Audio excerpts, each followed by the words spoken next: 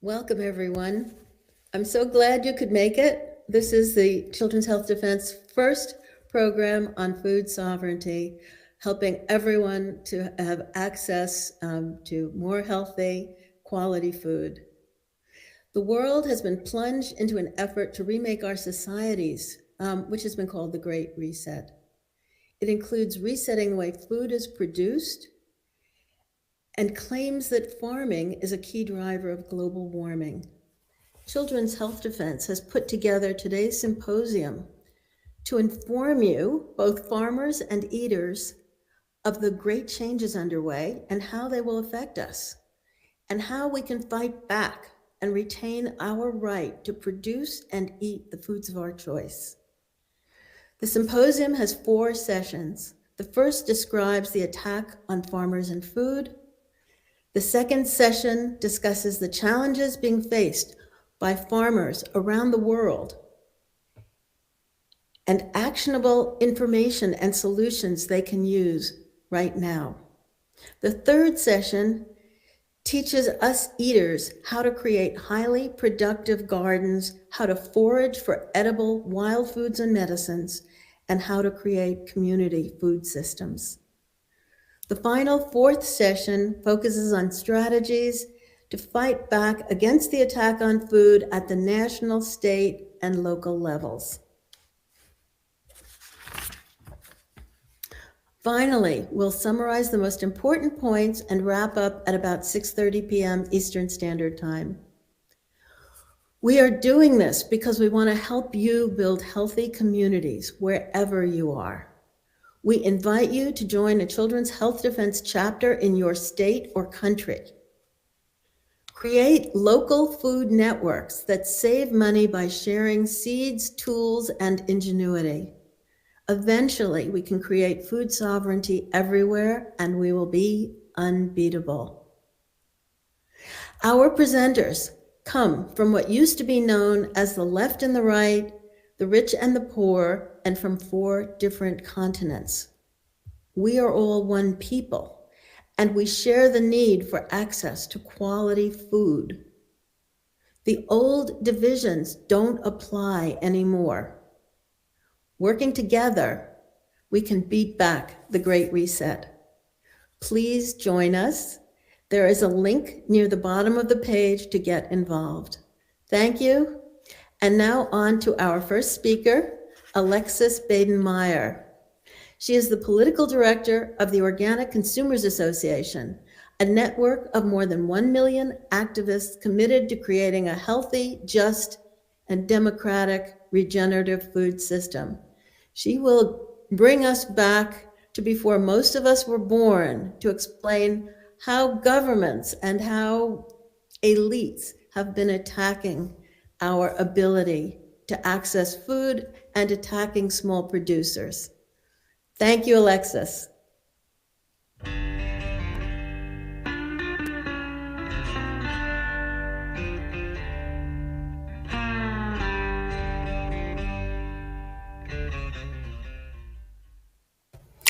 Thank you, Dr. Nass. It is such a pleasure to be here. I'm a big fan of Children's Health Defense. I'm involved locally in the DC, Virginia, and Maryland chapters and activist groups. And I'm such a fangirl of CHD TV that I have friends come over to my house every Monday night to watch CHD documentaries.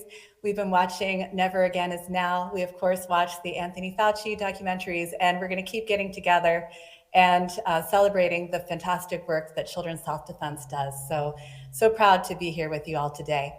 So let's get started. Is there a plot to replace real farms with fake food? I think by the end of today's sessions, you probably will agree with us that there is. My biggest question was, how long has this been going on? Who's behind it, and how do we stop them? So the short answer to that question is it's been going on for a pretty long time. Milk was pasteurized in the 1800s. The first mandatory milk pasteurization laws, the first one was in Chicago in 1908. Then, of course, we saw other things, other industries go synthetic. Of course, we replaced horses with cars.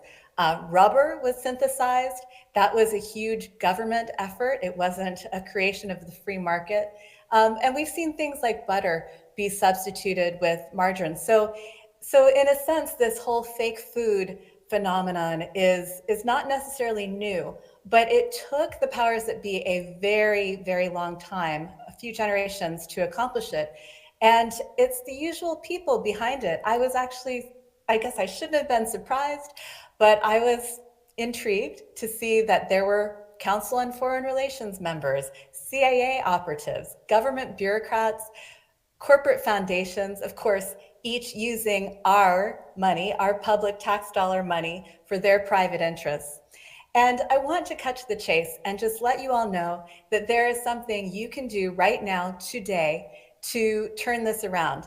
And the best thing we can all do, of course, you can produce your own food, and we're going to have fantastic panelists led by Zen Honeycutt on that subject. But we can just buy, in cash preferably, direct from local farmers.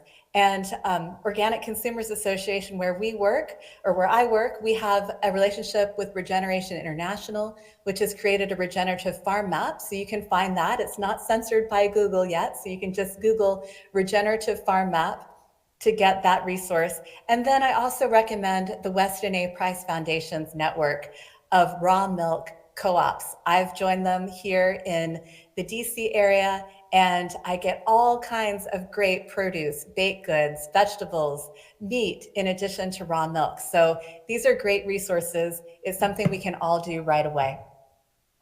So is there anything really wrong with all this cheap food that we've got in the supermarket? It tastes good. It's that great blend of salt, sugar, fat, artificial flavors. It's hard not to eat it. So what's wrong with it? The food's poisoned.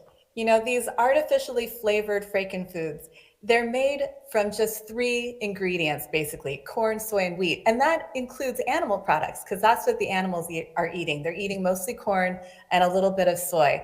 These crops are genetically engineered.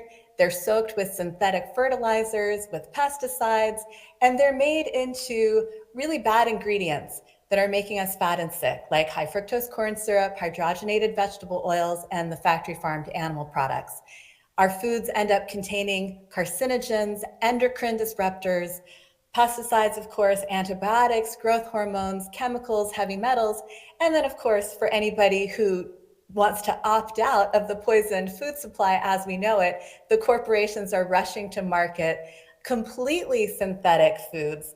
They are proteins made from genetically modified microorganisms that produce synthetic DNA. And that's what the future of food is, according to the corporations.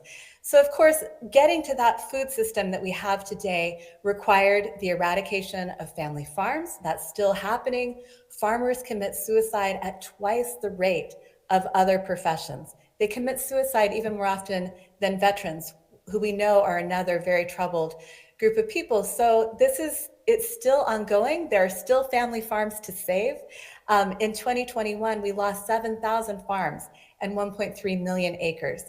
And very alarmingly, the United Nations says that by 2075, because of the way we farm, we could be completely out of soil. And of course, again, the corporations have this fix for us, the lab-grown foods, but I don't think that's going to improve human health. Right now, we're already in the United States hungry, malnourished, and sick. 1 in 5 Americans don't get enough to eat.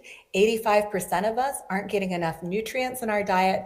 And half of us are suffering from a preventable chronic diet-related illness.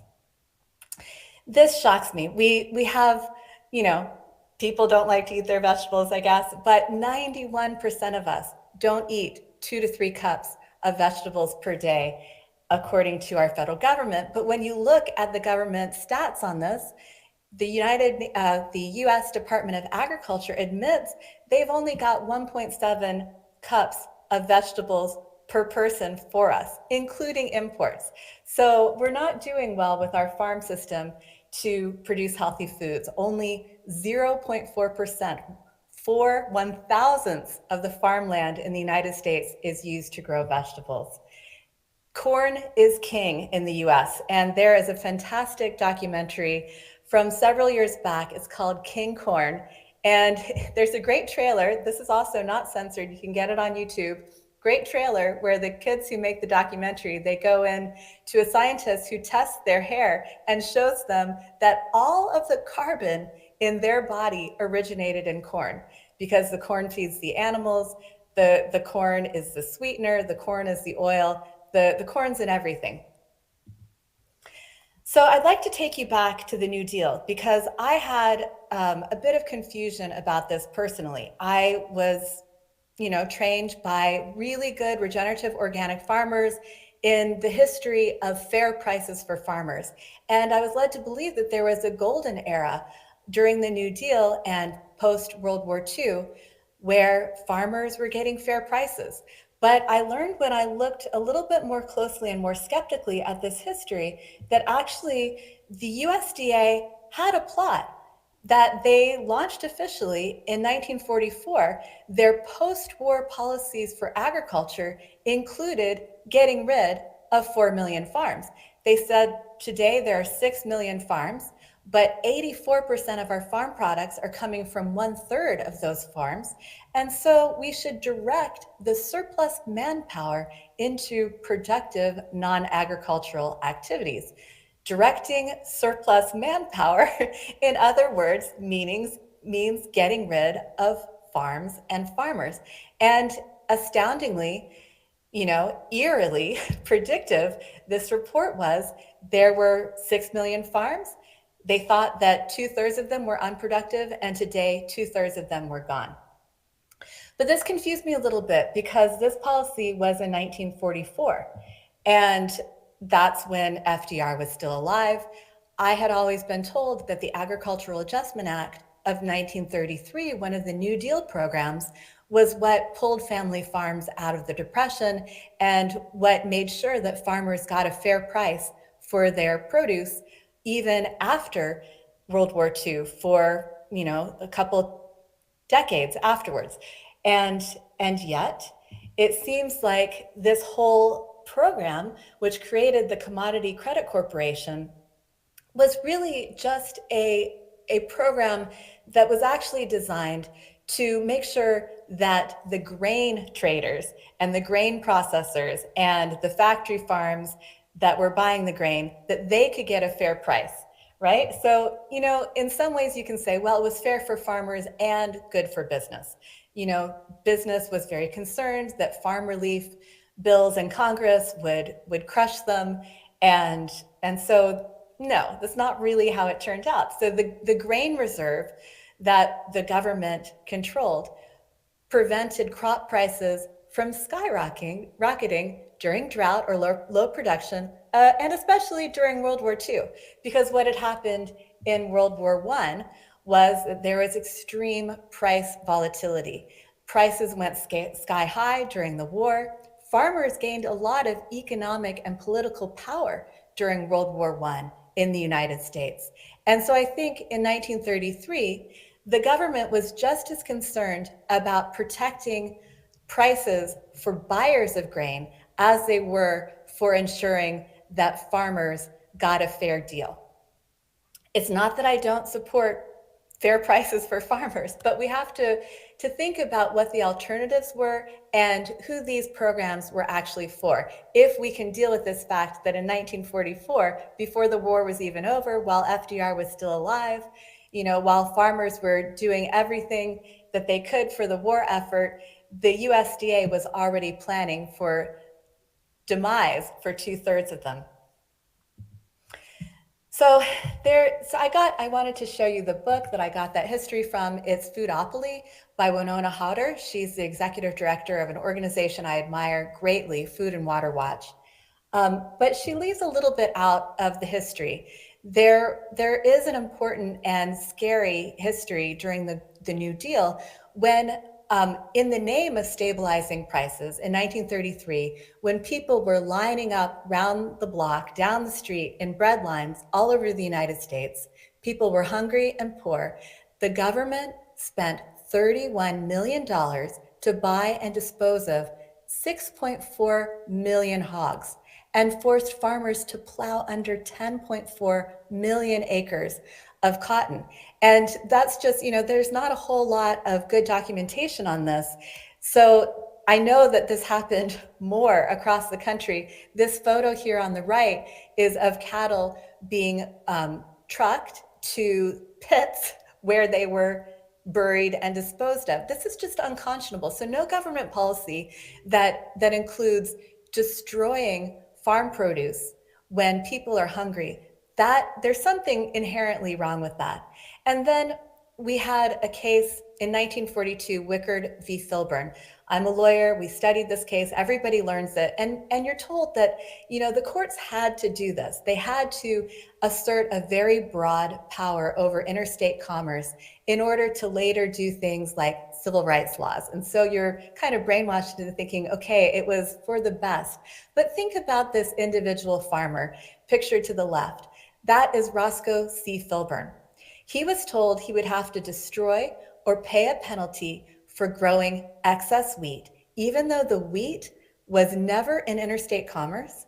He didn't even sell the wheat. He only fed it to his own animals. But the Supreme Court ruled that he should pay a very hefty fine for his overproduction of wheat, which they said would, create more price volatility and prevent farmers from getting a fair price. Are there alternatives to parity, to supply management, or to federal systems of guaranteeing a fair price for farmers? Back in World War I, when the farmers gained the economic independence that high grain prices gave them, they organized politically. There was a national nonpartisan league, and in 1916, it swept elections, especially in North Dakota, and they had a very simple platform. They said they wanted to own their own grain elevators. They wanted to cash their receipts for their grain in their own banks. They wanted ownership. And unfortunately, the period of political power for farmers in this era was too short, and they did not accomplish these things. And then when the federal government stepped in, of course, we had the crash in the 20s. When the federal government stepped in, it was not to increase ownership for farmers. It was to set up this temporary plan for fair prices. So it was one of these you'll own nothing and be happy situations. Reading these old documents, they sound just like what the World Economic Forum writes today. It's all for democracy, equity, and inclusion. But by the way, we're going to have to own and control everything, but it'll be fine for you. We're going to make sure you have fair prices. And this image is an image from one of there were several years of these tractorcades, farmers driving thousands of miles to Washington, D.C. to try to reinstate the parity programs that had been yanked from them in the 1950s. And so it did not work out. These were temporary programs. They were designed to be yanked away when the moment was right for industry and the government, and that's what happened, unfortunately. I would support parity if there was a political movement for it. We thought we could win it. And I would never say I'm against parity, but we have to understand the difference between these national federal systems and what might be achieved by farmer ownership. Who is behind this? All right, so this history comes from Winona Hodder's book, Foodopoly. And I'm just going to tell you about one very interesting man who ran a group called the Committee for Economic Development. These were the great resetters of the day. And Paul Hoffman came out of industry. He was the CEO at Studebaker. He first had the job of the Marshall Plan. And I'd love to read this to you. There's not time for it, but you should check out this old book. It was from the time. It's called Labor and the Marshall Plan. And there's a chapter on the Marshall Plan as a war plan. And it makes an eloquent argument that the Marshall Plan was really corporate welfare. It had very little to do with rehabilitating Europe and everything to do with offering new markets for US corporations. So this was his job. And I saw when I researched him that he had a lot of correspondences with Allen Dulles at the CIA. And I thought that was interesting. I mean, I know Alan Dulles, he was a corporate lawyer before heading the CIA. So, but I just figured I'd look into it. Is there a big link between the Marshall Plan and the CIA? There's a whole book written about it. The author is Sally Pisani. It's called The CIA and the Marshall Plan. And apparently, according to Wikipedia and very mainstream sources, at least 5% of the money that was mostly going to US corporations in the Marshall Plan went directly to the CIA. So scary stuff. And so Paul Hoffman, he does the Marshall Plan. Then he's put in charge of the Committee for Economic Development. He's the brainchild that was, or he was the person who came up with these government plans, fed them to the government to get rid of the farmers. And where does he go next after this? He goes to the Ford Foundation, and he's in charge of the Green Revolution in India. This photo is worth 1,000 words. Barefoot Indian youth spraying pesticides on pretty puny looking monocultures. And so this is what Paul Hoffman was in charge of after the Marshall Plan and after coming up with this plan for getting rid of US farmers. And then here's an interesting memo from the CIA.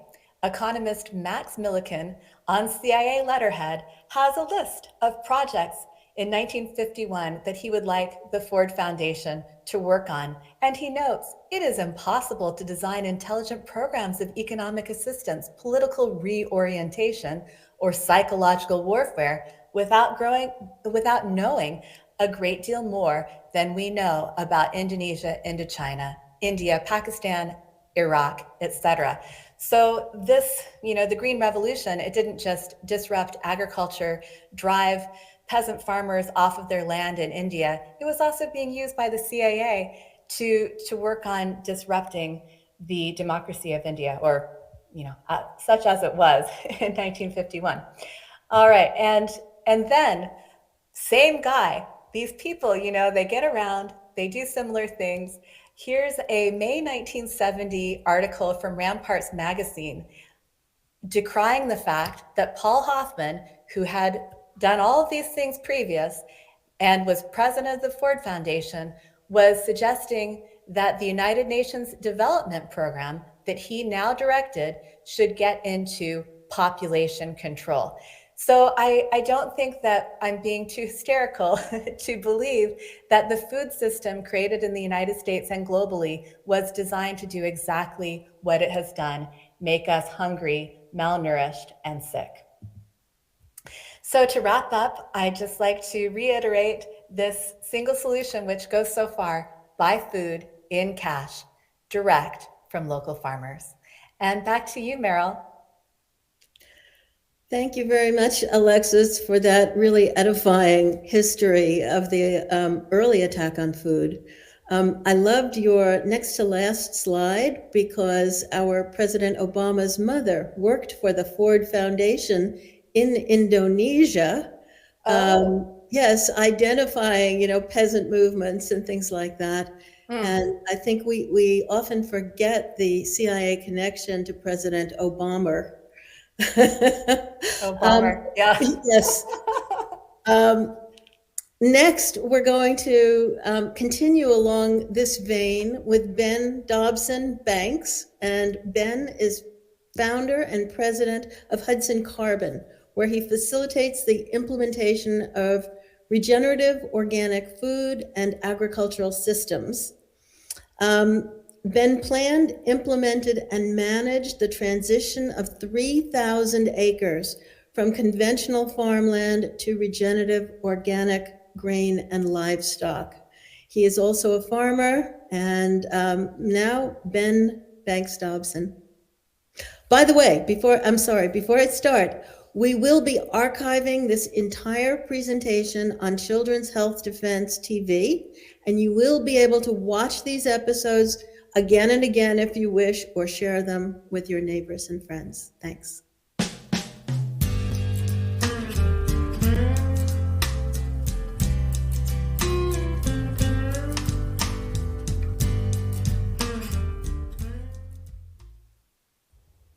Good Good afternoon. Meryl, thank you for having me today. And Alexis, thank you for your wonderful presentation. It's an honor and a pleasure to be here at this interface of the wonderful work that CHD has done on behalf of all of us on the planet with regard to medicine and teaching us what's really going on underneath the veil of modern medicine. And today we feel it's really important to make the connection to food and in a way what happened to food and how that underpins the ability of the global corporatized, somewhat fascist economy to manage now our bodies medically. So I'd first like to add a bit more to where Alexis left off, which is that the modern attack on food and agriculture has been and continues to be an attack on sovereign cultures, communities, and peoples. This attack is the key tenet of centralized global capitalism and has been designed to create dependence on fiat currencies backed by the US dollar. Henry Kissinger's famous quote sums up the strategy. Who controls the food supply controls the people. Who controls the energy can control whole continents, and who controls money can control the world. Ultimately, for this global economy to achieve growth, using the gross domestic product metric, it needs maximum participation. That means it needs as many of us as possible to be consumers, to depend on money to buy the things we need. And the real threat that they see here are people and communities who produce their own food, plant-based medicines, and renewable goods for shelter and clothing, especially those who do this outside of the context of fiat currency or whose currency circulates in a decentralized manner. This has always been what's been considered a real threat to a centralized economic system. And in a way, we can trace this model to the Federalist model originally brought to bear by Alexander Hamilton, John Jay, and James Madison in the Federalist Papers. This model promoted a strong centralized government that assumed national and state debts, passed tax laws, and created a central bank. This Federalist model, incidentally, was much more adverse to free speech, decentralized agrarian economies, and strong state and individual rights. The original model really brought to bear by Thomas Jefferson really wanted to see a strong agrarian population empowered on their own land and in charge of their own production. And today, much of this philosophy is really gone the Federalist way. The Federalist model sort of underpins the central international order financed by the US dollar with powerful instruments and institutions such as the International Monetary Fund, the World Bank, and World Health Organization to further spread the system's influence and power. So I say all that really to preface that farmers, especially people and communities who can control their own food systems, are more free from this system. And as Alexis Baden-Meyer pointed out so well, there was a strategized approach to reduce the number of farms in the United States so that more of the supply came from fewer farms and that the supply of food itself represented a narrow scope of commodities. Those commodities, incidentally, have been the agrochemicals developed to control pests and weeds, pesticides and herbicides, and also the genetic modification technology and much of the seed is really geared towards corn and soy. So if you think of the whole world, we have small farmers growing diverse sets of foods. In fact, if you really think of agriculture, it's really people's own cultures and how it relates to their food production. And we have had diverse diets at the community level around this planet, appropriate for the local climates and the long cultures that many people have developed with. A centralized global economy really depends on us all moving towards the same commodities. And of course, for a global economy to grow in the way that, especially use of the American dollar to grow, we want dependence on our, industrial food commodities.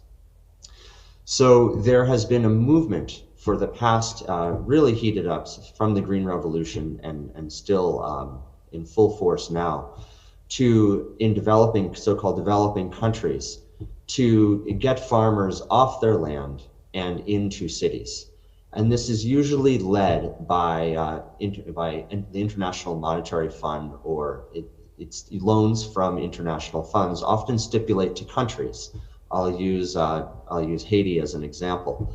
In order to get IMF loans in 1994, President Jean-Bertrand Aristide was forced to drop the tariff on imported rice. Haiti had charged a 47% tariff on imported rice to protect their own rice producers, who produced enough rice for the whole country.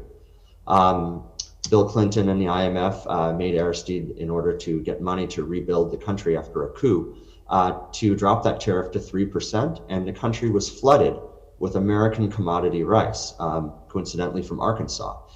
And that succeeded in kind of wiping out most of the Haitian rice producing industry, which was all small farms who worked together to grow rice for the country. And the same story can be seen over and over again. I was just in Jamaica, where IMF loans to Jamaica basically made Jamaica dependent upon imported American grains and imported rice.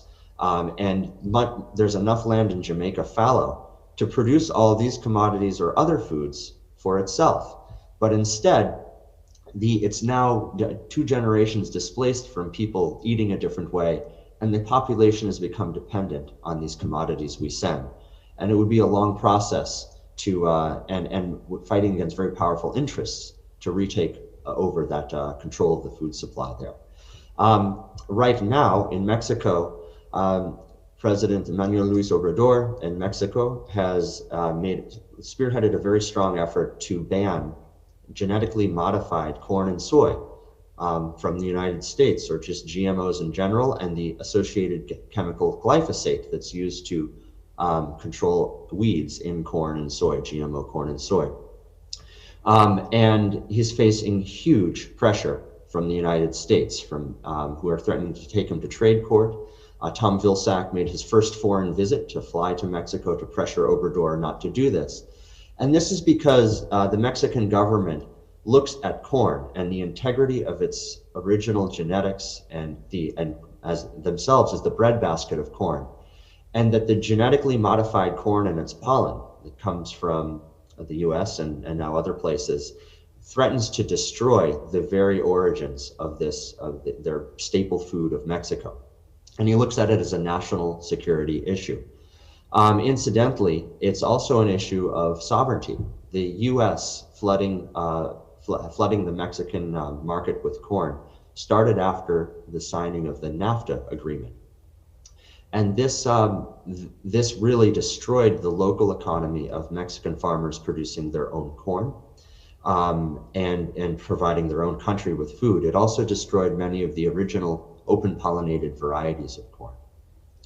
So we can see, kind of bringing it back to how a lot of the effort that's already not fully complete in the US, but the effort to remove small farmers and more sovereign or community-based food systems from the land base is all about getting people to move from small farms into the, as Alexis's presentation pointed out, move the manpower into the manufacturing economy, but also into being consumers who need fiat currency underpinned by the US dollar.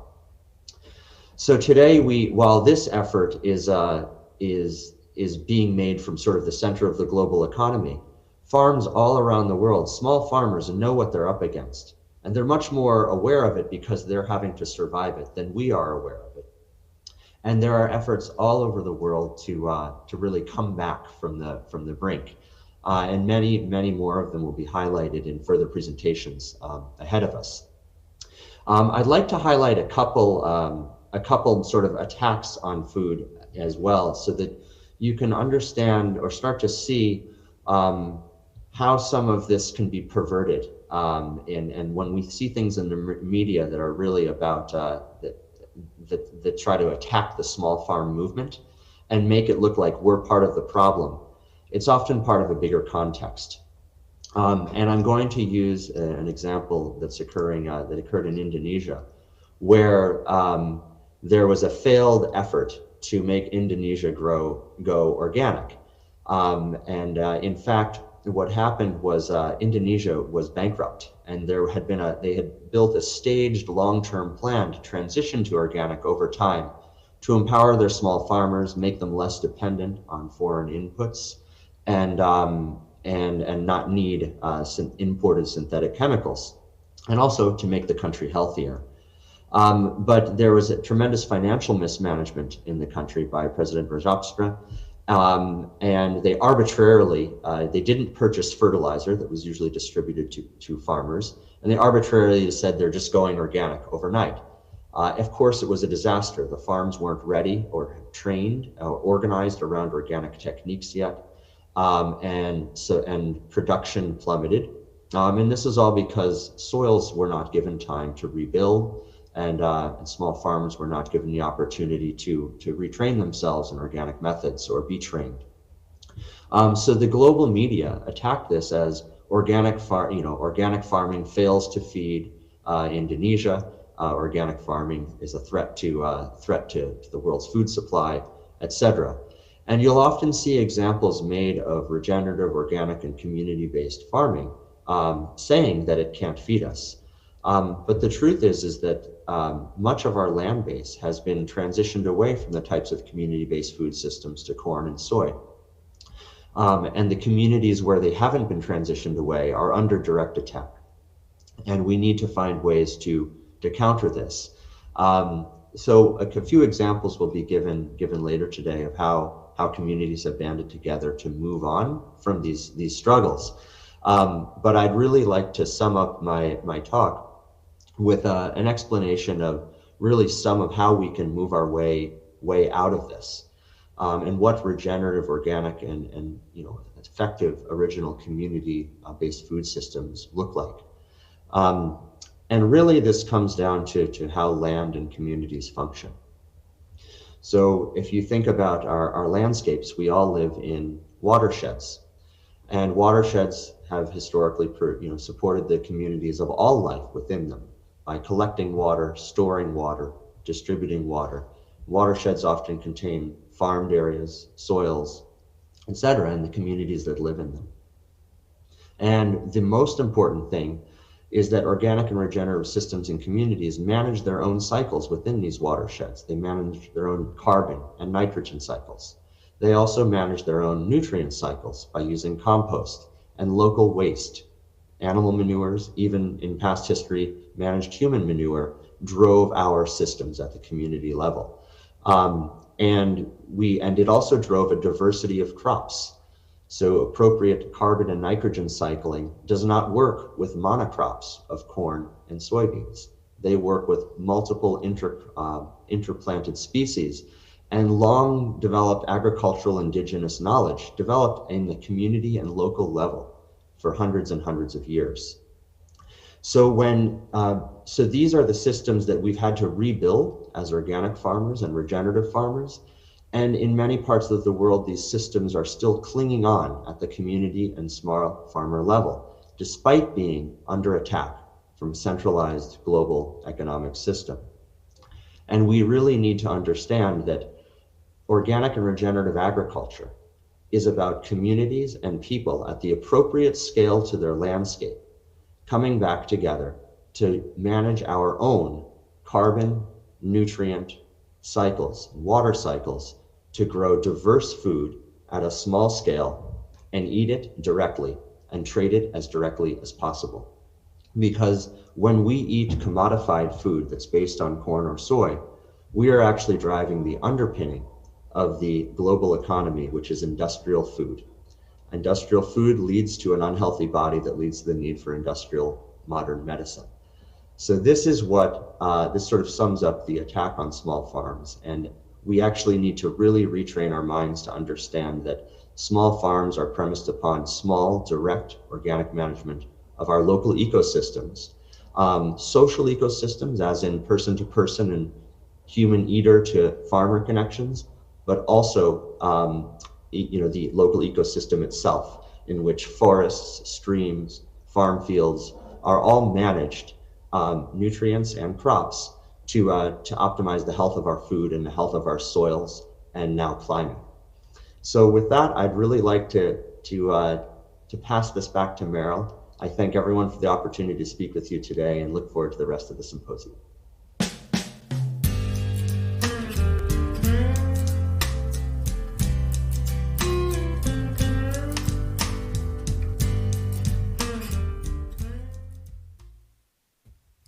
Hello.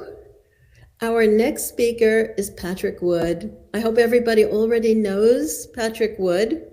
He is a leading and critical expert on sustainable development, Agenda 21, Agenda 2030, transhumanism, and especially is probably the world's expert on technocracy. He is a prolific writer. He's written many books, and he produces the daily news website, Technocracy News. And I would suggest that everyone subscribe to it. I have gained a tremendous amount of information about what is happening through his website. Pat is also a rancher, and so he's going to tell you what's been happening to ranchers over time and how technocracy is trying to elbow its way into farming and food production. Thank you.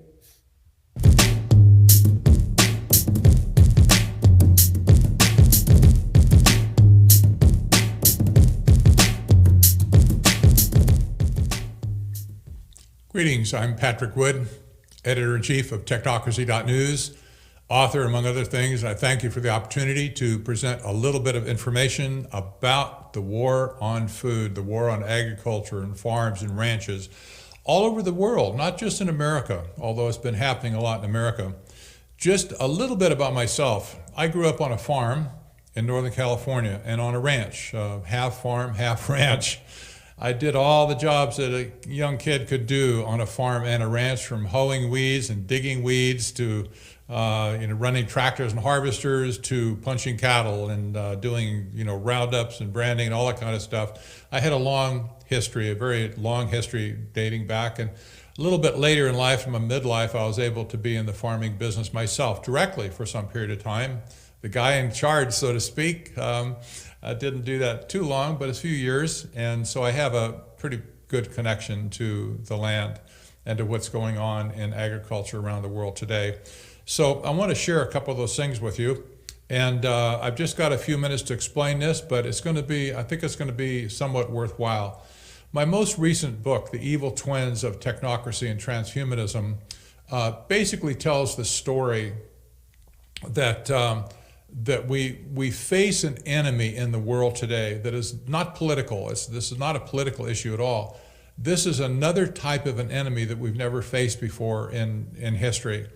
And this is a book that connects the dots for people. It's a very simple book to read. I wrote it for people that are kind of coming out of the fog for the first time, looking around, thinking, how do we get to where we are? What's going on? Why are these forces chomping on us? Routinely all the way across the line, I've had very good reviews from individuals about the content of my books and so on. The book right before that, my middle book, was written in 2018, was Technocracy, the Hard Road to World Order. This was basically describing the journey that we've taken for the last 45, 50 years. That's how long I've been studying globalization.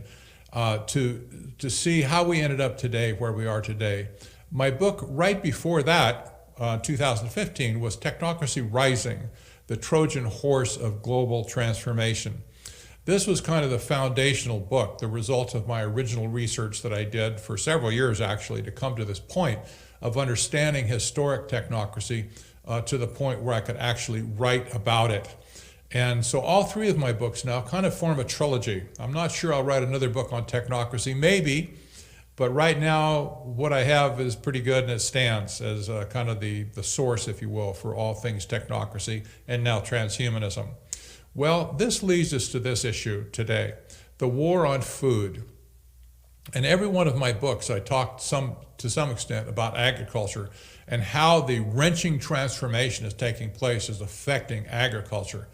But this is beyond this. We have a polycrisis, as I call it, a polycrisis of doom in the agricultural world going on right now. We have, for instance, we have a war on the land itself, where where land is coming under attack. I'm going to show you a couple of headlines that make this point. We have a war on water, distinct from everything else, where water is being shut down for farmers around different places in the world. We have a war on fertilizer, which is, of course, the thing that helps crops grow. We have a war on seeds, the individual things of life that you have to plant in order to get crops. And we also have a war on animals, and that would include other things like fish and whatever, birds as well. But this war that we're facing is unmistakable at this point. If you look at these parts individually, you might not see the whole picture. But when you take them all together, you'll not only see the picture, it jumps out at you. And once you see it, you cannot unsee it. It's amazing. This is the war on food. That means it's a war on humanity as well, because without food, we die. And this is a pretty scary prospect. I'm not going to get into it, but some of you historic scholars will remember back to a time in the last century called the Holodomor. It had to do with Ukraine, as a matter of fact, where the means of production of food was taken away from the farmers, and there was a massive famine that followed. This was an intentional policy that happened back then. It was a massive disaster that followed that humanitarian disaster too. It was just absolutely incredible. So what I want to do for a few minutes is take you through just a few headlines that I have on technocracy.news, which is my primary website for professional things like this, and show you some of the things, just talk through them just a little bit to show you some of these things that we're dealing with. This is absolutely amazing. A couple of years ago in China, which I do believe China is a technocracy today. I realize many may disagree with me on this, but just follow along with me. China is an engineered economic system today. That was the heartbeat of technocracy originally back in the 1930s when it was created. But here we have a story that came out of Beijing. Very few people I ever saw commented on this story. It is no wonder. It's kind of a frightening prospect. But the story was, and this is it reflected in my headline, their new urban agenda, that the Chinese government planned to move 100 million farmers into the cities by 2020, basically kicking them off their multi-generational land, kicking them out of the only profession they ever knew, and moving them into high-density, high-rise apartments, cities that were built basically empty. They called them ghost cities a few years ago, to send these people packing off the land and into these cities. Well, were they going to pay them money? Maybe a little bit just to get started in the city. But basically, they had no choice. 100 million farmers. That represented 12% of the rural population of the entire nation. That was huge. And so what the plan was for them was they'll be gone, and so we'll consolidate the land. We'll take it from them, that's what it means.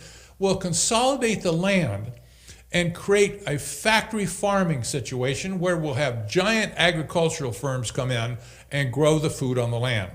Now, what's happened since then, I think maybe some of them did get transferred into the cities, but what's happened since then, China has pivoted to grow more and more food in greenhouses, giant, we're talking 100-acre, hundreds by hundreds of acres of greenhouses that they're growing food in, sometimes 3 or 4 or 5 levels, and they're minimizing the necessity of using land to actually grow crops. But the farmers were not asked their opinion about leaving. They just simply said, no, you're on your way out. You might as well, get lost, and we don't need you here anymore. An incredible travesty of human, I don't know, whatever you'd call it, kindness. I'm not sure. But 100 million farmers, and that's their families too. That's more than 100 million. So you got children, you got your spouse, you may have other people in your family. Absolutely incredible. This shows you, from one nation's perspective, what the war on food and the war on agriculture is all about. Here's another one. This is an article. It's a little bit newer, but it has to do with Sri Lanka. And Sri Lanka collapsed. The whole nation collapsed. If you didn't know this, it was a horrible situation. But the president of Sri Lanka picked up an idea from the United Nations, that it would be a good idea to cut back on nitrogen-based fertilizer for their farmers because, after all, that creates pollution and it does bad stuff to the atmosphere, they said. So he came back with the bright idea, well, if cutting back 30% is okay, why didn't it just cut out all fertilizer? So he cut out fertilizer for all the farmers. Well, guess what happened? The food supply collapsed and people started starving to death, to the point where the whole nation collapsed, economically collapsed, and the people took to the streets. They stormed the Capitol, where the president's office was. They sent him packing. He fled the country in fear for his life because he has so destroyed his country, all because the president of that country decided that they didn't need fertilizer anymore. They just have to make do with less and be more responsible or whatever. What a stupid thing to do, but this is what we see all over the world. We see it in Holland, for instance. Dutch farm nightmare continues as government demands compulsory purchase of 3,000 farms. I think they've raised out now maybe to 4,000 or 5,000. But here's the tractorcade. These farmers knew that if their nitrogen-based fertilizer was cut back by 30%, which the government said they were going to do, those farmers are out of business. Their crop yields would be so low that they would be guaranteed to lose money every single crop they planted. So they said, we might as well make this the hill we die on. We might as well just shut the government down, shut everything down, and show people how serious this is and how stupid the government policy is to take away nitrogen-based fertilizer. Well, push came to shove, and the government said, yeah, we're just going to reduce the number of farms by that much too. So we're going to force you guys to sell to us and kick you off your land.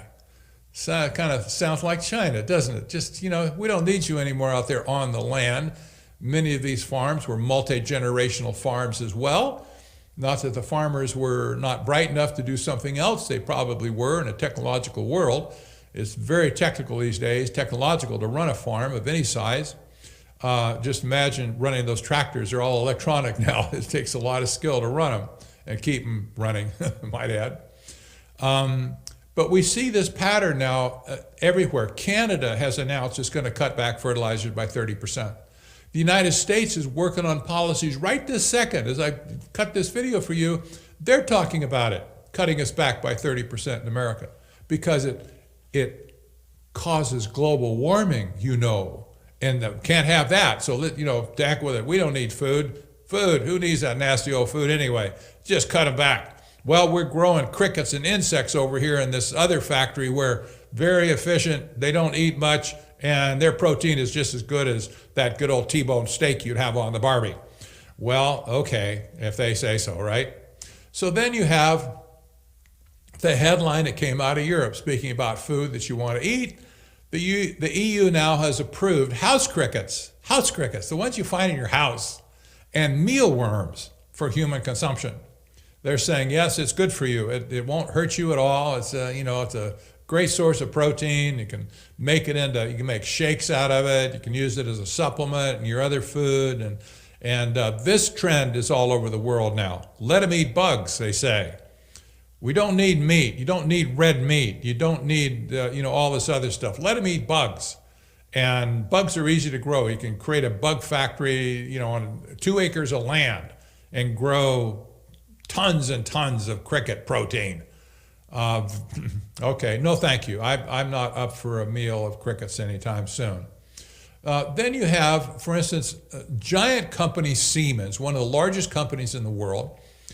The chairman of the board, who happens to be a vegetarian, by the way, the chairman of the board, publicly and openly at the World Economic Forum, this last meeting, called for 1 billion people to stop eating meat. Do you realize how many? That's a lot of people. That's a good percentage of the entire planet. And of course, a lot of people don't eat meat right now, not because they're, adverse to eating meat. They just don't have any meat, and they don't have any money to buy meat. And so, take those people away, and the people you're left with, especially in the industrialized world. 1 billion people should stop eating meat, he said, in order to save the world and cut down on global warming, he said. which is, by the way, you might gather my opinion, is a disaster or a doctrine that's completely crazy. But, man didn't cause global warming, in my opinion, and man's not going to solve global warming, in my opinion. But the only solution ever offered is to go straight into sustainable development, Great Reset kind of thing that the United Nations and the World Economic Forum planned for us. No thank you to that either. Then you've got, this is a great story, then you've got the United Nations making this proclamation that because agriculture produces a third or so of global warming harmful greenhouse gases, that they're to blame for global warming as much as anybody because there's a few number of people, but they're causing a whole lot of ruckus. So the United Nations wants control over agriculture now on a global basis. How's that going to work out, considering what the World Health Organization just did to us? They want to control all of agriculture over the whole planet. Oh, thank you. That's just going to work out great. And, as I always write a comment at the top so people can have a context of what they're reading. But basically restricting farming and ranching reduces life-sustaining food needed to keep humans from going extinct. Bottom line. If we don't give people food to eat, the human race will go extinct in short order. What kind of insanity are these people thinking? The war on food, the war on humanity is absolutely unmistakable. And let me just give you one last thing here. Poison the earth. Monsanto's glyphosate found in 80% of U.S. urine samples. Now, this is just scratching the surface of this whole issue. But we know now through studies that have been done, Monsanto's glyphosate weed killer, that if you spray it on their crops that are glyphosate resistant because of genetic modification, the plant won't die, but the weeds will. That's the theory. And they have sold so much glyphosate all over the world to complement their seeds that farmers have to buy from them, genetically modified seeds. They license, every farmer that plants their seeds has to pay royalties back to Monsanto for using their seeds. That's what ownership over genetic material is all about. So they pay Monsanto a royalty, and then they turn around, they have to buy the glyphosate from Monsanto to spray on their fields to kill the weeds and not kill the plants. Otherwise, other herbicides kill the plant too. So the world has sprayed so much glyphosate, that's called Roundup, by the way, that's the generic name. So much of this has been sold in the world on an annual basis that the world cannot break it down fast enough. In other words, it does degrade, but not as fast as they're putting it on the fields. So now you have basically the entire planet has been affected by glyphosate. This is part of the war on food. They said originally that they were going to help farmers, they were going to help food supply, they were going to, like the United Nations says, they're going to eliminate hunger. That's one of the 17 development goals that the United Nations put out. They're going to eliminate hunger. Oh, that's the wonderful thought. Poverty too, but wonderful thinking. But then companies like Monsanto come along, and they were participants way back when all this stuff was created. They weren't talking about really helping humanity at all. They were talking about rape, pillage, and plunder of humanity, more likely than not. And they have. They've modified virtually every seed crop there is now on the planet. They charge farmers to lease it back from them or license it back from them. And then they put them in a position where they have to buy glyphosate and basically poison the soil and poison the plants to some extent. To the extent now where 80% of urine samples in the United States have some trace of glyphosate in them. This is a war that we never intended to fight, I have to say. Nobody had a clue that we're going to fight this war that we're fighting today. The war on food, on land, on water, on fertilizer, on seeds, on animals, and it's going from bad to worse. If we do not stop this madness, especially in America, there will be some mass dislocations, ultimately, of our agricultural system. Did not have to be this way. Farmers could have taken care of everything just fine by themselves, leave them alone. They know how to grow food. They would feed the world. But right now, the interventionist policies that we have coming from our government, from the United Nations, from the World Economic Forum, et cetera, are all telling us we need to do these things in order to be sustainable. In the meantime, they're giving us a prescription, essentially, to destroy humanity. No, this is wrong. We don't want it. We can't say we can't afford it. No, this is going to be existential at some point. Well, those are just a few thoughts I wanted to give to you, and I thank you for listening, and I hope this is helpful. I have no clues. I can't see your face. I wish I could. But I know a lot of the people at CHD. I know it's going to be a great symposium. Thank you to Dr. Nass for inviting me to speak, and the other people that are producing this. It's been a pleasure, and I hope we can do it again sometime. I'm Patrick Wood, as I said, for Technocracy News and Trends. Thanks for listening, and God bless.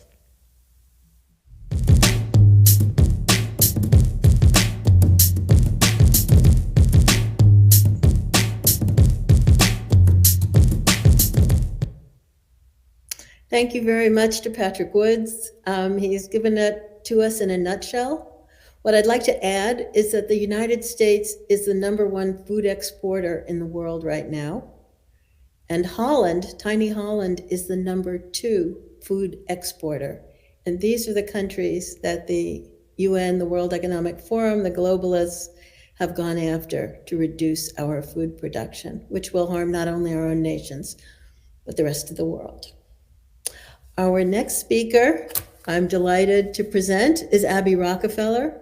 She is a longtime organic grower. She is an experimenter in the large-scale transition from conventional to organic farming. And she recently became the maker of an organic dairy. She will talk about the war on milk.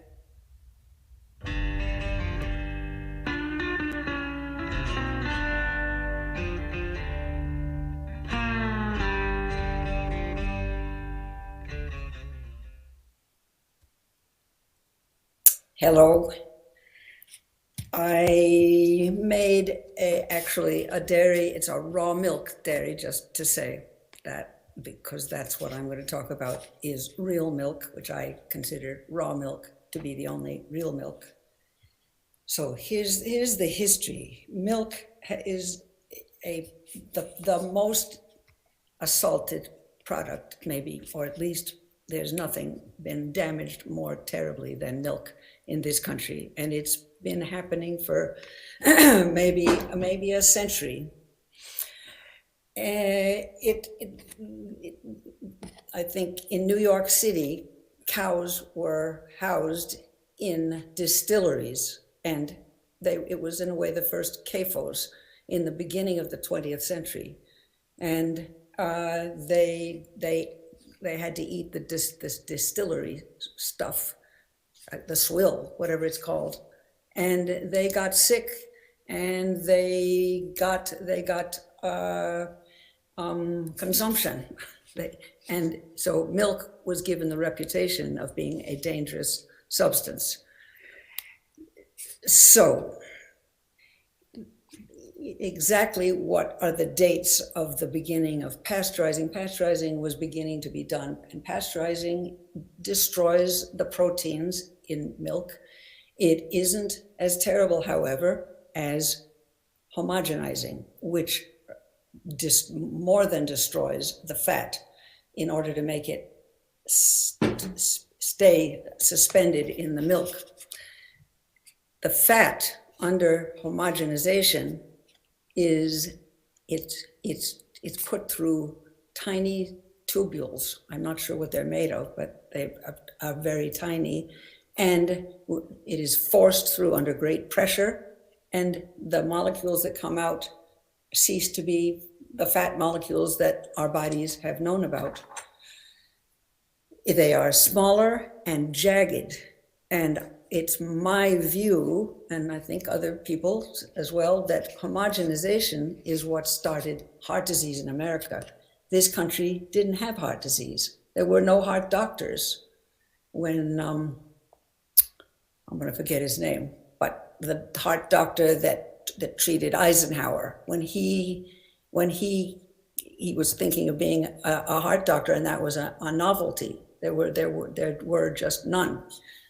So, but with the advent of homogenization, heart disease began.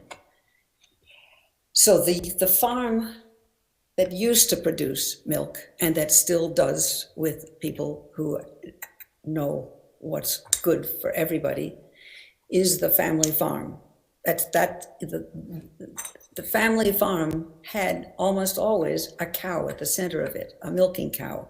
It wasn't considered really a dairy until farms were just cows, and that happened. I don't know. It became more common toward the middle of the 20th century.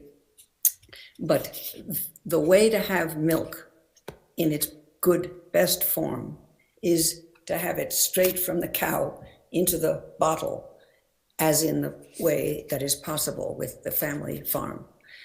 And that is because with just, let's say, between 1 and 6 cows, they can be hand milked. They can be hand pulled, as it's called. And the milk doesn't have to go through, first of all, the milking machine is a problem. The farm that I built in Hudson, New York, has 28 cow stanchions, and so we are milking not by hand, but it means, I've come to see this, how serious it is. It means that you have maybe 4 milking machines to clean out every single day, and that takes a huge amount of water and chemicals of some sorts.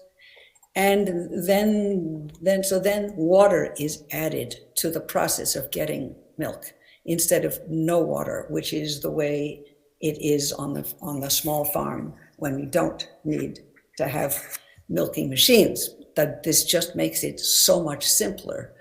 It means that you can carry the milk in the pail to your kitchen and pour it in the bottles immediately. And that is the safest way, the cleanest system.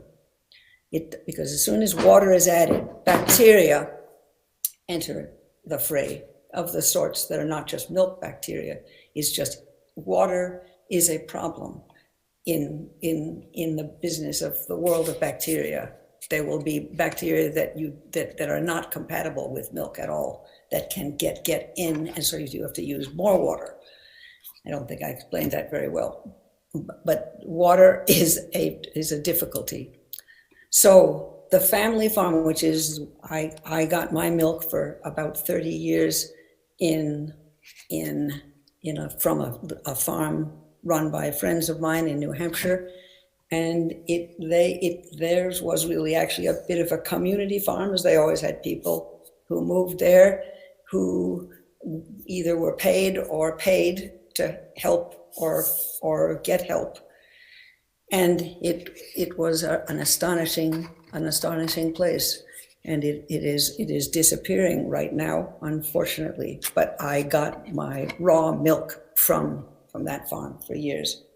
So I built this dairy in Hudson because I wanted to make a point of raw milk. I wanted to join the raw milk fray, because it's such a big difference. And raw meaning not pasteurized, but it also means not homogenized. So let's see, where am I? Alexis, ask me a question. Can you? Can Alexis? So you operate your dairy, Churchdown Dairy, in New York, in the Hudson Valley. Yes. And what are the laws locally, and how does that compare to around the country? Yeah, great. There you go. Laws. Oh my gosh, the laws. Raw milk has different legal status in every single state, and it looks as if it's just being run by an individual state. It's illegal. It's completely illegal in many states. But it is legal and can be bought in in stores, in retail stores in other states, and New Hampshire happens to be one of them. And so there is a war. There's a war on milk. I mean, so among the terrible things that are done to milk is that it is taken from each farm and put in a tanker. I have come to understand that is a mistake all by itself, because the integrity of the milk from that particular farm is destroyed. It ceases to be that farm's milk, and so then I can understand why they feel they have to pasteurize it. Why do they homogenize it? They have to pasteurize it, they feel, because they don't know they don't know the quality of every single farmer. So why did they homogenize it, by the way? That's an issue that is hardly talked about at all as the trouble that it is. I think it's partly because they don't want to have to shake the milk that comes out of the truck. Because if you want to get some of the fat as well as the milk, you have to shake the bottle, as some of you will know, and either remember or still are doing it. So homogenizing it came in order to make it not necessary, I think, to shake anything, but really beyond that, it was to steal the cream, because the cream was more valuable than the milk. So that was the underlying thing. It was a pure money thing, and people are not aware of that, and that it is a health disaster. So now everybody wants some other kind of milk, cashew milk and etc. All these other milks. And it's reasonable for people to have turned away from the cow's milk that is sold in supermarkets. So let's see. It is one of the best foods. It's the food that the great cheeses come from, that yogurt, that kefir. It is a super food. And it's my opinion that the way to get back to it is to get back to the family farm, which is just another reason why we need the family or small farm. That's what we must have. I have a little paper in which I say that it's called The Future of Dairy, and in it I say what we need is the right scale, that it should be local. This is for dairies to be able to make it in this world. They sell to the drinkers direct, and with fair wholesale prices to the cheese makers. So I think that's maybe all I have to say, unless somebody asks me a question, but we'll do that later. Okay, all right, thank you, my pleasure. Drink real milk, which is raw milk. Just one last thing, organic milk doesn't mean much. If it has been pasteurized and homogenized, it has been destroyed by the processing.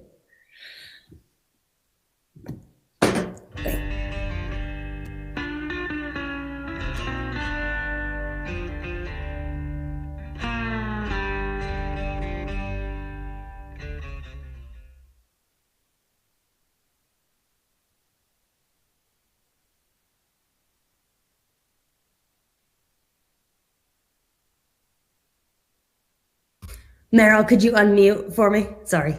Thank you. So in terms of amino acid balance, milk is actually superior to eggs and to meat. It's a perfect food in terms of the amino acids you get from it. And yes, if you get raw milk, you're going to get more than 4% or 2% of it as fat. So as Abby said, the homogenized milk has basically had a lot of the cream removed, which can be sold at a higher price. Our next speaker is, everybody knows James Corbett, whom I've been interviewing on CHD TV for the last several months. He is an amazing writer, investigative reporter, webmaster, videographer, and host of the James Corbett program. He is an award winner and has been telling us about what's going on in the world in all sorts of ways, analyzing politics, society, history, economics, and now food for the last 15 years. And everybody should be signing up for his Substack and going to his website, watching his videos and podcasts. Thank you, James.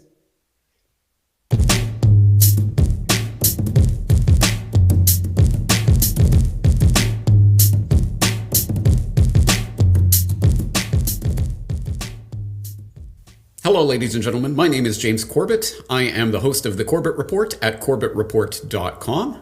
And I would like to thank Meryl Nass and everyone putting together this symposium for inviting me to speak. And specifically, of course, this is the symposium on the attack on food and agriculture and how we can fight back.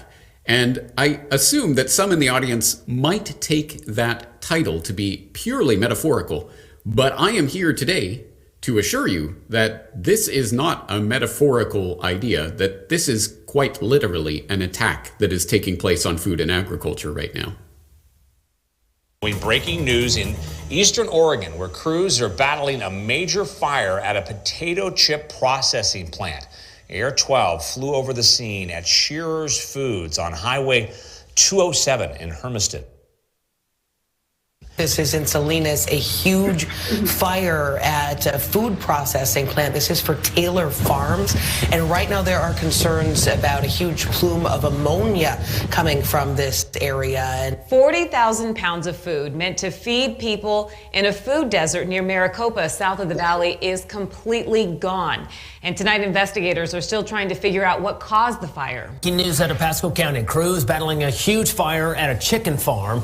It's all happening on Cal-Maine Foods along Simpson Farm Lane in Dade City. Firefighters trying to figure out what sparked a fire at a food processing plant on the west side. It happened around 9:30 last night on Meredith Street near South Zarzamora. We continue to follow that breaking news from Sutter County. A massive fire still burning right now destroyed a historic walnut factory in Live Oak. And as of right now, it shut down a portion of Highway 99 that remains closed. In Maine, people living near a burnt out potato processing plant were urged to stay in their homes and close their windows. The Penobscot Micram plant in Belfast, Maine, caught fire early this morning. A Minnesota egg producer is evaluating the damage left behind from this massive fire.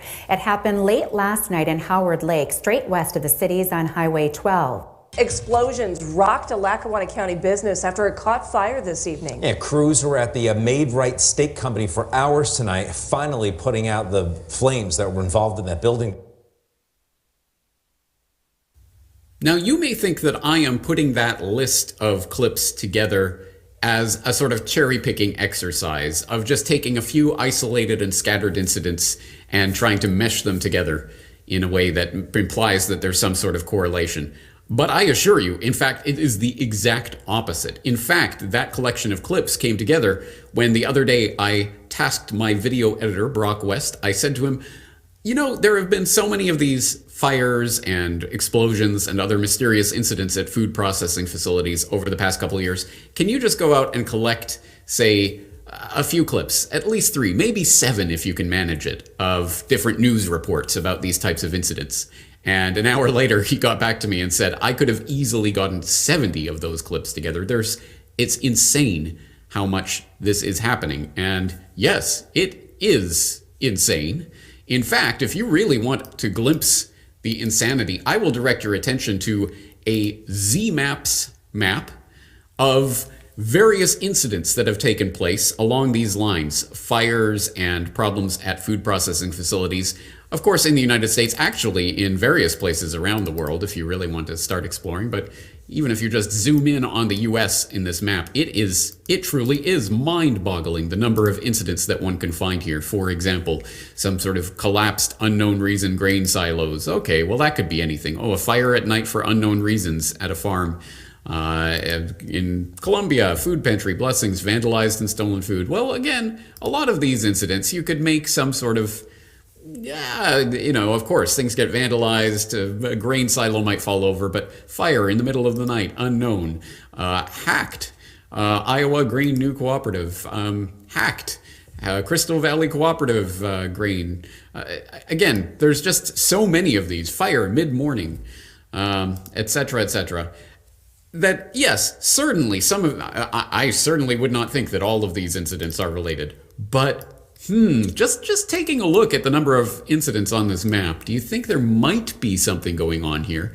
I leave that for you to come to your own conclusions. And of course, when I post this to my website, I will include the link to this zmaps.com map. I will note that this, in fact, actually is a list that is primarily populated with incidents from 2021 and 2022. It looks like it hasn't even been updated in a year. So there's a lot of incidents that could be included in this list that are not. But if you are of the skeptical sort and think, well, this could just be a list of coincidences, each and every one of them just completely unrelated and totally coincidental, well, take that up with the well-known conspiracy theorists at American Military News by way of the FBI, who, as this article from last year was pointing out, the FBI was warning of cyber attacks on U.S. food plants after a dozen hit by mysterious fires. And it notes that the FBI's Cyber Division issued a statement last week, that's April of 2022, warning of potential ransomware attacks against the agricultural industry as more than a dozen food processing plants across the United States suffered damage from mysterious fires. Cyber actors may perceive agricultural cooperatives as lucrative targets, with a willingness to pay due to the time-sensitive role they play in agricultural production, the FBI notice warned. A significant disruption of grain production could impact the entire food chain, since grain is not only consumed by humans but also used for animal feed, it added. In addition, a significant disruption of grain and corn production could impact commodities trading and stocks. An attack that disrupts processing at a protein or dairy facility can quickly result in spoiled products and have cascading effects down to the farm level as animals cannot be processed. Now, that FBI warning was specifically geared towards the threat of cyber attacks against these locations. And as you see from that ZMaps, some of these are indeed cyber incidents, hacks of various sorts. But as this article goes on to note, it does come after the odd coincidence of, at that time, dozens of food processing facility fires and other mysterious incidents that had been collected, noted, and discussed by various commentators. So, including for the second time in 1 week, a plane crashed into a food processing plant. Again, that may or may not be related, but the sheer number of incidents certainly does suggest that there is something going on. And in fact, even as I was putting this particular presentation together, even after my video editor Brock had compiled that list of clips of various attacks on food processing facilities, here we get the latest from CNN from a few days ago. Cyber attack on food giant Dole temporarily shuts down North American production, company memo says. And there's details of that incident in this article. But it is not simply related to fires, arson, explosions, plane crashes, cyber attacks. There are a number of ways that we can identify that the food production system itself is under attack from a very wide variety of vectors that seem to be coalescing into a crisis that seemingly needs some sort of solution. And we see that perhaps most startlingly in the incredible, essentially shutdown of the global economy and the global food supply chain, let alone other supply chains, in the absolutely insane lockdown measures of the past few years that led to, obviously, a squeezing of the food supply. And this was something that I noted at the time as it was happening there in May of 2020 in an article I wrote called Up Next, The Collapse of the Food Supply Chain. And as always, this is a subscriber editorial, but you can get it for free simply by clicking the free link. And when you do, you'll see the full article in which I note that this isn't these explosions, problems, supply chain bottlenecks, other problems with the food supplies is not simply limited to the United States. It is happening around the globe. In fact, it is happening in Canada and the UK and Europe and China and Japan. And every single one of those is a link to further information. And there should be one for Europe, but it looks like it didn't copy over properly.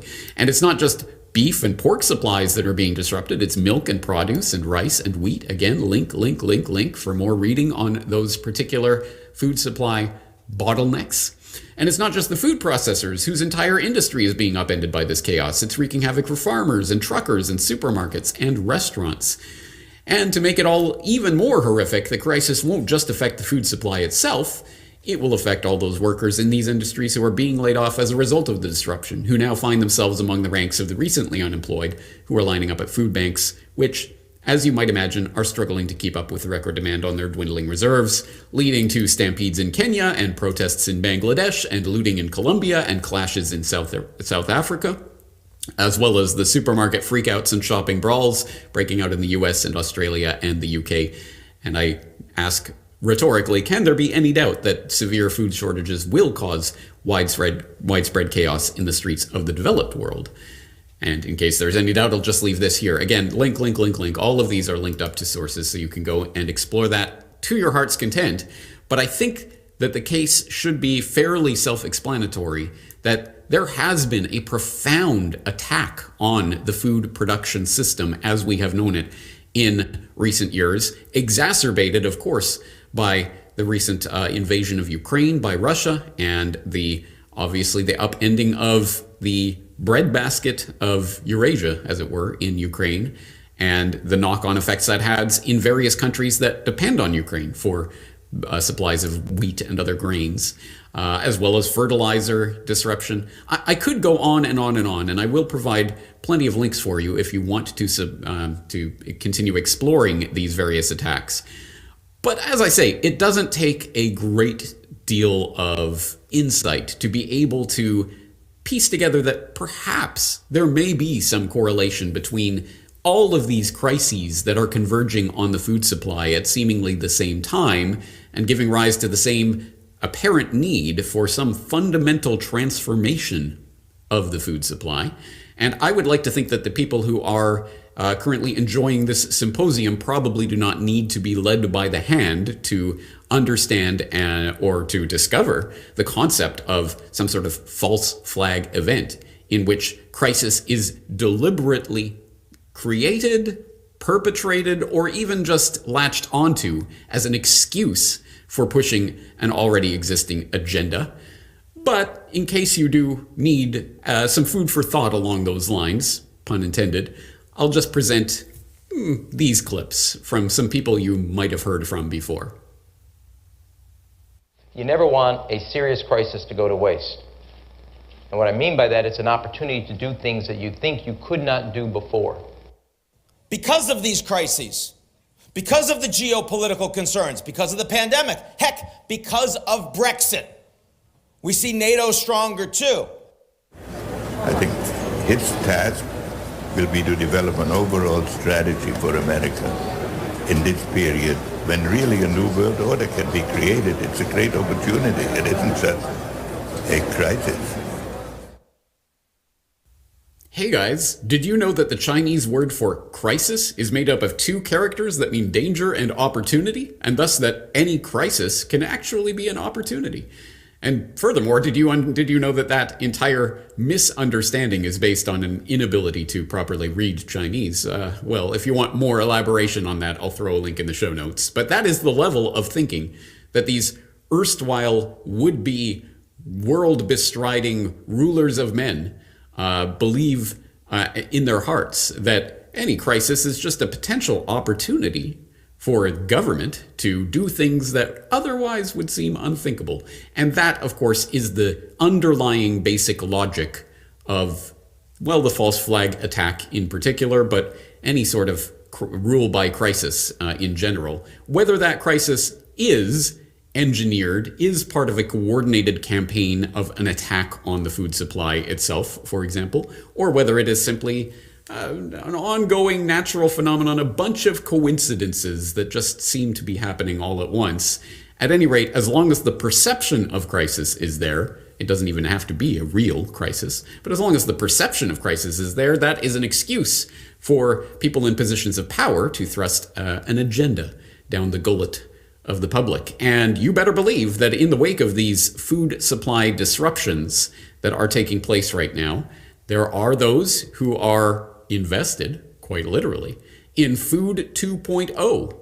What is Food 2.0, you might ask? And that's a good question. And I'm sure you are familiar with some of the more normalized elements of the what could be described as food revolution that it has been taking place for some time now. All the synthetic chemicals and heavily processed foods that now dominate the shelves of the supermarket, as well as the genetically modified organisms, plants and animals, that are increasingly being approved for human consumption by various regulatory agencies around the world. But that really just begins to scrape the surface of the bold new technologies that are going to start shoving, and in fact, in some cases already have started shoving, bold new foods down your throat.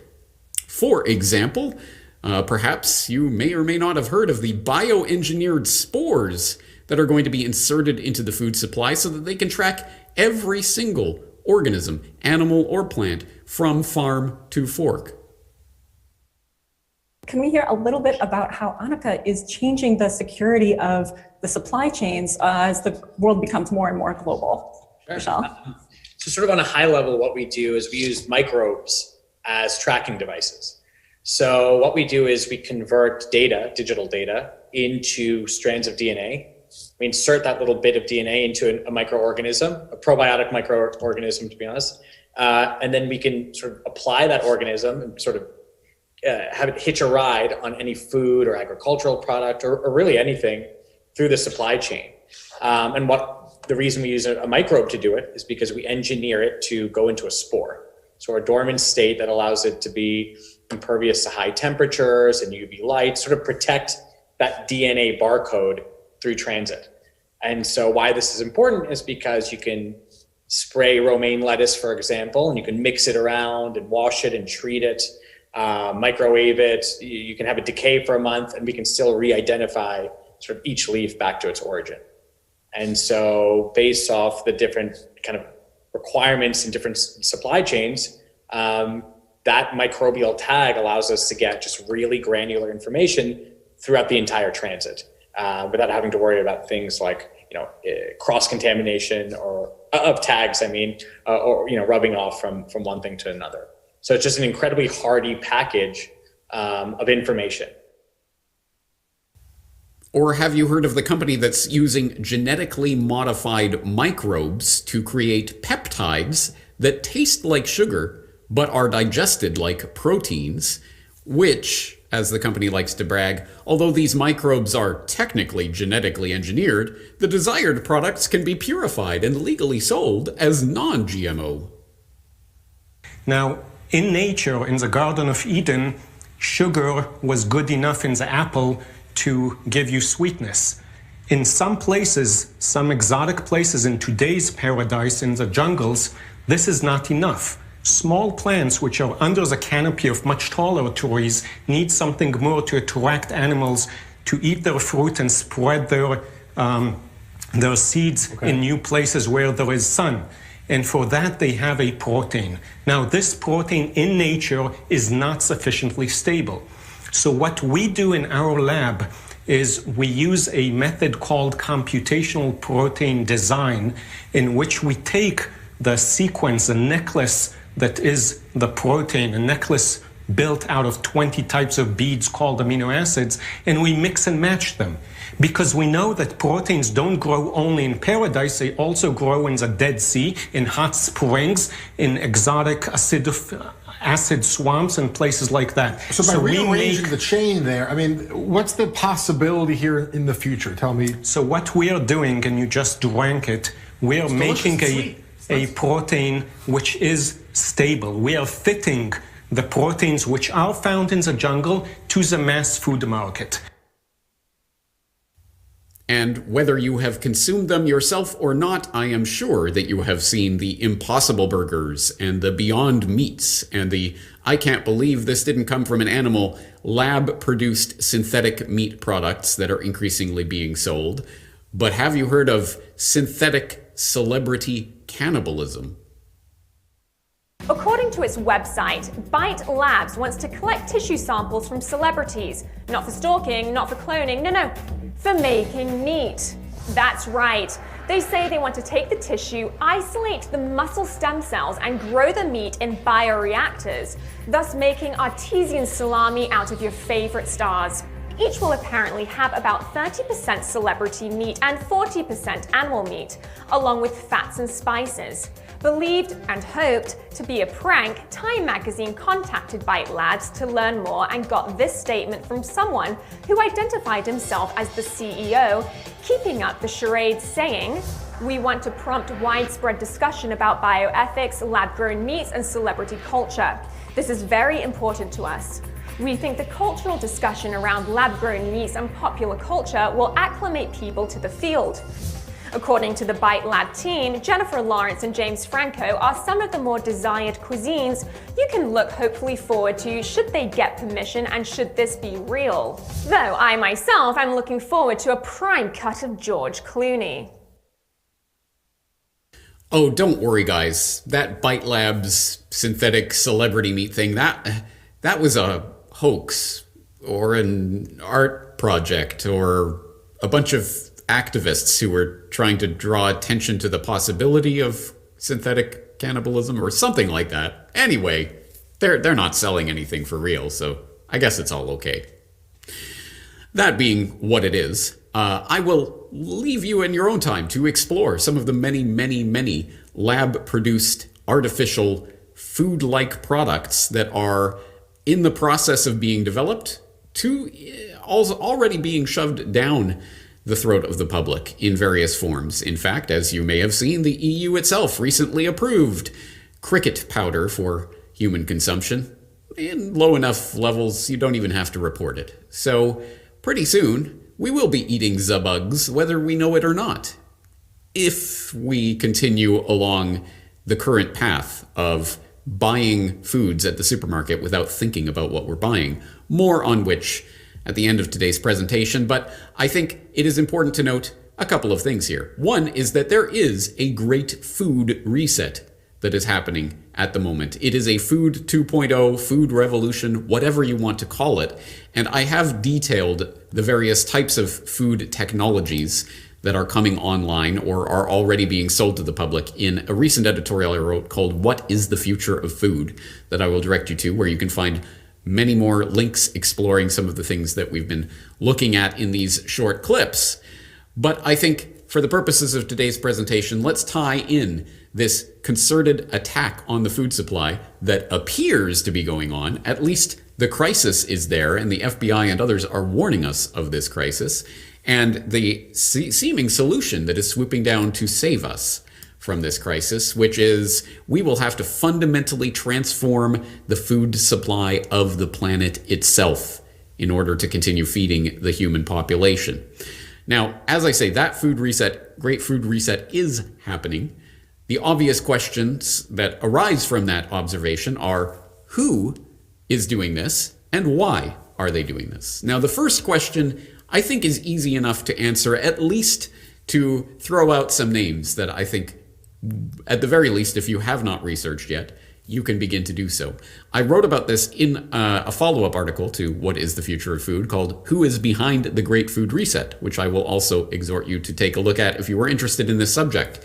But obviously some of the names that come up in there will be, I think, familiar to people who would be attending this symposium, like the Rockefeller Foundation, which not only pioneered the supposed so-called Green Revolution of the 1950s, 60s that began setting the world down the slippery path towards the gene revolution, more on which in a moment, in which the factory farming system was institutionalized and spread around the world through the auspices of such things as the U.S. government Food for Peace program that was essentially funding the large seed cartels and petroleum interests like the Rockefeller family were obviously heavily invested in, and others that enabled this industrialization of the food supply to proceed apace. And although obviously the Rockefeller Foundation and their cohorts have lots of money to throw at the PR surrounding that green revolution, which they like to brag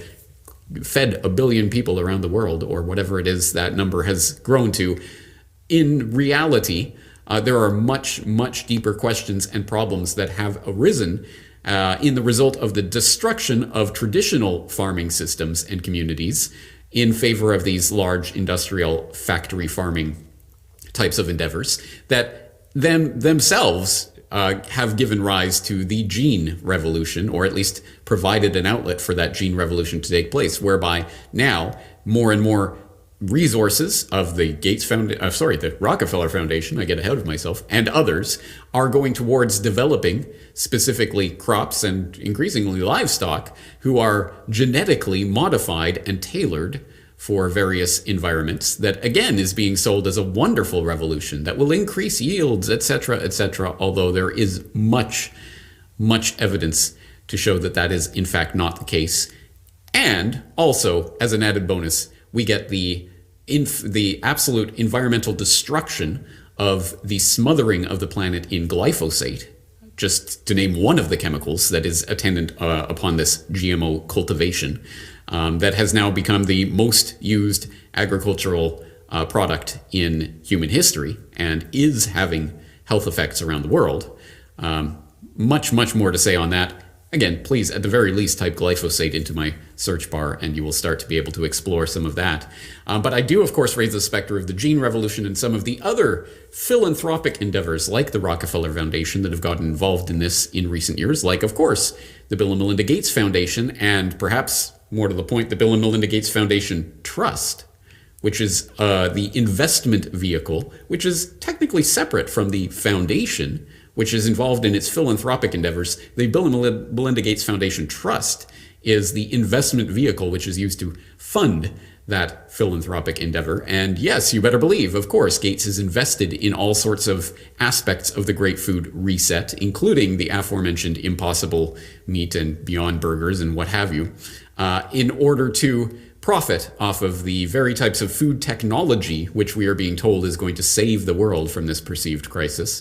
There's obviously a lot of information to explore there, and although the fact checkers of the world will tell you that it is not important that Bill Gates is now the single largest farmland holder in the United States, that's not important because it's just a tiny percentage of the overall farmland in the United States. It, at the very least, should give anyone who is being intellectually honest pause for thought why this multi-billionaire philanthropist is so deeply, so heavily invested in agricultural production at the same time that he is also invested in the alternatives to this agricultural production that are represented by the lab-grown meats of the future of food. There are many other players at this table, however, and that deserve to be explored. Of course, the previously alluded to Klaus Schwab and the World Economic Forum with their consistent pimping of the Eat the Bugs agenda would be one person on that list, as would such things as the Davos of Food, which you may or may not have heard of, but you probably will in future. It's called the Eat Forum, the Stockholm Eat Forum, which convenes people, high-ranking industrial tycoons and others, bigwigs in the food world, for talks about how to transform the global food supply and the fundamental ways in which people derive their food. There's some interesting things to note about an organization like that. We could also explore the links of, again, philanthropic endeavors like U.S. aid, which is surely something that all sides of the phony left-right spectrum can get behind. Of course, because it's the U.S. government giving its wonderful aid to people around the world with significant strings attached. And I don't think you need a lot of imagination to see how that can be used to foist transformations like the aforementioned green and gene revolutions on the developing world. There's so many other players at this table and so many things to get into.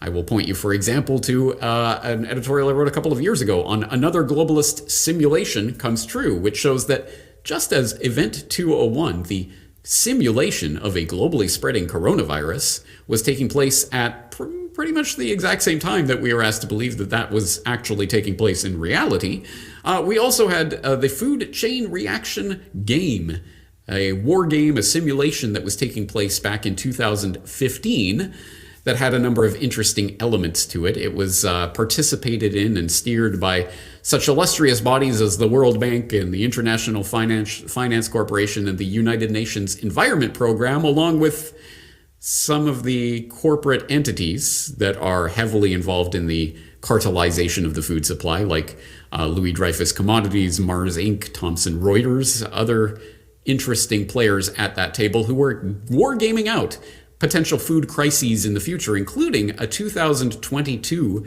looming possibility of food supply disruption that ended with in the war game simulation that was taking place again 8 years ago, ended with the EU imposing a meat tax, which eventuated ultimately, as the game played out, in a global carbon tax to save us from the scourge of global warming related food crises. So ultimately, the United Nations, of course, gets its pound of flesh as payment to the weather gods. So an awful lot of, there are many, many, many other players that could be talked about in this developing, ongoing, concerted attack on the food supply that is taking place, and the types of technologies that are being foisted on us in order to affect that transformation. But for the purposes of today's presentation, I think the other side of that question that we raised the specter of earlier is important to answer. Why are these players involved in this Food 2.0 revolution? And the obvious common factor that obviously unites, I think, every player at this table is the crass and obvious answer of money. And of course, there is lots of money to be made, especially when we start taking the natural abundance of the productivity of the earth itself, the incredible abundance of seeds giving rise to new life with minimal inputs. That process, which has sustained humanity throughout countless generations, is being swept aside out of expediency, out of necessity because of the impending global warming crisis or something along those lines, and being replaced with lab-manufactured synthetic food products that are coming from corporations. Again, it does not take a genius to understand how the monopolization of the food supply or the cartelization of the food supply would be very financially lucrative for all of the people literally invested in that food transformation. But having said that, I do not think that the monetary incentive is the sole explanatory agent here, and I don't think it's even the most convincing one. Yes, there certainly is money to be made, and that will unite all of these players in this agenda, but I think that there is a much deeper agenda going on here, and that is alluded to in my use of the moniker, the Great Food Reset, because I think Food 2.0 and this revolution that we are living through is very much connected into the Great Reset that the World Economic Forum has been talking about for the last few years, propounded by the likes of Klaus Schwab, who has told us repeatedly that the Great Reset involves all of these incredible systemic transformations that are brought about by Fourth Industrial Revolution technologies, the brain chips and the AI and the synthetic foods and whatever else is coming, that will ultimately serve to converge our biological and physical and digital identities.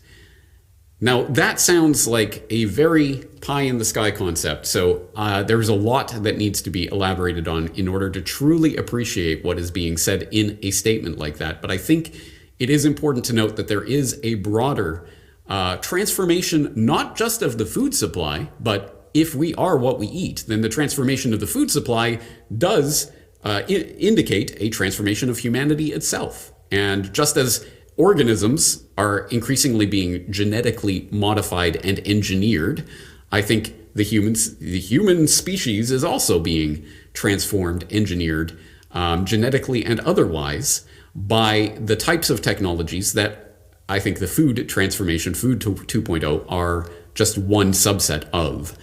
This is part of a larger transhuman agenda, which is embodied in that phrase by Klaus Schwab. Again, do not take this from James Corbett. Take it from people like Schwab, who are promising that the future holds the convergence of our biological and digital identities. I think humans are being engineered to better interface with machines as the brain chips and other technologies start to come online.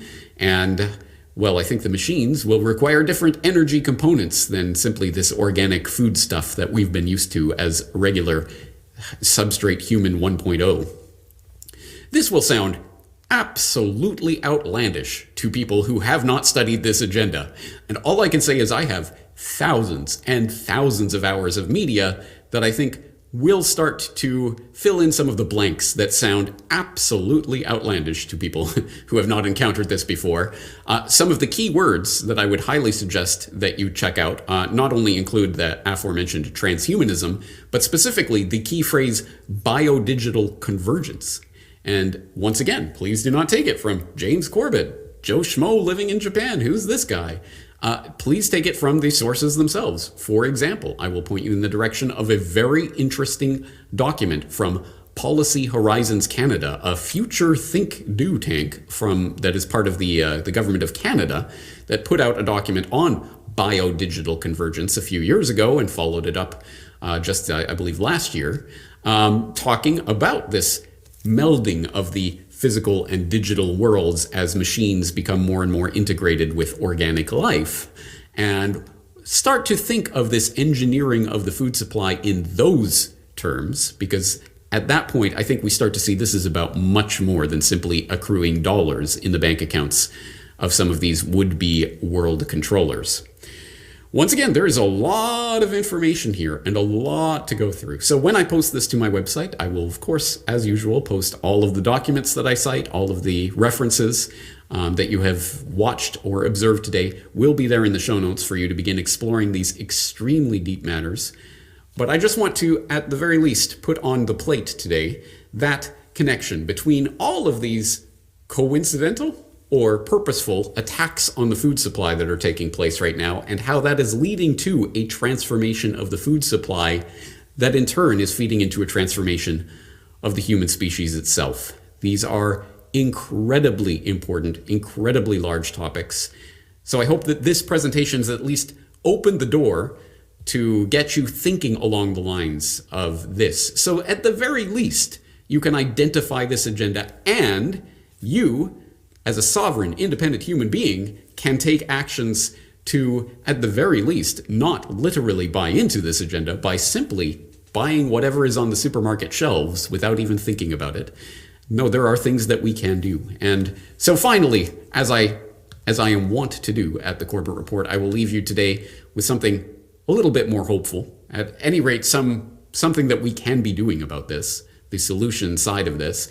I also wrote a follow-up editorial to the previous two mentioned editorials. The future of food is ours to decide, where I talk about our role in either accepting, literally buying into this agenda as it is rolled out to us, or rejecting it and finding alternative ways of feeding ourselves, as humanity has done for countless generations before us. I do not think that the problems we are facing are insurmountable and can only be solved by the would-be rulers of the world who are using every crisis as a potential opportunity.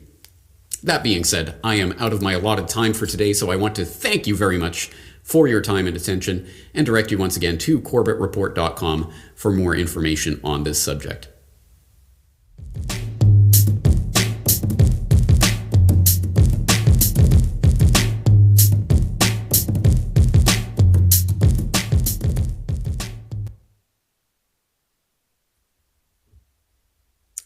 Thank you very much, James. It's a dark future that some have planned for us, but we don't have to accept their future. The issue is you can control people if you control their food supply. If you can keep them off the land so they cannot produce their own food, you can control them, as in China. But we don't need to give up our land. We are not going to be the ones who own nothing. And the rest of this program, with the exception of Dr. Seneff's next talk, which will be on glyphosate and how it is affecting soil and health, the rest of the talk of the symposium will focus on solutions. I wanted to say that in the days of Thomas Jefferson, who was quite a farmer beginning in the 1760s, he grew 330 varieties of vegetables and fruits at Monticello in Virginia. And now if you go to the grocery store, you're lucky if you can find 50 varieties of fruits and vegetables on the shelves.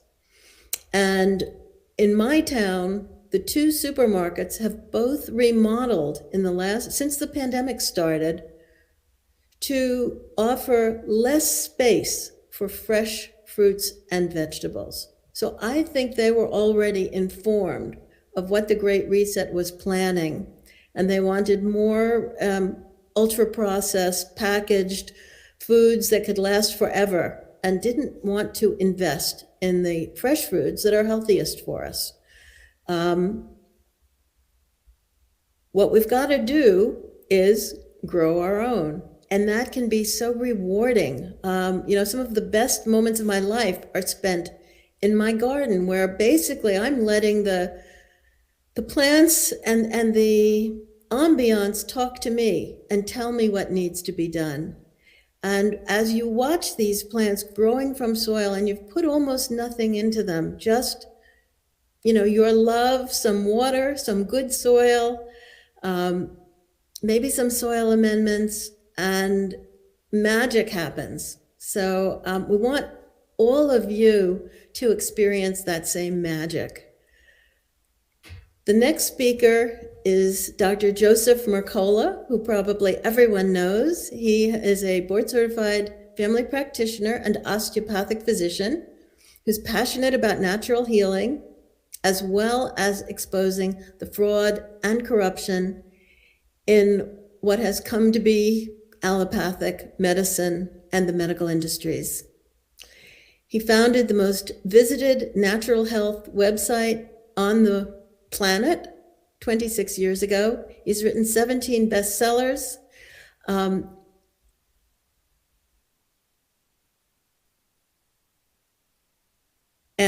I think actually that we have him to speak and then Stephanie. So I've gotten the order wrong. But Joe will speak next. Thank you.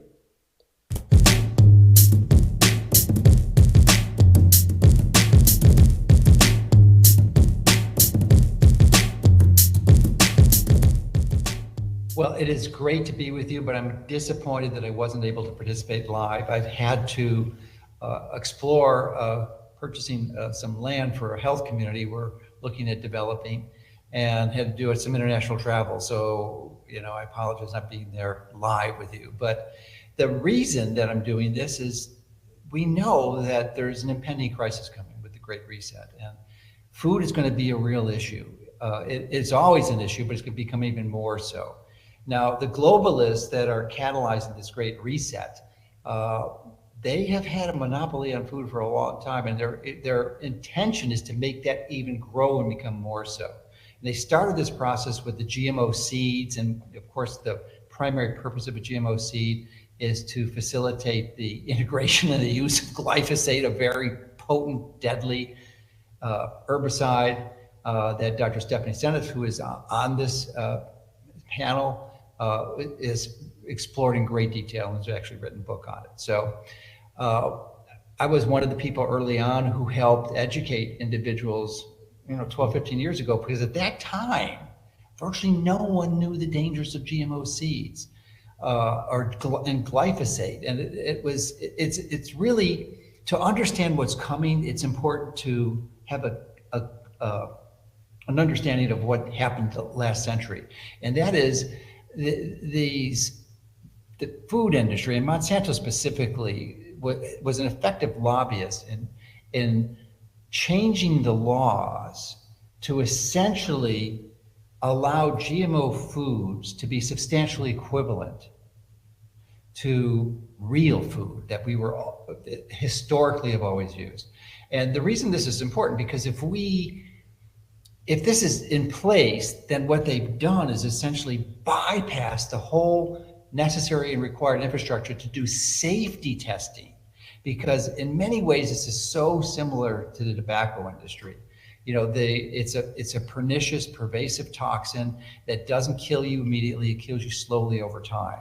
So they got the legislative requirements in place last century, and now they're taking it forward. And I'm going to tell you exactly what they're doing, because what they have in store for every one of us is an equally serious health threat, because they're going to produce synthetic food, fake food. And they're going to make loads of cash on it, because the predicted market for this fake food market, $3 trillion. And there's even a report by the consulting firm McKinsey, which is a very big consulting firm. They're calling it the bio revolution, or synthetic bio, or syn bio, as it's frequently called it. And they're predicting, McKinsey, that 60% of all the materials in the economy can be produced this way, especially the food you eat.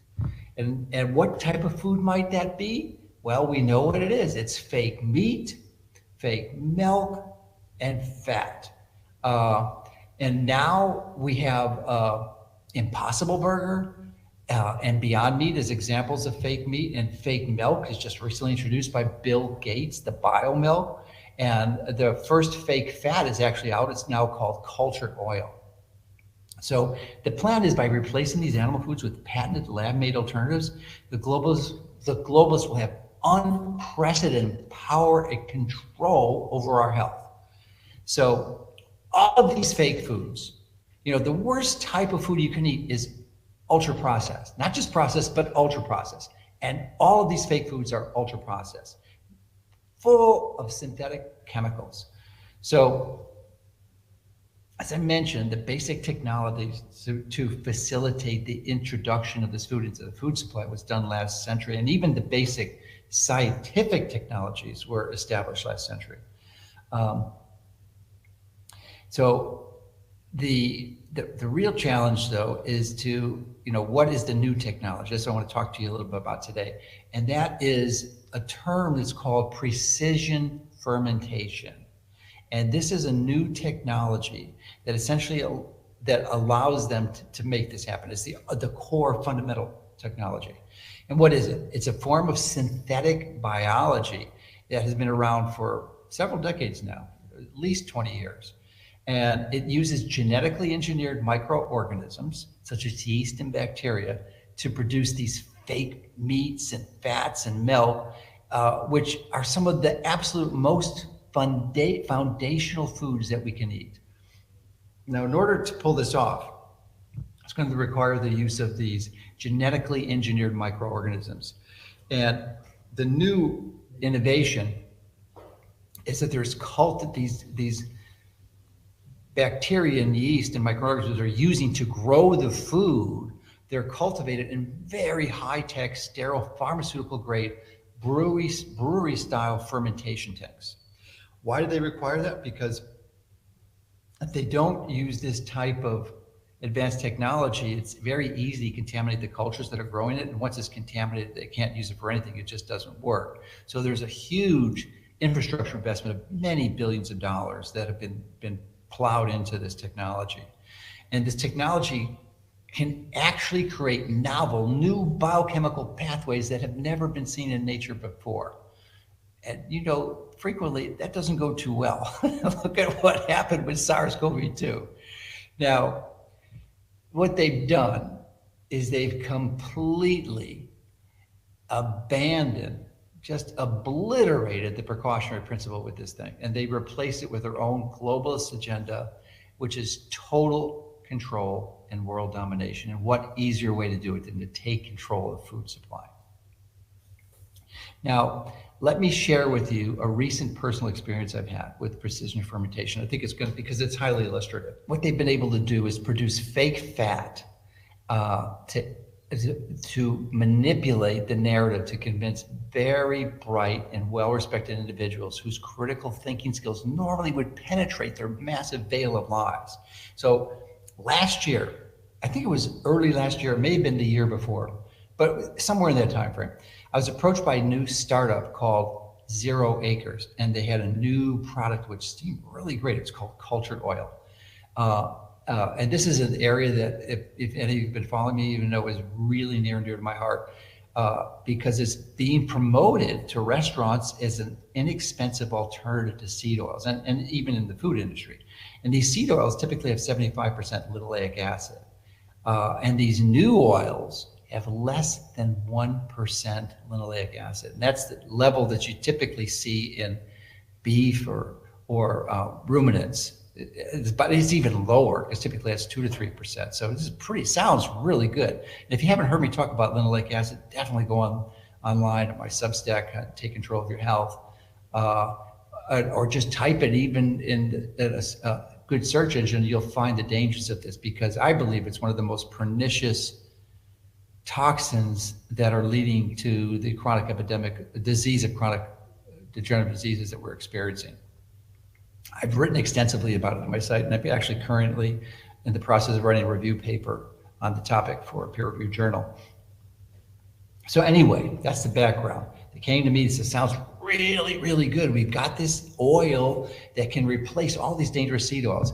1% LA, it's like perfect, except guess what they used to create this seed, the cultured oil?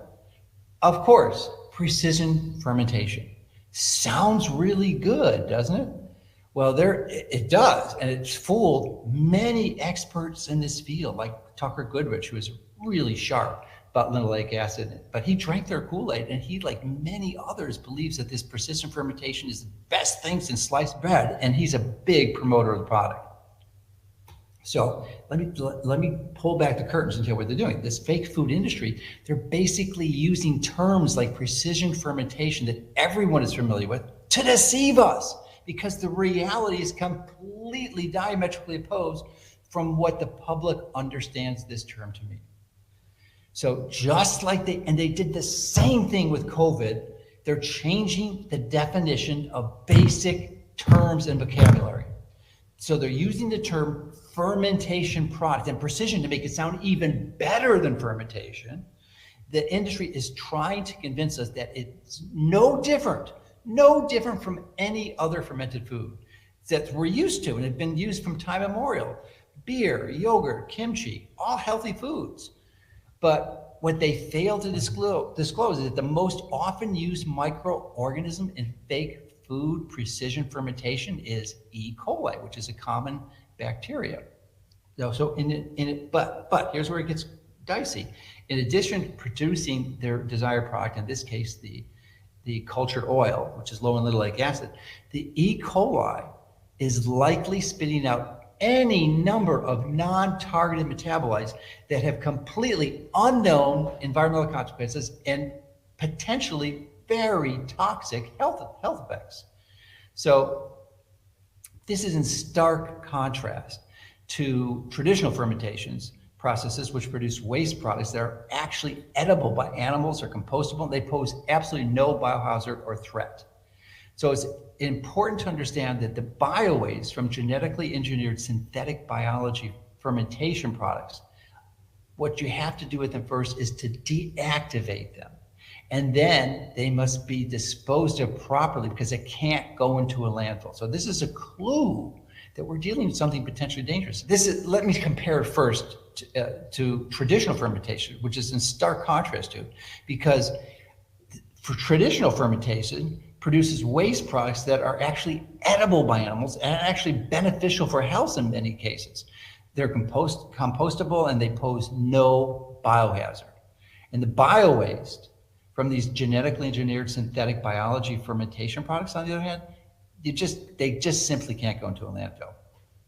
So this is one of the reasons, why we just have to be ultra careful in here. And as I said, they facilitated this process last century when they were seeking to introduce, that was in the 70s and the 80s, where they knew they wanted this technology to be passed, and they were really slow and careful and methodical about it.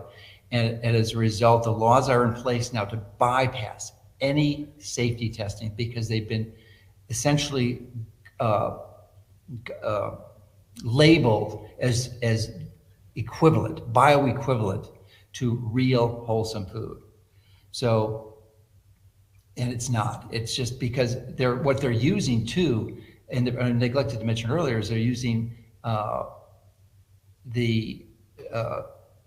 biotechnology that is relatively recent, like CRISPR-Cas9 technology. It uses an adenoviral vector that is used to actually produce the genetic editing.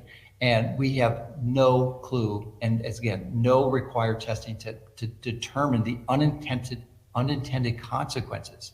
They've just abandoned in every way, shape, or form the precautionary principle.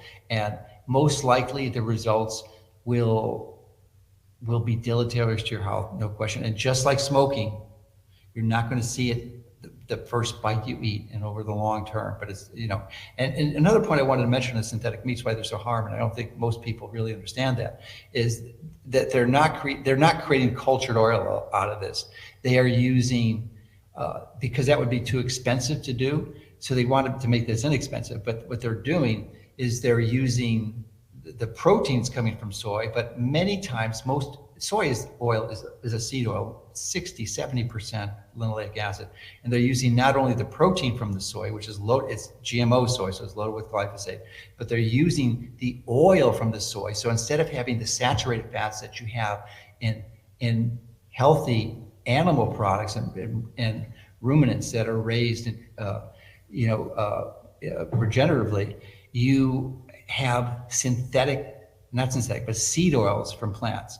So it's just an absolute disaster in every way, shape, or form, not only just in a foundational macronutrient ratio, composition, because they're using seed oils to create meat. Meat is not seed oils. Meat is saturated fat. It's not polyunsaturated fat. So that's another reason why you want to stay away from this as far as you can, and really focus on the basics of foundational human nutrition, because that's what's going to get us through the Great Reset. So hopefully this information was helpful to you, and we can just be aware, stick to the basics, and avoid this stuff like the plague.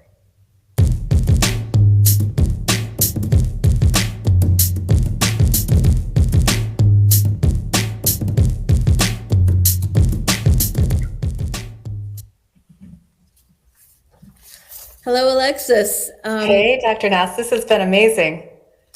I'm so glad you were able to help me a lot with the preparation of this program. And I thought you might want to inform our viewers what you think the main takeaway messages have been so far. Yeah, well, we've seen, I guess the initial question is there a war on food where real farms are being replaced with fake food? I think that there's been ample evidence of that. Ben Dobson covered Haiti, Jamaica, Mexico, Indonesia. Patrick Wood covered Sri Lanka, China, Holland, Canada, and in every place the story is the same. So we've got corporate interests. They have their global trade prerogatives. They partner with governments or internationally with the IMF and the World Bank, and they drive the family farmers off of their land and into the city. And I really appreciated what Ben said about that. He said that independent people who grow their own food and their own herbal medicines, they are a threat to any centralized economic system. And so we still have an opportunity to be a threat. That's the good news. Patrick gave a phenomenal presentation. He made a good point that, in the past, the reasons for all of this were modernization or industrialization, or we had to increase productivity, or as my presentation on the New Deal showed, sometimes there's too much productivity and you have to reduce overproduction. But then it moved on to reasons were fair trade, feeding the world. But in the very recent years since the pandemic, we are seeing this new anti-farm agenda that is all for the environment. And I've been an environmental campaigner my whole career, but I don't recognize these techniques as solutions. And of course, like Patrick pointed out, it's a lie, because these are the same corporations that poisoned us with things like glyphosate, which we'll hear more about from Stephanie Seneff. We heard from Abby Rockefeller of Churchtown Dairy. I did not know that homogenization was actually worse than pasteurization in terms of what she said. It creates small, jagged fat molecules that cause heart disease. That was new to me, but I've always been a fan of raw milk. Let's see. Yeah, Abby made a great case for milk. I appreciated what you piped in to say, Dr. Nass, that the best source of complete amino acids is raw milk. And then we heard James Corbett's incredible report. Yeah, that was a little daunting. But in a nutshell, he was saying that what we're seeing is false flag attacks on the food system, and the agenda is Food 2.0. He said that this false flag attack on the food system has already been war gamed. He pointed out the 2015 food chain reaction game. And in that simulation, the result was a global carbon tax. So that matched what Patrick was saying. I mean, certainly I believe that climate change is real. We see it disrupting agriculture already, but these are clearly false solutions. And yeah, so, and then James took it to a higher level when he talked about how the end game might be even beyond that. And he sees the end game as humans engineered to interact with machines. And I was kind of wondering, like, well, why should humans interact with machines? I mean, of course, we're all wedded to our cell phones now. Apparently, Alexa can pick out a gift for our spouses better than we can because she surveils us so well. So there's that sort of consumer interest, that the corporations have in engineering humans to interact with machines. That's good for business. But of course, the military would be a good, not good, but it would be a market for humans who are engineered to interact with machines. So then Dr. Mercola, started out letting us know it's always about monopoly control of whatever market. But he pointed out that the fake food market is a $3 trillion market. Just think, 9 billion people eating 3 meals a day. I mean, you do the math. It's a huge market. So, and then the idea of SynBio in general, food wasn't the first thing to be synthesized. In my talk, I mentioned that rubber was the biggest first synthesized product after colors were synthesized. So the SynBio market, they're looking at SynBio could be 60% of everything in the economy that is currently produced. I remember when I first told my 10-year-old, tried to explain this to him, how they're engineering little microorganisms to make products, maybe for food, but maybe for anything. They could make oil. And he's like, they want to make gold. Yes, they'll make anything that they can. Yes. So far, they can't make gold. So people have been trying that one for a long time. I think it's about control. I think when the elites already have more money than they can spend, they move to control. And China has already done that, so that if you don't behave, your children don't get to go to good schools. You don't get to do the things that you want. And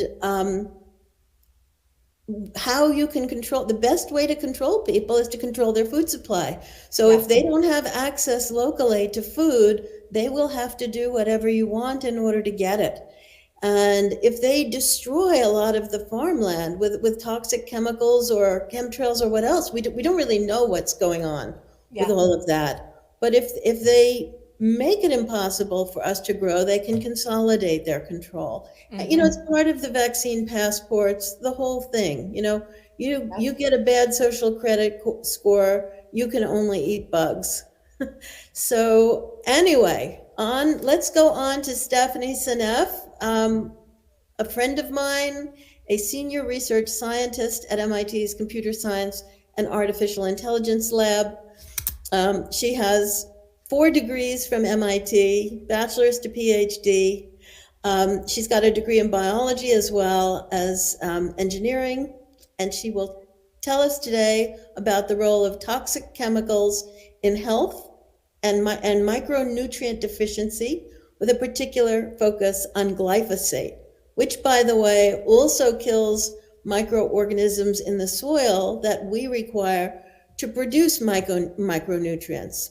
So on to Stephanie Seneff.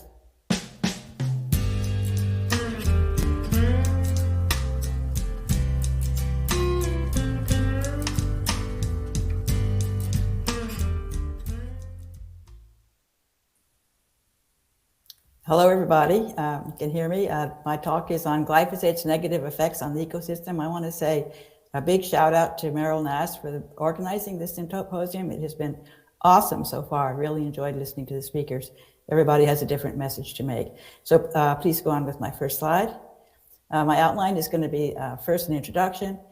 Then I'm going to talk about the toxic effects of glyphosate, harm to the ecosystem. And I'm going to use Florida as an example of how glyphosate is destroying creating lots of problems in the ecosystem in Florida. And finally, a conclusion. So introduction. First of all, of course, you all probably know by now what glyphosate is. It's becoming a household word. I'm really happy to see that. The amount of glyphosate used every year in the United States today is equivalent to 1 pound for every man, woman, and child. An astonishing amount. Glyphosate is the most used herbicide on the planet. U.S. is a big leader that uses more than any other country. It can kill the dandelions in the yard. A lot of people use it residentially, but of course the big deal to me is the food system. And people know about the Roundup Ready crops, corn, soy, canola, sugar beets, cotton, tobacco, and alfalfa. Those crops resist the glyphosate because of genetic engineering, so it can be sprayed all over the crop. It gets into the food supply. But I also want to point out, next slide, that the people think if they buy non-GMO, that's safe, and that's not true at all. In fact, the highest levels of glyphosate are showing up on non-GMO crops, including wheat, oats, barley, rye, sugarcane, beans, lentils, peas, flax, sunflowers, pulses, and chickpeas. Roundup is being used as a desiccant right before harvest, and so because of that, it goes into the seed. It increases the yield by synchronizing the release of the going to seed of the crop as it dies, and then it ends up very high levels are showing up in these non-GMO foods. So I just want to give you a brief history of glyphosate. It's now the #1 herbicide in use in the United States, is increasingly being used around the world. It was patented by Monsanto in 1969, so it's been around for a long time. Introduced into the US food chain in 1974. It came out from under patent in 2000, the price went down and became a more global product at that time. In fact, China is using a lot more now than it used to. For example, it inhibits an enzyme in the shikimate pathway, which is a biological pathway not found in human cells.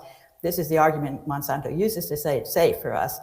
But the shikimate pathway is used by many of our gut microbes, and they produce essential amino acids, tryptophan, tyrosine, and phenylalanine. And these amino acids are part of the building blocks of proteins, but they're also precursors to some incredibly important biologically active molecules. So there's been a huge expansion of GMO corn, soy, cotton, canola crops, and that's led to a sharp increase in the use of glyphosate in the last 2 decades. And so here's a chart of the use of glyphosate related to superweeds. I think that the superweeds drove the increased use of glyphosate on those GMO crops because they found year after year that the crops were more and more resistant. They had to use more and more glyphosate. And so that glyphosate's gone up exponentially since 1990. When those crops were first introduced around 1997, you can see that the use of glyphosate started going up at an accelerated rate. These crops, these resistant weeds are finally at this point becoming such a crisis that they're having to introduce some of the other herbicides back into the market along with the glyphosate, such as dicamba, and these are causing additional problems today. Superweeds are now a huge problem, and this is a quote from a farmer. First of all, 76.8% of samples submitted to a clinic, to an Illinois plant clinic in 2017 from 10 states showed 78% had glyphosate resistance. So these weeds are all over the place in our today. And this quote, GM crops are on the edge of failure in the United States as farmers are asked to fork out more and more money on herbicides to try to control the superweeds. And we simply can't afford it. It's near the end of the road for these crops. And many of my friends in the Midwest are on the edge of turning back to conventional farming methods. And I think that's good news because I hope that's what they will do shortly. Next slide. So just some pictures of some foods, and you can see many of these foods, these are foods that have been found to have high levels of glyphosate, not thanks to the US government, they don't bother to measure, but activists have been measuring, such as Zen Honeycutt, have been finding high levels of glyphosate in common foods, and particularly things like goldfish crackers and Oreo cookies and Cheerios. These are things that children eat a lot of. So our kids are being heavily exposed to glyphosate. Glyphosate was found in this study in 59% of honey samples, and what you can see is that these are all the samples across different parts of the world. And next slide will show you that the United States is a big winner. You see all the highest levels of glyphosate are showing up in the foods, in the honey produced in the United States. So next topic, toxic effects of glyphosate. Is glyphosate non-toxic? Monsanto has argued that glyphosate is harmless to humans because our cells don't have that shikimate biological pathway. However, our gut bacteria do have this pathway, and we depend upon them to supply us with essential amino acids produced through that pathway, and with many other nutrients, such as vitamins and short-chain fatty acids. The gut microbes are being majorly disrupted by glyphosate, and this is causing all kinds of dysbiosis problems. And we're seeing today a huge number of papers discussing all the various problems with the gut microbes. We're becoming very aware of them because I think glyphosate is a primary player in this disruption of our gut microbiome to cause all kinds of diseases. Other ingredients in Roundup greatly increase glyphosate's toxic effects, and they are toxic in and of themselves. There's insidious effects of glyphosate. It's a slow kill, and most studies are too short to detect the damage. That's how they got by with the approval process. 3 successful US lawsuits claiming that glyphosate caused non-Hodgkin's lymphoma are bringing public awareness to glyphosate's toxicity, and now there are tens of thousands of other people causing trouble for Bayer, who has now bought Monsanto. They're trying to figure out how to do deals with these people who are all claiming that glyphosate caused their non-Hodgkin's lymphoma. Here's a paper. There's actually many papers coming out now showing the connection between glyphosate and the gut microbiome, including in insects such as the bees. And this particular nice quote from this paper discusses this. And of course, my book, Toxic Legacy, I have a whole chapter on the gut. That book is completely about glyphosate and its effect on our humans and the ecosystem. This quote from this paper: in this work, we state a possible link between glyphosate-induced dysbiosis, and that's gut dysbiosis, and cognitive and motor aggravations in neurodegenerative and neurodevelopmental pathologies, such as autism. And hence, we review the negative impact that glyphosate-induced dysbiosis may have on depression, anxiety, autism, Alzheimer's, and Parkinson's disease. And I believe that glyphosate is the primary cause of the autism epidemic today in America. So here's just this is a paper that I wrote together with Anthony Samso. We collaborated on 6 papers published in the research literature. And this was specifically on celiac disease. Celiac disease has become an epidemic. Everyone knows about gluten intolerance these days. You've got big sections of the grocery store selling gluten-free products. This is a graph of glyphosate usage on wheat, specifically on wheat, compared to celiac disease in the United States. And you can see that the 2 curves match quite well. It actually matches much better than glyphosate use on corn and soy, which you would expect because celiac disease is a wheat problem. And there's another chart, and I want to say Nancy Swanson published this article together with collaborators in 2014, quite a long time ago. This article is amazing and has like 30 different charts of various diseases that are going up dramatically in time, exactly in step with the rise in glyphosate usage on core crops. And inflammatory bowel disease is one of those diseases. This shows the graph here. The yellow is the glyphosate. The glyphosate is the red line, and then the disease is shown with the yellow boxes over time. Next topic, glyphosate harm to the ecosystem. So I want to talk about, first of all, about water fleas. Water fleas are very important in the ecosystem because they're at the bottom of the food chain. And this was a lovely talk by Supa et al. In 2020. By the way, I've seen a lot of nice papers coming out very recently on glyphosate use at low levels causing problems in various animal species. This was water fleas, and of course, tadpoles, salamanders, newts, and aquatic insects, many types of small fish feed on the water fleas. And then, of course, other things feed on those, and you go up the food chain, so everybody's passing the glyphosate around. When the water fleas were exposed to concentrations of Roundup and glyphosate well below the approved regulatory threshold, They saw all kinds of problems: embryonic developmental failure, systemic inflammation, collagen degradation, impaired wound healing, and a disrupted gut microbiome. And so the end was that these water fleas pick up the glyphosate, pass it up to the next level, and everybody's getting exposed. Now here's a paper about bees, and I want to put a shout out for Don Huber. Professor Don Huber was the person who first introduced me to glyphosate in a 2-hour presentation. I was blown away, 2012. And he's been saying for a long time, glyphosate is a major player in bee colony collapse syndrome, and I think he's right. And this is a paper by some other people in 2021, again, very recent, and the conclusions from this study: we provide new information on the influence of commercially formulated glyphosate at the recommended concentration on the behaviors of honeybees. Our findings show that the water responsiveness, sucrose responsiveness, that's sugar, learning and memory ability, and climbing ability of honeybees were all affected by commercially formulated glyphosate at or below the recommended concentration. So again, low levels of glyphosate causing harm to the bees. And here's a paper on worms. This is on roundworms.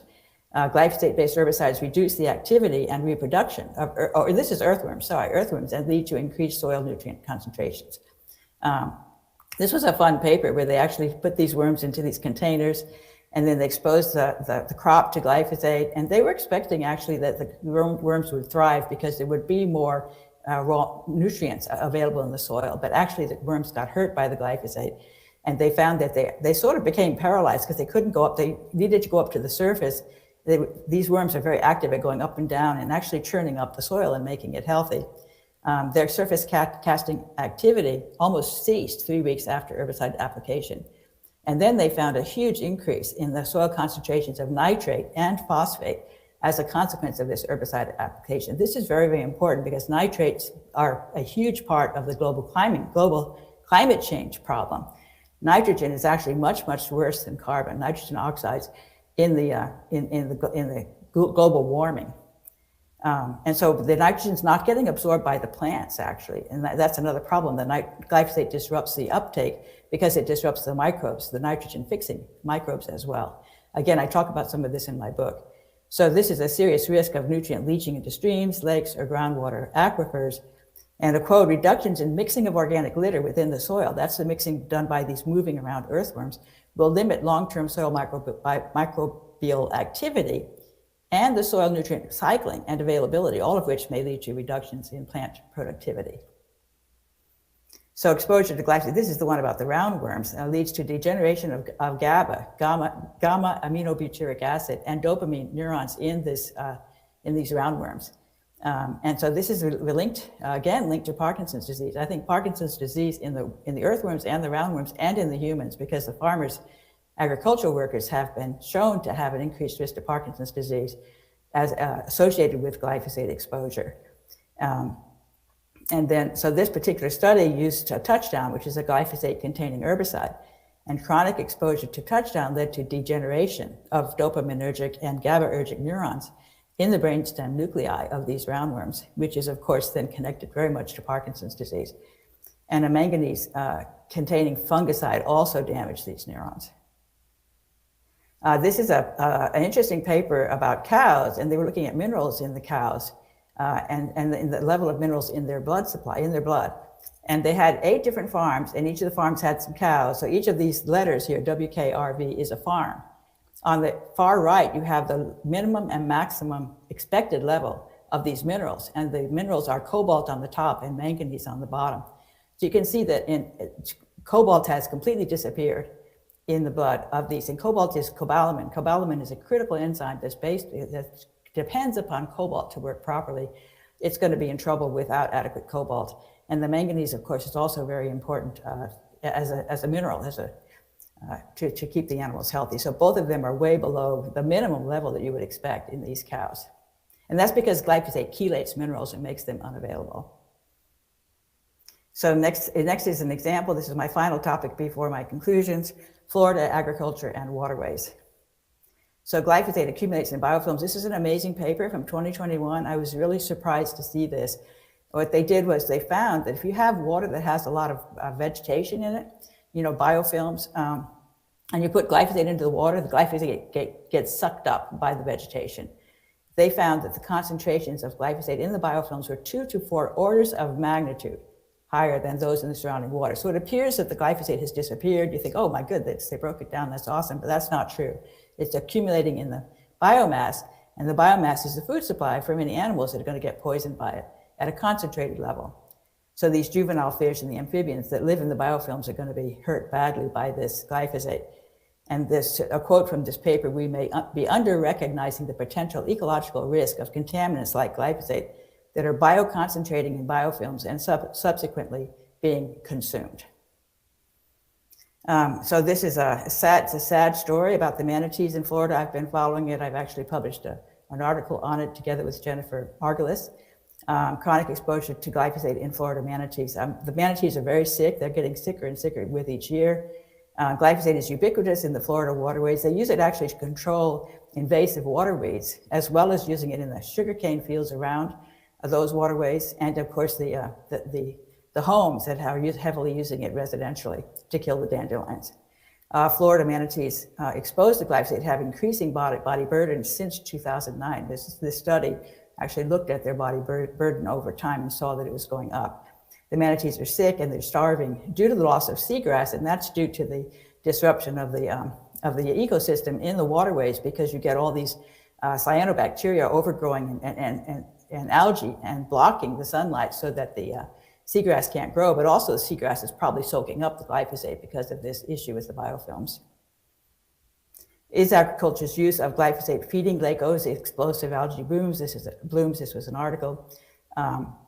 Again, talking about sugarcane agriculture, extensive all around Lake Okeechobee, which is in South Florida. Glyphosate is used to control the weeds and as a desiccant for the sugarcane, and also, of course, used to control the weeds in the waterways themselves. It's added to the water. Cyanobacteria are called blue-green algae, but they're actually a bacterium. They can break down the CP bond. That's a difficult biological bond that's in glyphosate, carbon phosphorus. Most animals are stumped by it, but these cyanobacteria can break it down. That means they can use the phosphorus as a source of phosphorus. They flourish. They feed on glyphosate, and they do very well. And so they grow. There are too many cyanobacteria appearing in the waterways. And so basically the cyanobacteria, this is again going up the food chain, there's lots of cyanobacteria, the red tide algae love it, so this becomes a very good nutrient for them. They can take advantage of the nitrogen products that are produced, the nitrates that are produced by the cyanobacteria. So both the coastal red tide and the inland blue-green algae have beset South Florida through the summer, killing vast numbers of fish and other wildlife, including dozens of dolphins, manatees, sea turtles, sharks, and eels. And so these cyanobacteria feed off the glyphosate, they get the phosphorus, they produce nitrates from nitrogen. Glyphosate is also a supplier of nitrogen, and then the red tide algae flourish and cause trouble. Thanks to Zen Honeycutt, we're getting information, direct evidence that this is happening. And so she actually, Bombs Across America, obtained a water sample from the coast of Cape Coral at the mouth of the Caloosahatchee River, where there were cyanobacteria present. And so your level here on the left is the level that she obtained from this sample, compared to a sample from Sacramento municipal drinking water, which was much, much lower.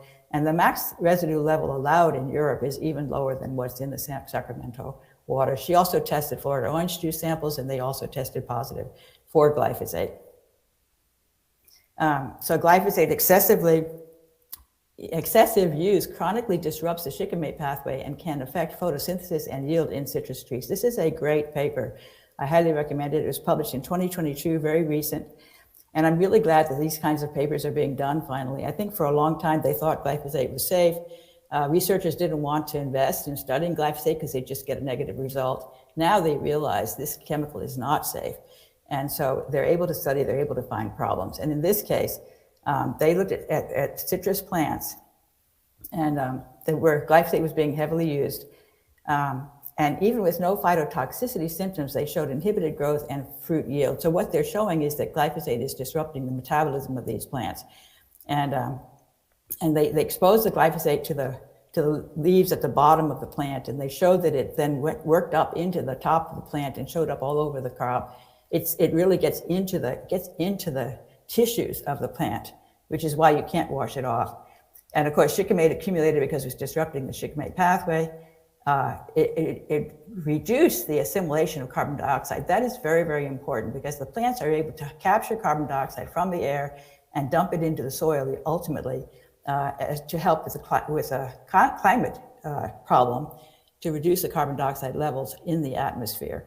And this, I think, is really, really important because we've got all these crops all around the world where they're using glyphosate, and glyphosate disrupts their ability to capture carbon from the air. And I think this may be a much bigger player in the climate change problem than we have realized so far. And so they showed that it got oxidative damage from the sun. It wasn't able to utilize photosynthesis efficiently. And so it wasn't able to convert carbon dioxide into organic matter. And I want to point out in my book, I talk about an enzyme called rubisco. It's a fun enzyme. It's the most common protein on the planet. It's the most common protein. It's present in every plant that does photosynthesis. And it plays a crucial role in photosynthesis. And multiple papers have shown that glyphosate suppresses this rubisco enzyme. So that's really, really crucial because it's messing up photosynthesis in the plants, decreasing their ability to capture the carbon in the soil, into the soil. And then we went, okay, so then concerns about glyphosate and citrus. This, I think, is my last slide before the summary.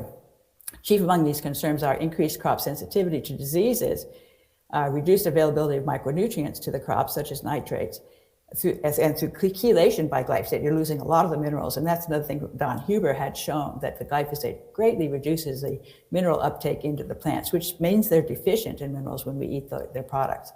It inhibited the root growth, and it's causing an epidemic in citrus fruit drop, which is a pathogenic agent that's destroying the citrus crop in Florida. This is another thing that Don Huber has identified, and he's worked with farmers there in Florida, and he's shown that if they go organic, the citrus fruit drop problem disappears. And so this quote says, as citrus weed management programs have continued to rely more heavily on glyphosate, the occurrence of citrus fruit drop resulting from glyphosate application has become an increasing grower concern over the years.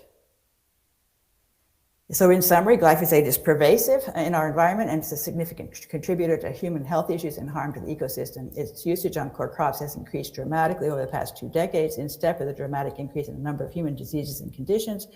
Multiple species of animals, including water fleas, earthworms, bees, cows, manatees, etc., are being harmed. Glyphosate disturbs the nutrients in the soil, chelating minerals, interfering with nitrogen uptake and photosynthesis. Agriculture in Florida is leading to algae blooms, citrus greening, and harm to the Florida manatees. And thank you for your time.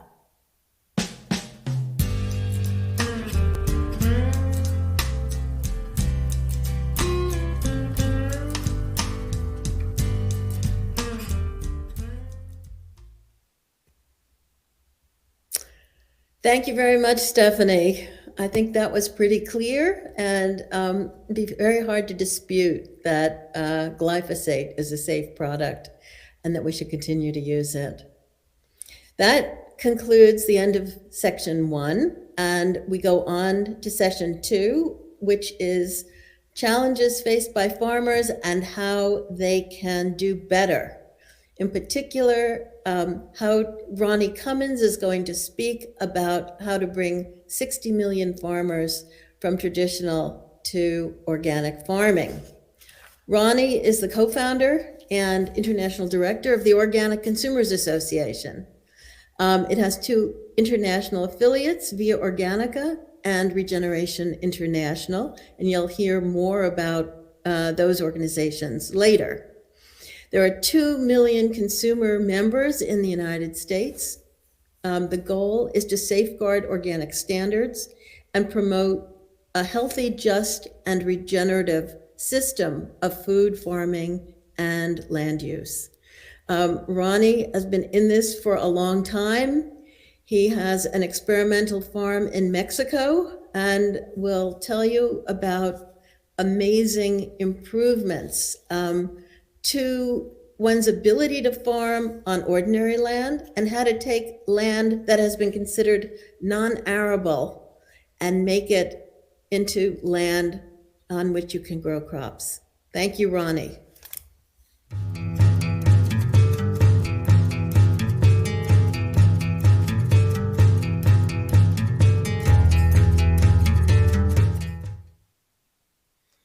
Well, thank you, Beryl, and Children's Health Defense, and all the speakers today. I'm going to talk a little bit about solutions, some things that perhaps people don't know. I've spent a lot of my activism life outside of the United States, so some of these things are a little more obvious to me. But first of all, this whole notion of organic, this is not some modern invention. I tell Mexicans that gringos invented that we want to cram down your throat. No, I mean, if you look at the history of agriculture, for 8,000 years, basically agriculture, raising crops and food, were basically organic. And animal husbandry, which is even longer than the history of farming, 20, 30,000 years, was basically animal husbandry, not animal factories. So what happened is about right at the end of the Second World War, about 80 years ago, some of the global elite decided that they wanted to make use of these toxic chemicals that we had used for chemical warfare and that we had used to make bombs and explosives, and couldn't we use these in agriculture as a war on bugs, a war on plagues, and boost productivity and have this so-called green revolution. So it's pretty interesting if you look at what's happened in this past 80 years, not just to agriculture, but to public health. I mean, chronic diseases, which were a minor public health problem back at the end of the Second World War, have become a very major problem right now, with the majority of the population in the United States now afflicted by chronic diseases that basically set you up for premature death or set you up for, lab inventions like COVID-19.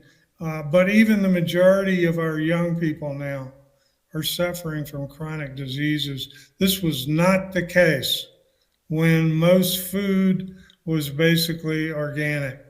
Now, there were use of toxic chemicals prior to Second World War in U.S. agriculture. These were pushed by mining companies, by the petroleum, coal tar industries, who wanted to convince farmers that they should spread things like copper and arsenic, on their crops and so on. But it's interesting that this previous chemical assault, well documented by Will Allen in his book, The War on Bugs, this was led by professors from elite universities and wealthy people. It never really caught on with the rank and file farmers. The populist movement and so on shunned these toxic chemicals. So agriculture used to be just about all organic, but the use of synthetic fertilizers, toxic pesticides, and then starting 30 years ago, GMO seeds, and now increasing amounts of antibiotics and genetically engineered vaccines and everything. It's hard to remember that. Okay, but let's look at the world today. There are approximately 575 million farms in the world. Most of these farms are small. The farmer family has about 5 acres. So essentially 475 million of the world's farmers right now are small farmers. And most of them, a lot of them don't have access to toxic chemicals, GMO seeds, and so on. But as the groups Grain and ETC Group have pointed out, which agribusiness never wants to admit, 70% of the world's food is produced by these small farmers.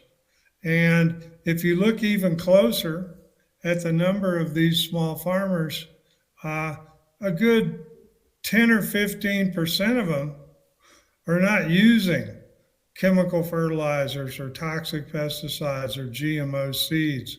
In other words, they're farming just about organically, and in some cases organically and regeneratively, but they're not certified.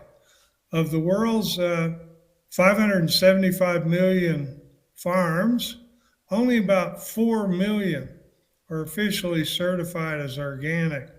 But if you look at a poll that was taken in the United States a number of years ago, 75% of the farmers in the United States who are farming de facto organically, and in some cases regeneratively as well, 75% of farmers choose not to get certified organic due to costs, due to the bureaucratic red tape involved, due to their feelings about the USDA and the government, or the fact that, you know, most of the farmers farming organically have established local markets for their products, local or regional, and in a lot of cases, it doesn't matter as long as it's organic in reality, whether it's certified or not. So, if you look at the world's 475 small farmers, you know, it's just less than 1% of them are certified organic right now. But according to the you know, analysts and the Food and Agriculture Organization, approximately 10 to 15% of all the farmers in the world can be classified as just about organic or even organic and regenerative, but they're not certified. So to me, this is very important. These 60 million, they're not all small farmers. Some of them are family farms, medium size.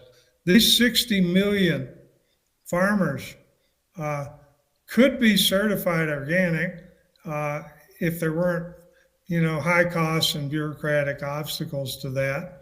And if you look at the amount of farmland and the amount of food that these people are already producing, it's substantial.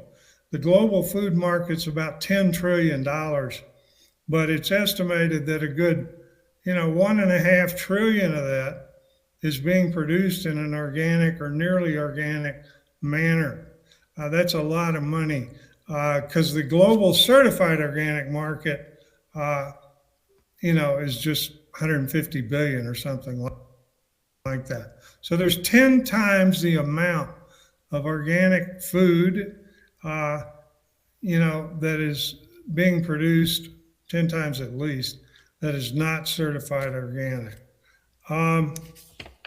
Yeah, I wanted to bring up earlier too that this attack on food and the chronic disease epidemic that we're going through, part of the reason for this is that the majority of what humans consume in the United States and, you know, even in a country now like Mexico, this is not food.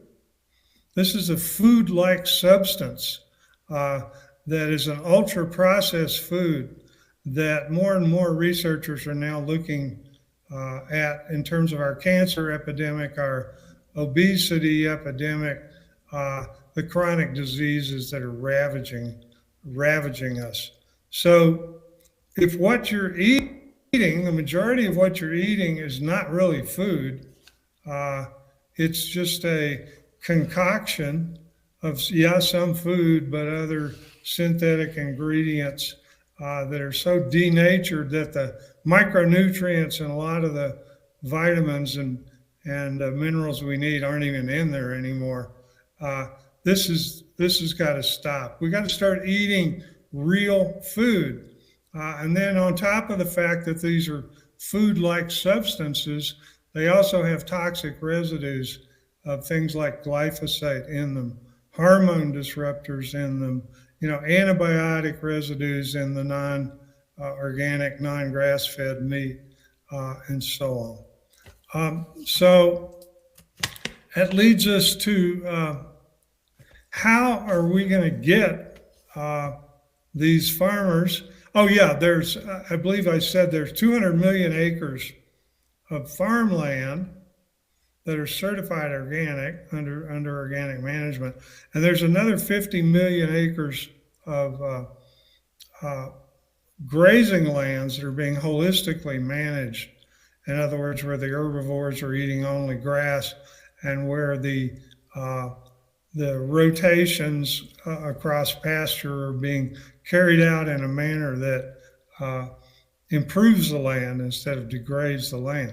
So there's a hell of a lot of land already under organic or holistic management. There's 250 million acres officially, but as we've seen, there's a heck of a lot more than that that's not certified as either grass-fed or pasture-raised or organic, because the farmers can't afford that. So what do we need to do in order to get, the overall land on the planet that we're looking at? There's 4 billion acres of cropland. There's 8 billion acres of pasture land and range land, and there's 10 billion acres of forest land. If we are going to move out of a bunch of these crises we have to put, a significant proportion of this 22 billion acres on the earth into organic and regenerative management. And we can do that with the pasture land and the cropland if we simply increase the number of certified farmers, organic farmers, and those who are farming organically, help them reach what we call organic and regenerative. That is where they are definitely not using GMOs and pesticides and toxic sludge, but they're actually improving the soil fertility, sequestering carbon, restoring the water cycle, the hydrology in the soil, that is helping the soil become more like a sponge instead of a tabletop where when it rains, it absorbs. And we want to improve the biodiversity, both in the soil and above ground. This will help everything, save the pollinators and so on and so forth. So how are we going to get a considerable number of organic farmers who are already certified to do it better? And then how are we going to get all these 60 million farmers that could be certified organic to do so? Well, first of all, we've got to rethink everything about our food. The idea is that organic food's obviously better. This is what most Americans think, but it's too expensive, so I don't buy it that often. There's no way out of this. We need to pay farmers and ranchers a fair price for what they produce. But if the price is beyond the means of most everyday people in the U.S. and the world, it's not going to be available to to the majority of people who really need it. We got 848 million people across the earth who go to bed hungry every night. And then we've got another 2 billion now who are so malnourished that they're obese, overweight, suffering from diet-related chronic disease. So we have to come up with a new notion, and I believe this notion is that we have to pay organic farmers and ranchers and land managers not just a fair price for the products they produce. We have to pay them a bonus on top of that for the environmental services that they provide. And if we don't do that, most of these, farmers who are doing things right are going to fall by the wayside. We see that in Mexico. We see it all over the place. What is the world immigration crisis? In a nutshell, it's that rural people can't make a living off their land anymore. So they're willing to do anything, including break the law, to get to the United States, or in the case of people in Africa, to get to Europe. So if we're going to solve the public health crisis, the climate crisis, the immigration crisis, the crisis of people, no longer even believing in their governments, or no longer believing in that you can make the effort to do things right.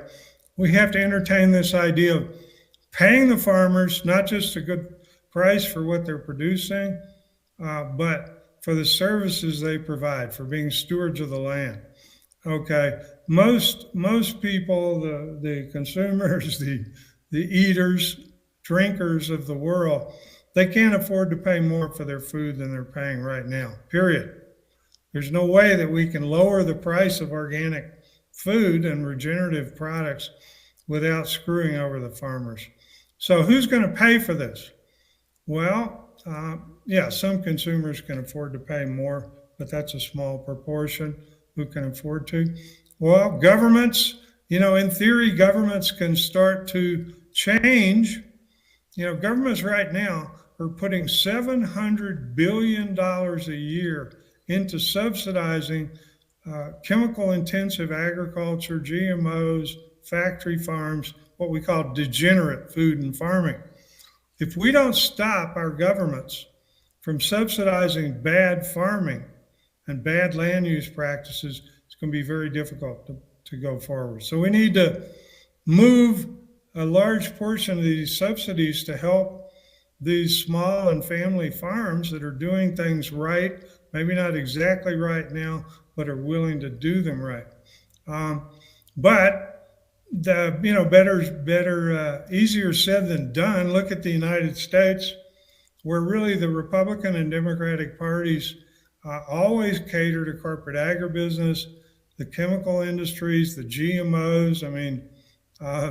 Now the gene engineers who are the vaccine profiteers. And we can't just totally depend on, we're going to turn governments around. This notion of make the polluter pay, this is not a utopian idea. Corporations now are being forced into doing their greenwashing better, you might say. They have to file these ESG, environmental social governance reports as part of their financial reporting now, or most of them are in that position. And it's all a bunch of greenwashing. The carbon credits, carbon offsets, carbon trading. This is all just greenwashing. It's coming out more and more in the independent media. This is obviously not the way to go. On the other hand, some of these corporations are starting to be sued in lawsuits for filing fraudulent ESG claims on things like carbon credits, carbon offsets, and so on and so forth. So they're getting a little bit worried about this, and I believe we need to approach them the same way. One thing OCA does, we get a significant part of our income from suing corporations for fraud, labeling fraud, and marketing fraud. And we usually always win. We win these out-of-court settlements where they have to change their labeling and their marketing, and they have to pay up to education funds for public interest organizations. Well, I think we've won every case for the last 5 years because we don't pick on corporations unless they are committing fraud. And but when you do catch them and you do find the jurisdictions where you can sue them, they always pay up because they think it's going to be more disaster to their bottom line not to pay up and so on. So I don't want to argue that the corporations in the world that control $125 trillion in financial assets are going to turn over a new leaf. But I think we got to put the pressure to them, stick it to them, and tell them, look, stop buying these bogus carbon offsets, stop doing this bogus carbon trading, we got a pool that was talked about at the climate summit in Egypt last winter, where it's called, basically paying farmers and land managers for their contributions to reducing carbon emissions and improving the environment. And so they're going to have to pay into these funds, and these funds can't be hogged by financial intermediaries, climate traders, so on and so forth. We're talking about funds where if you're paying up $100 million, $90 million have got to go to the producers on the ground and the landholders, not to the intermediaries. So I really believe that we have a chance to tap into the blood money of the polluters. I do think we have a chance, even though the governments of the world so radically misbehaved and became fascist during the COVID situation, that we got to hammer them, and get some money out of governments, get some money out of the polluters, get some money from, not 100% of the wealthy in the world. They're not all bad people. Some of them would like to invest in, a healthier, environmentally friendly, climate friendly, economically equitable system of food and farming and land use. We got to find those people, get them to make the right investments. But the knowledge of what we need to do, farmers already have this. Everything we need to learn is already out there. Farmers can teach other farmers, and we can scour the world for what we call organic and regenerative best practices. Because there's good practices, but also there's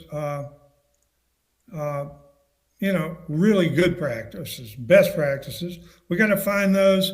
We got to scale them up, and we will solve this problem. So I think I've gone over time, so I don't have time to get into the Billion Agave project in Mexico, which is a discovery by small farmers of how you can farm organically and regeneratively in semi-arid, arid areas of the world, which is 40% of the land, using native plants like agaves and native nitrogen-fixing trees. But look that up on the internet if you're interested. And again, I want to thank Meryl and Children's Health Defense and the whole food movement for stepping up to the plate here. We can turn around this attack on food, and we can make the earth, a much better place to live. Thank you.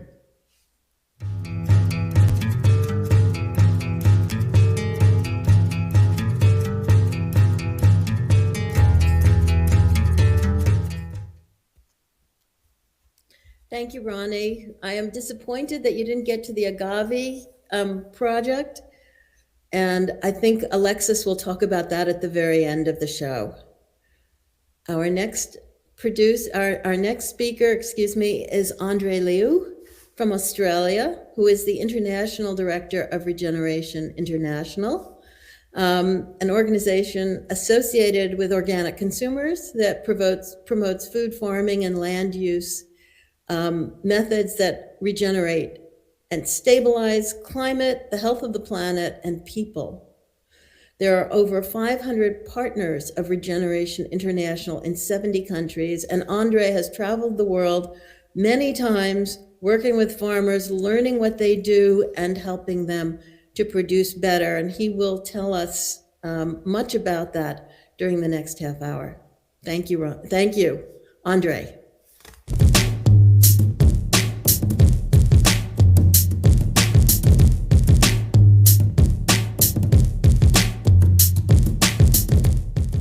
Hello, and it's a great pleasure for me to be on Children's Health Defense TV. I'm a great fan of the work that this wonderful organization is doing. My name is Andre Liu. I'm a long-term organic farmer, and I'm also the international director of Regeneration International. And today I've been asked to talk about the attack on farming, family farming, particularly organic farming, and also to show that the future in agriculture is regenerative organic farming. So next slide, please. What I want to focus on to give examples of the attacks on organic agriculture are 3 countries that I know very well. I could give examples from every continent all over the world, but due to time restrictions, I'll concentrate on 3. And this is Bhutan. It's a kingdom north of India and between China and India in the Himalayas. And next to it is a state of India called Sikkim. And below them is the country of Sri Lanka. And these are 3 countries I know very well. Bhutan, the Kingdom of Bhutan, announced a transition to becoming 100% organic at the Rio +20 United Nations Conference in Rio de Janeiro in Brazil in June 2012. I was next to the Prime Minister of the country at that event when he announced it. This is part of the Prime Minister's speech, and what he stated there is that going organic is living, he puts the word G and H, and that stands for gross national happiness. Bhutan works on gross national happiness rather than gross national product or gross domestic product. Instead of looking at the amount of money that is spent, what they're more interested in is the outcome, that the well-being of all the citizens of Bhutan, and not just the citizens, but the wider environment, the whole environment, plants and animals of the country. And they call this gross national happiness. And they see that organic agriculture fits in very much with what they're trying to achieve, rather than industrial agriculture with all its pesticides and GMOs. And essentially, they don't want a toxic agriculture that poisons its food, poisons its people, and poisons the environment. So they see that organic agriculture fits in perfectly with gross national happiness. I put these slides in to show you that I was intimately involved with Bhutan becoming a 100% organic country. You see here he's thanking myself and Dr. Vandana Shiva for the work that we have done towards Bhutan becoming 100% organic. The next slide, please. And here he acknowledges the fact that my visits to Bhutan and how I worked in training the ministry staff in organic agriculture and also in building partnerships for Bhutan with organic market access projects. After this announcement at Rio, virtually days later, the pesticide or poison cartel representatives went straight to the Kingdom of Bhutan to undermine the 100% organic proposal. So I went to Bhutan several times to counter the cartel. And I was assured each time that because the edict to go organic came from the king, it would be a priority. The king is adored in Bhutan. He is highly revered. And if he says something, they do it. And this includes the elected governments. If he comes up with a policy, the governments will do their best. So the cartel then bankrolled national and international disinformation campaigns to undermine the government on several issues, economic issues, but also the policy to go 100% organic. Consequently, a year later, Jigme Thinley's government lost the 2013 election because of this negative media campaign by the poison cartel. I then returned to Bhutan to meet with the new government, and I was assured that because the edict to go organic came from the king, it would be a priority. And the new government continued with the previous government's organic plan. And this is, a screenshot I did just last week of their website, the official government website. They call it Organic Dream of Bhutan. And it's a beautiful picture there. This is the start of the Tibetan plateau. And you're looking down over the Himalaya ranges, down eventually towards India.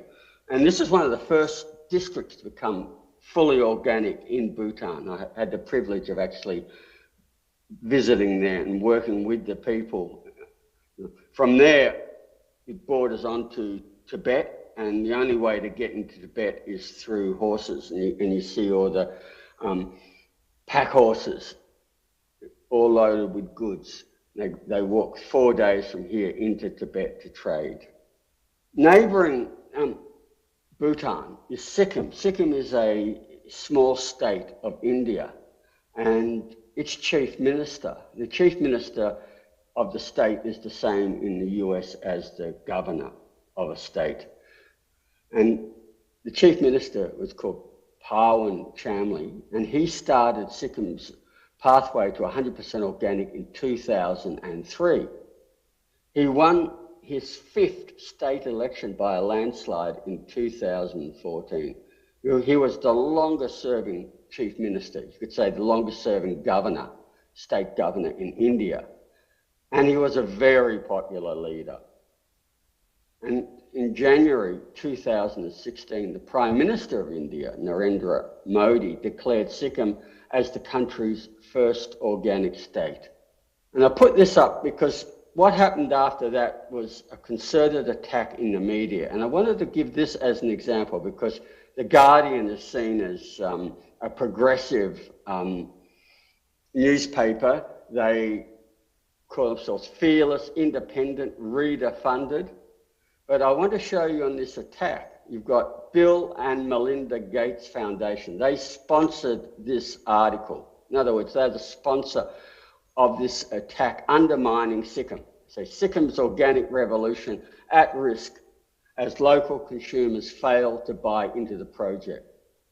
Now, I can tell you this is absolute disinformation. The local consumers were buying into it, but this was a campaign that they put a lot of money into. And this is just one example of all the media, in the Indian media, all through India, all around the world, to undermine Sikkim and organic. Consequently, the most popular and longest serving governor lost the 2019 election. And the new government actually campaigned about overturning the organic status, and they tried to do it. However, there was such strong support from farmers, consumers, and within the ag ministry. And the ag ministry is very good here. They forced the government to continue with it. And the reason why is that organic agriculture increased the health, life expectancy, and income of farmers. They did not want to go back to the dark past. And this is last week. The government now is fully embracing organic agriculture. They see it as their future. They want to, because organic gets a premium and they get a high value, it's earning money. Sikkim was losing money in agriculture. They used to import fruits and vegetables and they had a trade deficit. Now they've got a surplus and they want to bring that through to $1 billion now and expand it.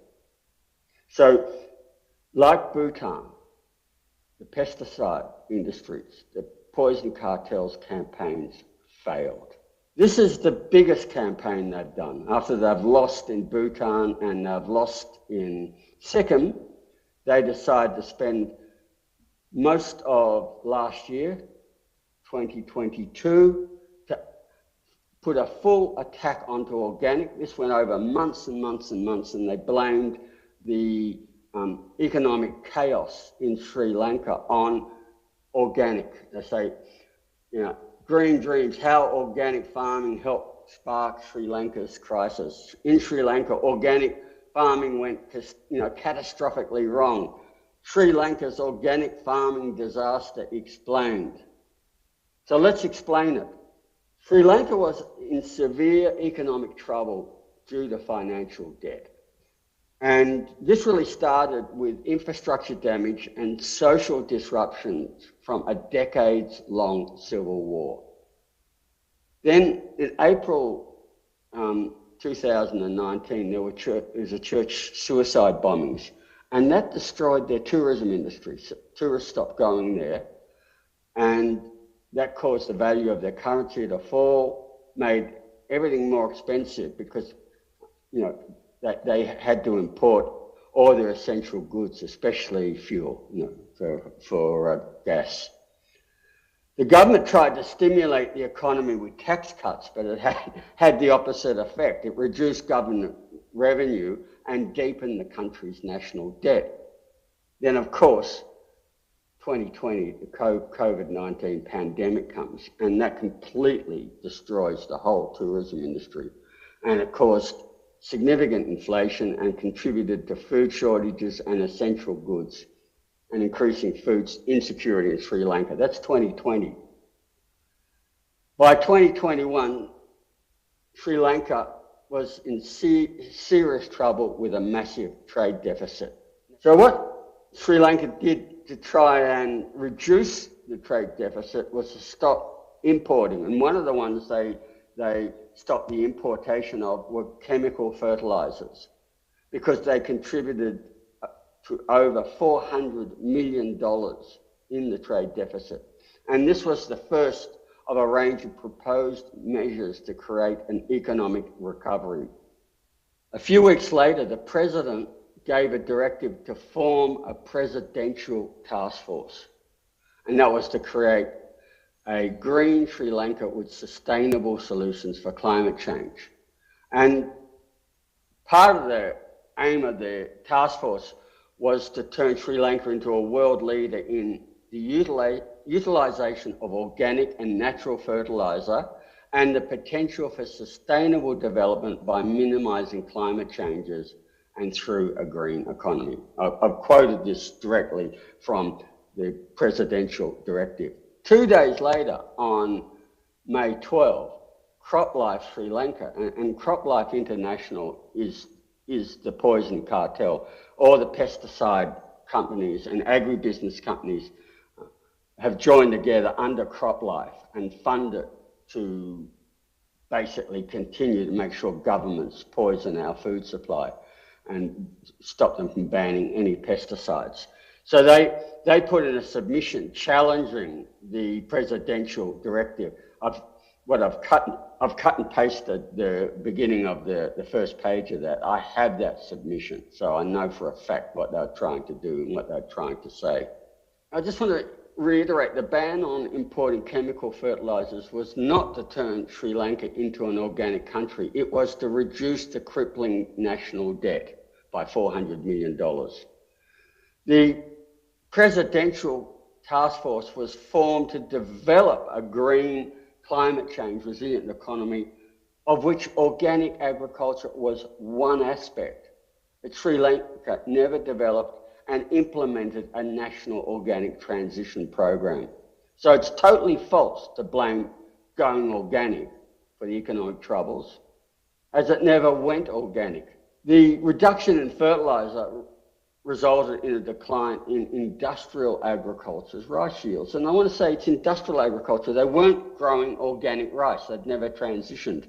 And I'll show you, if they went to organic, they would have doubled yields with the correct organic methods. But this reduction in yields was not the cause of the riots. The rice millers have oligarchies. They join together, and every year they withhold rice stocks. So they withheld the rice stocks from the main harvest season, and they created massive shortages and exploitative prices. And this is what started the riots. The rice millers holding back food. So the campaign to blame Sri Lanka's economic chaos on organic agriculture is pure misinformation based on a series of lies that's fed by a PR company to poor quality journalists who did not fact check. The People's Revolt caused the collapse of the government, with the president and several ministers fleeing the country. But now the country is still embracing organic agriculture. This is really important to show that this disinformation campaign, like the others, have failed. This is a picture from last year showing how they are training farmers in organic agriculture in Sri Lanka, and this is being expanded. So it's very important to show that in all three countries, these campaigns failed and organic agriculture is expanding and growing. This part of the presentation is to talk about the future in farming. And I want to start with looking at the current farming system, which is, we call it industrial agriculture. And this is promoted as the only way we can feed the world. You know, there's the campaign to say if we go organic, we starve. So therefore, the only way to feed the world, nourish the world, is you have to poison our food with toxic pesticides, synthetic fertilizers, and GMOs. So let's look at the facts. I have two graphs here side by side. One is from the United Nations Food and Agriculture Organization, and it's looking at the number of undernourished people, the people who don't get enough to eat. And you can see from the 1960s to the mid-1990s, that number was decreasing. It's getting lower and lower. We're getting better at feeding the world. Then suddenly in the 1990s, it goes up rapidly. More and more people are hungry. We're feeding less and less people. The next graph is the increase in genetically modified crops. And it starts at exactly the same time. If you have a look at there, 1996, 1997. That's the same as the dip in the graph. And it keeps on increasing at a steady rate. So as the amount of acres under GM crops increases, so does the number of people who do not get enough to eat increase. And the reason for this is that the GMO crops aren't there to feed people. A lot of the farms, the farm animal feed to feed, and the other bulk goes into making ethanol to feed trucks and cars. None of the go feed the hungry. It's all about commodities. So food production away from the hungry and putting it into the commodity markets. That is why the number of people going hungry is increasing. I want to give a very good example of this, and this is called the Alliance for a Green Revolution in Africa, AGRA. And that's founded by the Bill and Melinda Gates Foundations and the Rockefeller Foundations. Remember, in the previous slides, I showed how Bill and Melinda Gates Foundation sponsored the article that attacked Sikkim going organic. They launched this program in 2006, and they had the vision of doubling agricultural yields and the incomes of 30 million small-scale food producers in Africa. And they said they're going to halve both hunger and poverty in 20 African countries by 2020. Yeah, AGRA received $1 billion from Bill and Melinda Gates, also the US and UK government and German governments as well. They put $1 billion into this, and the money was spent to promote industrial agriculture to supply distant commodity markets, like I showed you with the increase in GMOs, and on getting them to grow GMOs, import synthetic pesticides and fertilizers. Next slide. So 2020, let's have a look at what they achieved. Instead of halving hunger, the situations in the 13 focus countries deteriorated. The number of people suffering from extreme hunger increased by 30% in the countries of intervention during the agri years. I've got a table below that's come from the United Nations Food and Agriculture Organization looking at the undernourished people in the world. Underneath you see Africa. And in 2005, which is just a year before AGRA started, there was 195 million people who were undernourished. In the year that 2020, when AGRA finished, there's 281 million people who are undernourished. In other words, the number increased in those years by 86 million people. That shows that the industrial system is an absolute failure. It does not work. So let's look at what does work. And 500 million farmers around the world are smallholder farmers on 5 acres or less. And most of them are traditional farmers. They are what we call organic by default.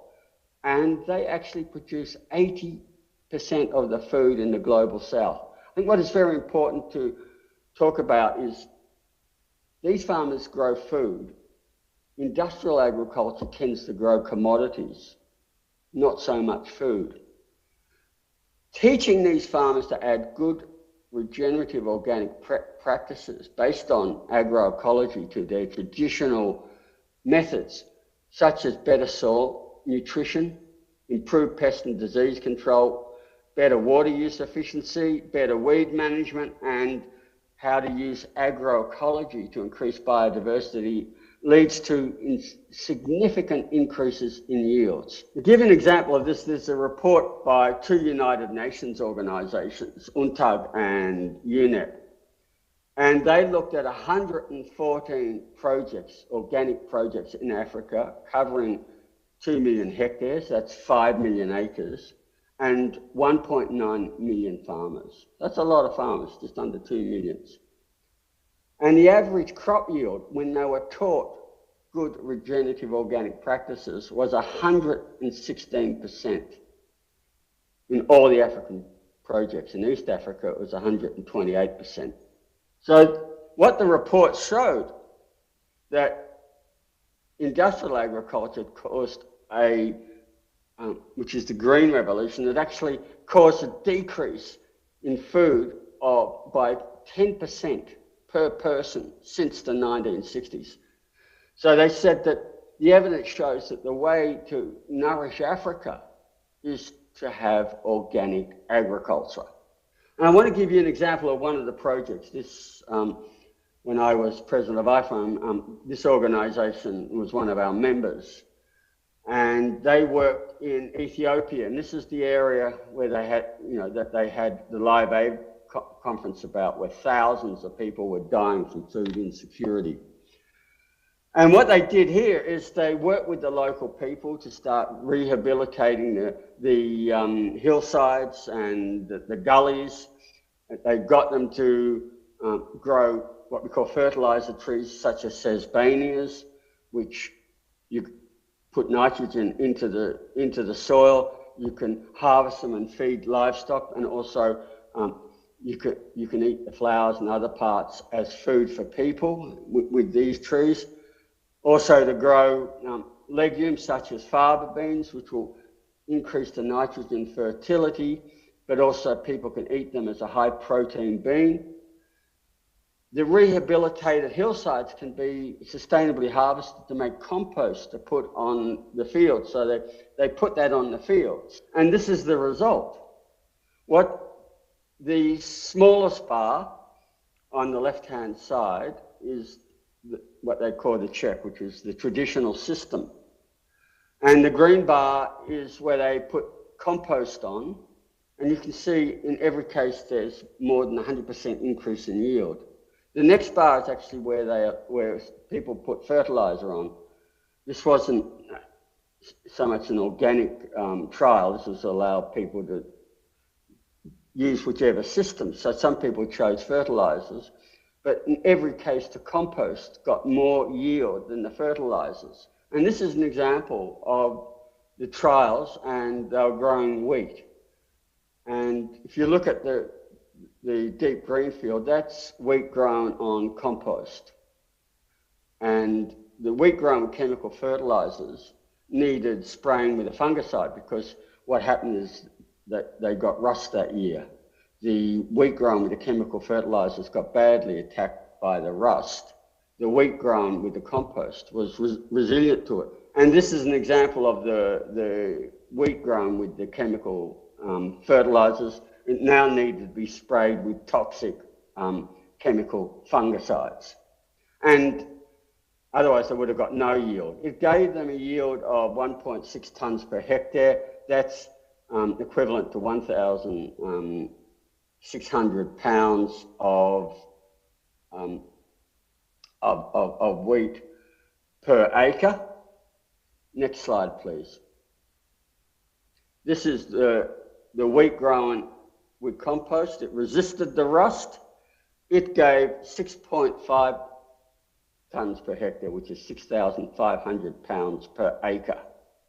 The really important thing is the fertilizer costs the farmers money. They had to borrow money for it, go into debt. Compost is an opportunity cost. It's made on farm, either nothing or very little cost. This is another example of systems that we can do where we bring in agroecology, where we bring in functional biodiversity to give us effective weed control or weed management and pest control. In this case, they bring in a legume called silverleaf desmodium. Instead of spraying it out with herbicides and killing everything, we bring in this functional biodiversity into the system, and in this case, they increase the yields by 100%, but up to 10 times the yield with these systems. And this is a way of growing rice called system of rice intensification. You can see the standard paddy rice is just a small thin one, and the rice that occurs that you can grow when you use the system of rice intensification. And you don't need to be a rocket scientist to work out which of those two rice plants will give you the highest yield. Consequently, organic SRI yields on averages around 7 tonnes of rice per hectare, that's 7,000 pounds per acre, compared to the industrial average of 3 tonnes.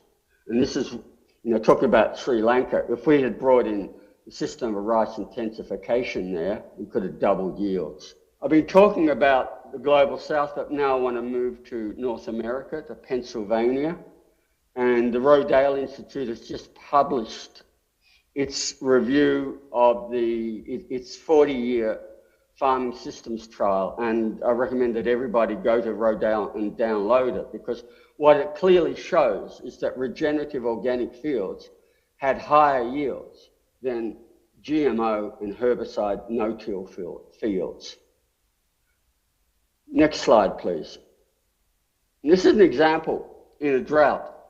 And you can see here that because the organic field has built up the amount of organic matter, it's better at capturing water and keeping it. So it yields higher in droughts. This is a scientific review of the Rodale trial, and it showed that on average, the corn yields and drought yields were 28 to 34% higher in the organic systems over the industrial agricultural systems. So I want to end on this. This is a really good book written by Dr. Vandana Shiva. And what she shows here is that she looked at fields, the total nutrition from fields, not just measuring yield per acre, but looking at, all the minerals and vitamins that you can get. And what she found is that highly diverse smallholder regenerative organic agriculture produces more nutrients, vital nutrients per acre than industrial monocultures. And she showed very clearly that converting India's agriculture to these highly diverse regenerative or organic agriculture systems, you would be able to feed 2 times India's population. So I want to end on this and to say that local regenerative organic systems nourish the world, because the majority of farmers are smallholders on 5 acres or less. They produce 80% of the food of the global south. And if we train them in regenerative organic agriculture based on the science of agroecology, we can dramatically increase yields. On the other hand, 75 years of industrial agriculture with toxic synthetic pesticides, fertilizers and GMOs supplying distant commodity markets have failed. The amount of hungry people, malnourished people, is increasing all the time. So we need to refocus on regenerative organic agriculture. And this is the evidence-based way to end food security and nourish the world. So thank you.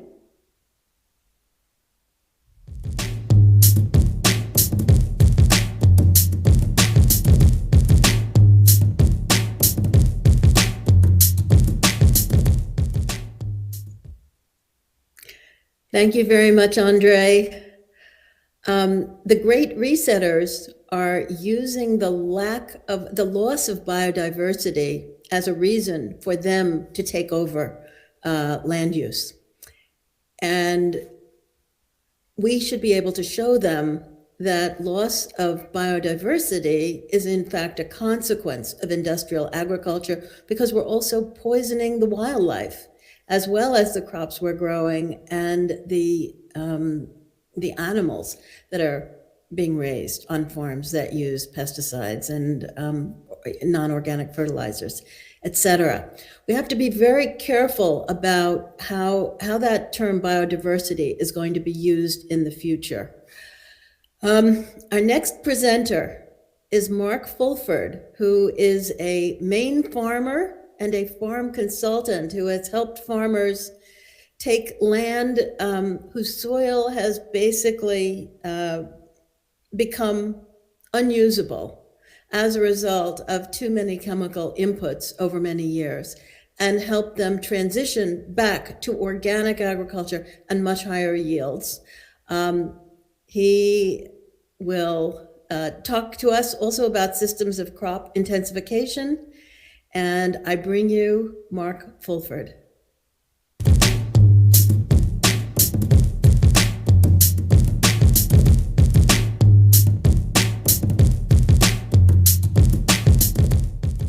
Good afternoon, Meryl. Thank you very much for inviting me to join this cadre of characters. And I'm really pleased to be able to talk about food sovereignty as a major focus in my part in this whole process of all of the rest of you speakers. And instead of focusing on why we're in such a predicament, I'd like to offer as many solutions as possible at ground level. And even though this is not a long opportunity to do that, we can focus in on the fact that food sovereignty is all about creating an ecosystem in which people aren't outside of it, but step directly into a relationship with the soil, the nature of plants and animals, and try to bring as close into their physical realm, or realm of reach. And so today, some of my information, it may sound a little scattered at first, but I'm going to talk about soil systems, reading the landscape. There's a lot of ways that we can do that. Bees and all pollinators, in fact, the incredible importance of maintaining an insect system in our ecosystem as farmers and gardeners, and on a really large scale. And I'd also like to talk quite a bit about SRI, which is a basically system of rice intensification, which is a process. It's not a technology.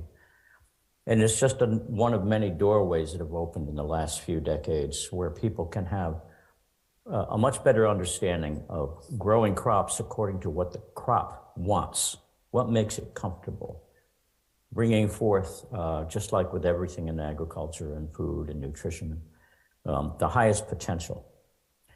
And in a lot of cases, the potential is about providing, shall we say, a buffet of circumstances that the farmer and the gardener can put together so that all the players, whether we value them directly or not, can participate to their highest possible good or their structure or their mission in life. And we as humans have our own ideas about what we think we're going to be doing, but most of the plants and animals and insects, they already got that figured out. They're hardwired. They go through life noticing and sensing their environment with great clarity. They don't make a lot of mistakes on where they're going to find their food, their comfort, their mate, or whatever. And as humans, we tend to overthink that a little bit. So why don't I start with soils, farms, and landscapes. In my consulting work for other farms, which is born out of my need to get answers for my own farm, and not having found good answers locally in the traditional channels, universities or extension agents, and probably the worst are like fertilizer and equipment dealers. They're not a good place to get accurate, unbiased information. And then, of course, gardeners and farmers are, in this program, we're trying to help people become food sovereign. Even if you've never grown a garden or participated in the farm system before, it's getting to be really critical that we do. In a lot of our neighborhoods, we have people farming within reach of households that don't even have a garden plot, but people can go and present their case and be members of, say, a CSA, Community Supported Agriculture, or any variation of that, farmers markets or whatever. But the most important thing is to know who is growing your food, know what their practices are. If you think that their practices could be improved and you have the ways and means to provide a little assistance with that, maybe labor, cash course is wonderful, but at least get to know it and self-educate. It's, we're still hovering around that condition in this country where less than 2% of the people who are eating, that's everybody, really is fully aware, even partly aware of where their food comes from. And a lot of people don't even know what the plant looks like. And this is like a huge disconnect that has sprung up ever since, say, I'm going to say it began in the 20s, 30s, 40s, and it went wildly out of control by the time World War II ended, where agriculture was separated from most of the social consciousness. And when that happened, corporations also took over our knowledge base about how food is grown, and we took a lot of things for granted. And we're in an age now where we can't take this for granted anymore because we see how quickly it went off the road. So in this work, a lot of people are asking for answers. They're looking for answers. They've maybe tried a lot of avenues like doing soil tests. We'll start with that. I have to remember that a soil test is just a piece of paper. Plants and animals don't read our books. They don't go to our schools. They don't have any concept of what people are all about. But if we make them comfortable on their terms, things work out pretty good. So a soil test, for example, is like a snapshot that the chemistry world has given us a so-called tool. But it was designed to satisfy and please fertilizer and pesticide dealers and corporations.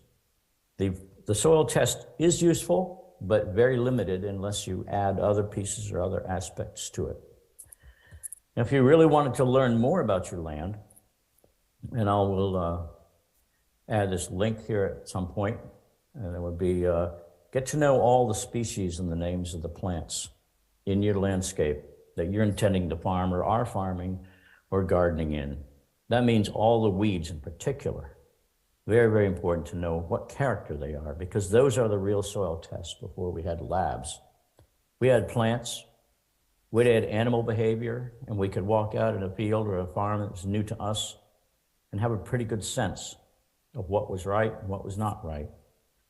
And it's not the case that we can always go to a landscape and just insert or superimpose our intentions or will on that landscape and have great results, because sometimes nature's rhythm or frequency for that piece of land is much different than our intention. And so the farmers and gardeners who, especially the farmers, enter a landscape with a little bit too much hubris, they get into trouble. And nature keeps on knocking them down with one problem after another because we're not listening. It's much easier to listen when you're a gardener. You're not in the tractor, you're not in the truck, you're on your feet. You're down close to the ground. You can taste things, smell things, see things. If you have kids in your life, they can be even sharper eyes than ours because they notice stuff that adults sometimes don't. This is part of the ecosystem where the family and the farmer become a part of their landscape every day. In fact, and it's often been said to me by mentors a lot older than I am, that the farmer's footsteps are the best fertilizer for the field. And I took that to heart a long time ago and found it to be very true.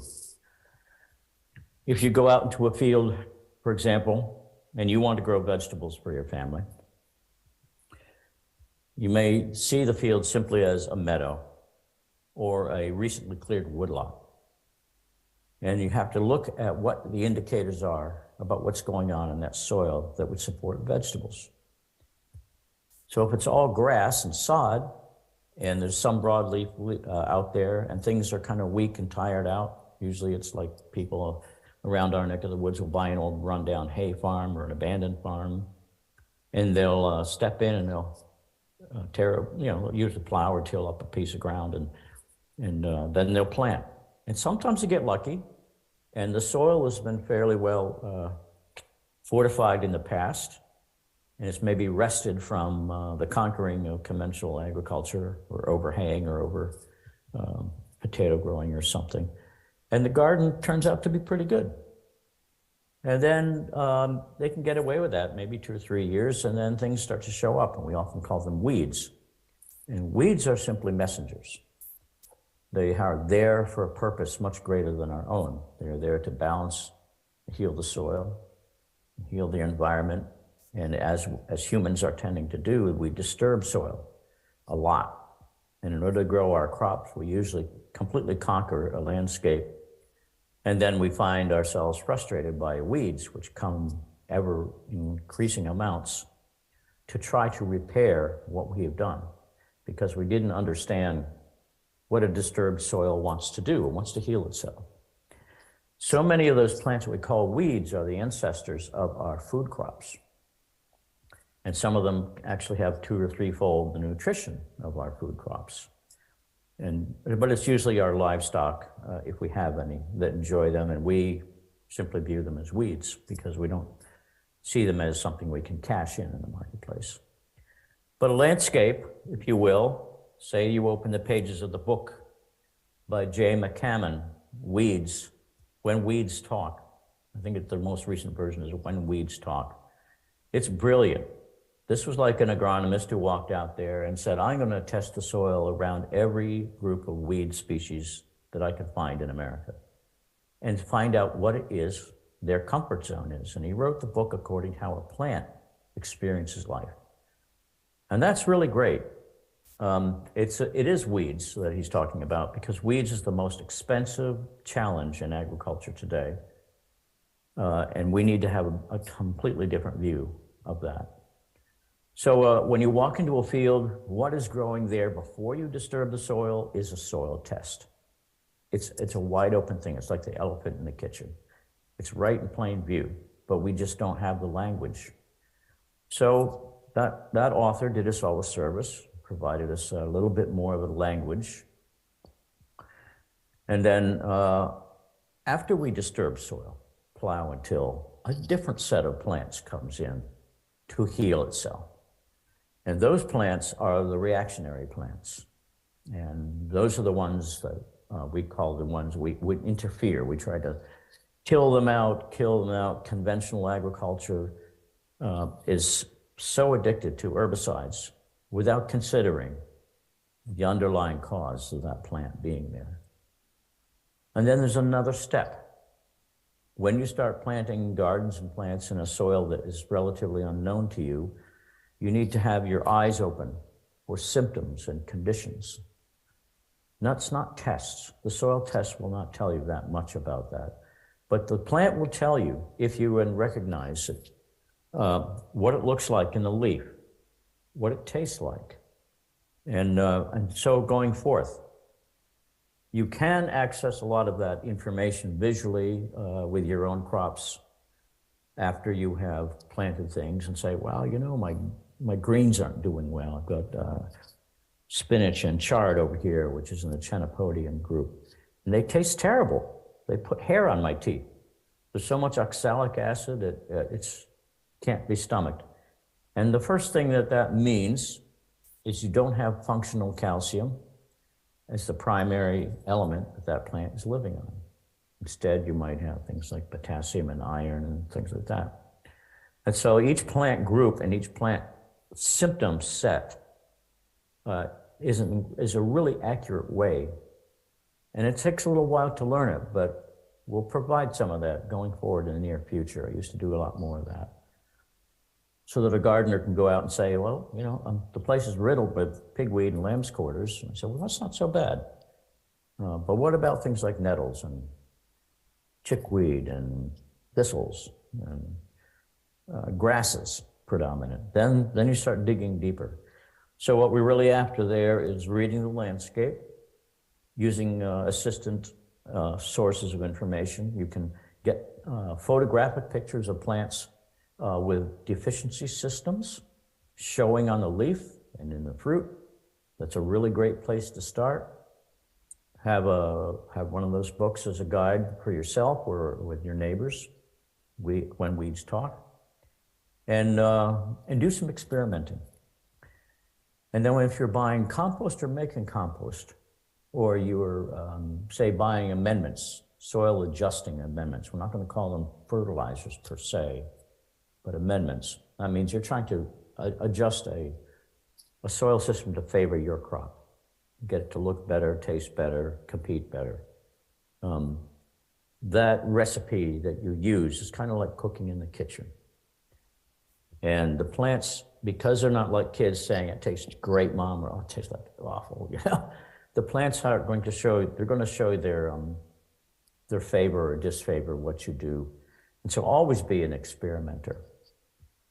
This would also include being very wary, not to just go out to the typical hardware store or maybe worse, Target, Walmart, whatever, Home Depot, and just willy-nilly buy bags of fertilizers or amendments or mulches and put them on and expect a miracle to happen.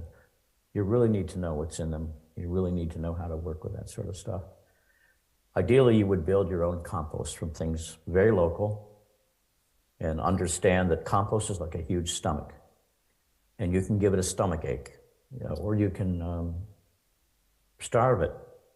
You can dehydrate it. Think of it as a living being. And you're going to use that compost of greens and browns and waste materials and preferably build it in the shade, deep shade of hardwood trees, so that it doesn't dehydrate and it's exposed to a far greater range of microorganisms that can inhabit it. It doesn't need to be turned relentlessly to heat up. It might be better where gardeners have kept it cool so there was more fungal activity. Fungi in your soil is a lot like the soil internet. That's the intelligence part of the soil that links different plant species amongst each other as a community. And they also provide a relationship for the plant where the plant, it has the fungi, mycorrhizae, whether it's associated directly or indirectly, do the plant's bidding to reach water and elements and break down substances the plants sometimes can't access for themselves. You have to remember that plants can't get up and move and walk away when things get uncomfortable. And as farmers, we often make things really uncomfortable for plants, or we make them into addicts of conventional fertilizers and soluble things that ultimately just equal poor quality food. So while we're talking about that, the addiction of fertilizers applied to landscapes that are somewhat misunderstood, then we need to talk about what else is going on. Whatever's happening in the soil is going to put out a signal, because the soil is potentially a very high living, somewhat sentient organism, very complicated, but much like our human bodies. So if a plant is in distress and it's got a malnutrition problem that we may have created, or we may have simply placed it in an unfavorable position, the insects will be some of the first organisms to understand that the plant's out of whack, and the bees, for example, honeybees, won't come to that plant as a preference for nectar, because they live a very short, high-strung life that depends on very balanced nutrition, and their lifespan is 4 to 6 weeks or so. And then we can broaden that bee topic out to all the other beneficial insects. So along with all the honeybees, which we value economically for pollinating and for honey and honeycomb and propolis, we have all these other insects out there that our crops depend on that we don't value directly. And that is this massive, shall we say, a crowd, almost uncountable in numbers on a relatively healthy acre of land, especially if the crops are diverse. There's edges of woodland and meadows and grasses and your gardens. And we need bees that not only consume nectar, but they also are carnivores, like the beneficial wasps and flies that prey upon all sorts of other insects that usually are attracted to destroying our crops because they would like to eat too. And sometimes the crop consumers really get ahead of us, and we've perhaps interrupted the balance. So creating habitat for all the insects, not just honeybees, is critically important.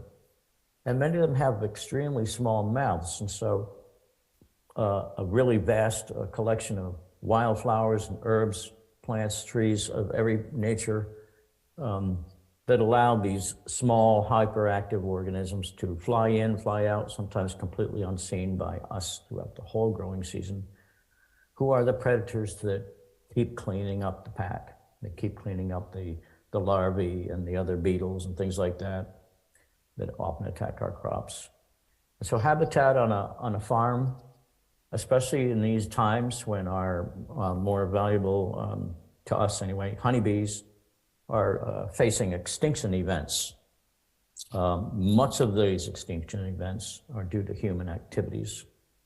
And we could take a deep dive into bees at some time, but we could cleanly say chemicals in the environment that are man-made and loss of habitat are kind of the primary reasons why our beneficial insect populations have been devastated.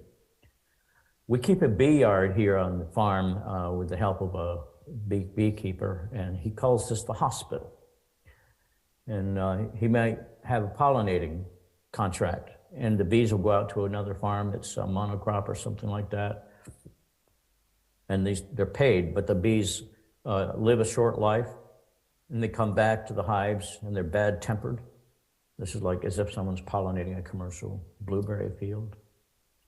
And so they come back, and he gives them a couple of generations or a whole year to rebuild their strength, if possible, in a place where we keep a habitat. We intentionally plant very diverse cover crops. We keep an unmowed meadow.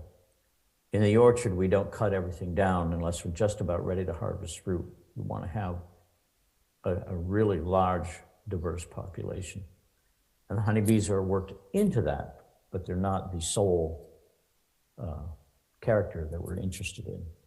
If I had no honeybees, I would still get good pollinating and fairly good insect control because of habitat. If I take away habitat, it's going to cost me a lot more effort to raise these crops.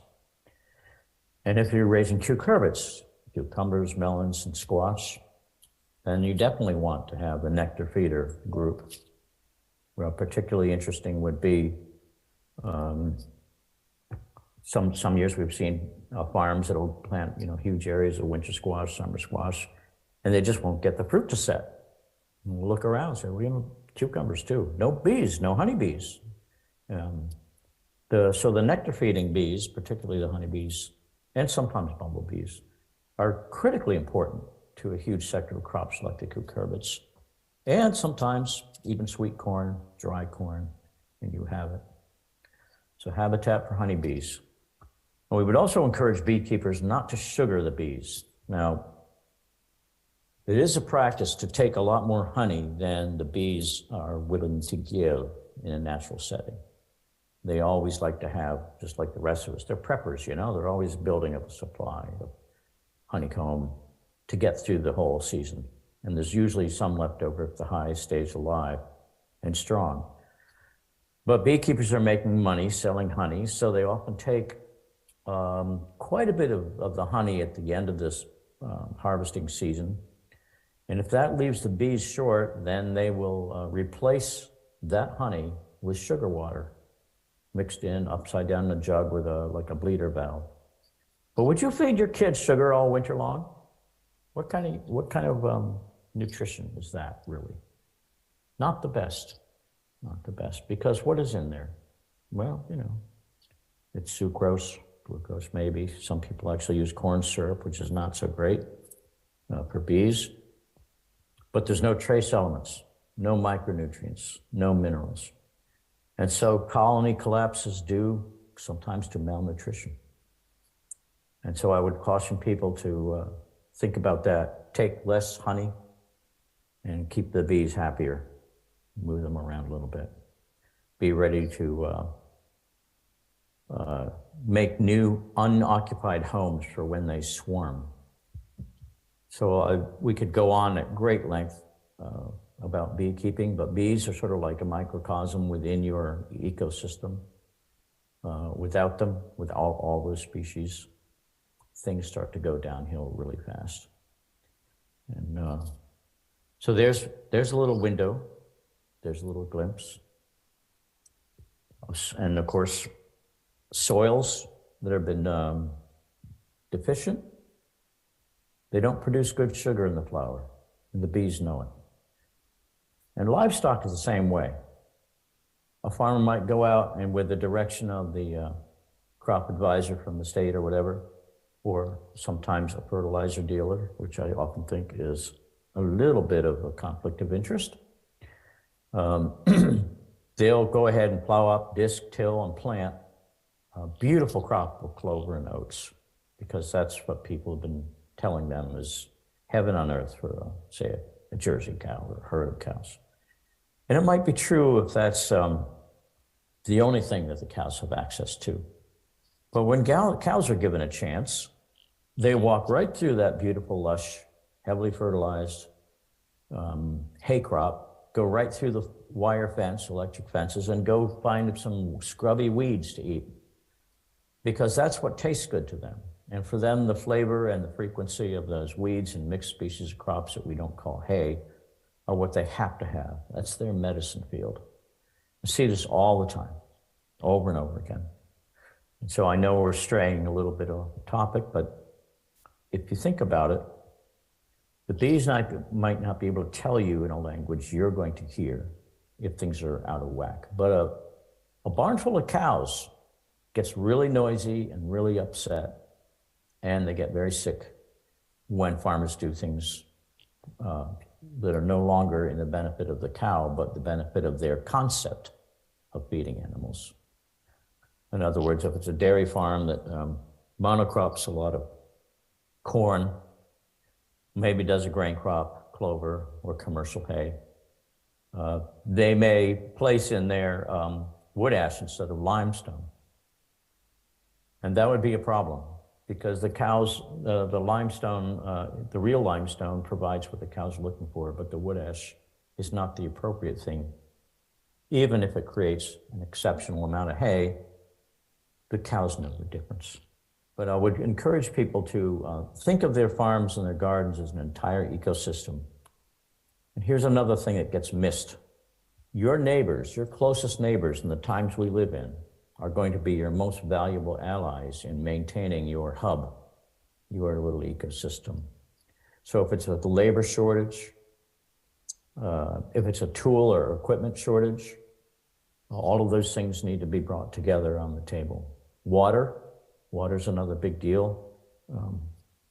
We provide water for several households with one well. Hopefully that'll be something that comes solar, so we're not dependent on the power company to produce fresh, clean water. And I would say that communities need to act a lot more like they did in the 20s, 30s, and then even previous to the 1900s. They were interreliant in a very small region. So that human agricultural ecosystem was food sovereignty. Yeah, a good example of food sovereignty in action is if you open up your refrigerator and do like a fearless moral inventory of everything that you're buying and purchasing, you can pretty much boil it down to there's not that much in your refrigerator that came from nearby. And you may be forced to change that in the near future. And in the pantry, you might have bread, you might have beans, you might have all these things. These are the dry commodity goods. And not that many people, even though they grow gardens, go into the world of dry commodity goods. Grains sort of is in that territory. So long ago, we jumped into the grain thing and realized this is a very steep learning curve. And it's very hard in the Western world to find tools and grain equipment because of all the extra steps required. For example, compared to, say, a wet root crop like potatoes, with grains, anybody can plant them. How many people have the tools and equipment to harvest it? That's the first thing that stops people. And then it needs to be cleaned and dried and cleaned again, usually twice. And then it has to be stored in a hermetic condition so that insects and molds, beetles, they can't get into that. And then there's the milling part. But these are things that everybody eats. And these are things that need to be part of a food sovereign community. And so we've worked quite a long time with people in other countries and domestically to access or create small-scale grain equipment and hubs so that we can round out that local food system and start covering the bases. We even have seen where people have pulled it together to have oil presses. And it is always important to consider that we're not just talking about vegetarian eating or vegan eating, but also people who like a full diet and like to work with livestock. I always remember Joel Salatin telling us, he said, if you're going to raise livestock, make their lives a real pleasure for them. And every day should be a good day except the last.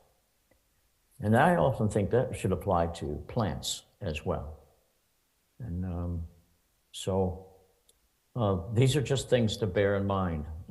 I think to put this down to a narrow framework, do learn to raise bees or cooperate with people who do.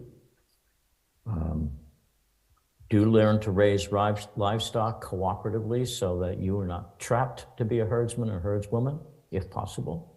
That's where the community sovereignty comes into place. If you need to process dairy products and meats and grains, figure out all the infrastructure required and try to set it up in a small and efficient, hands-on way, and count on your neighbors who are going to be consuming this stuff as part of your labor pool. If there is infrastructure, which is always infrastructure problems, try to solve the infrastructure problems as locally as possible. So with farms that have their minds to all of this, they wouldn't be caught dead without a generator, for example. They often are now installing alternative ways to do their field work. The really smart ones are no longer using tillage and herbicide, by the way. They're learning to plant crops, one crop right in on top of another as a constantly rotating wave, which is kind of like how nature does things. One plant will start to go to seed, another set of plants that was seeded by nature months before takes advantage of the senescence of the first crop I mentioned, and you have a wave, a constantly regenerating wave. And that's like going out into a hayfield and seeing what organisms and plants are present every week of the year and how they slowly wave in sequence. And we're learning to grow grains like that now. We actually have perennial wheat, which we've never had before, to my knowledge, on this planet up until recently. Now people are working on perennial rice. And a perennial landscape is wonderful because it's not so mechanized. Imagine planting, you plant an orchard once in maybe 35, 40, 50 years. You lose some trees along the way. You plant with something else in the space in between. Or you co-plant, even better yet. So mix up your vegetables, row crops, grains, legumes, forage for animals, and tree fruits in a much more wild edge-type pattern so that you can benefit from all the things that nature does to help protect its own interests. On the last note, I would say, do look up sririce.org. There's several websites, and it'll let you, give you an entire glimpse into a different universe of fewer plants, more space, more diversity, less outside fertilizer, less water, has created record yields for the poorest of people. And that same system of rice intensification we brought home and have used it on all the crops on our home farm to great success. So that I want to leave that with you at that point, and we'll work it with that. Thank you for listening.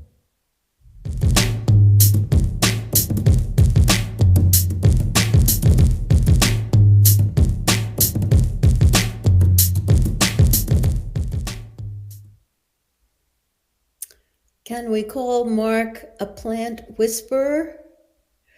I am dying to see what he has coaxed out of the soil. As my friend Sam May tells me, he can make amazing things grow on his farm. Our next speaker is Bonnie Mallard, who is a professor of immunology at the University of Guelph in Canada. And she works on preventive approaches to improve animal health that are sustainable and enhance the well-being of both the livestock and the humans. Thank you, Bonnie.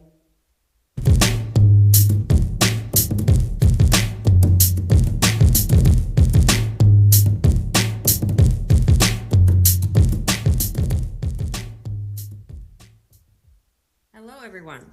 My name is Dr. Bonnie Mallard, and I'm going to talk to you today about the new era of veterinary vaccines. And we'll also discuss some alternative strategies to ensure livestock health and promote food security. So let me get the slideshow going,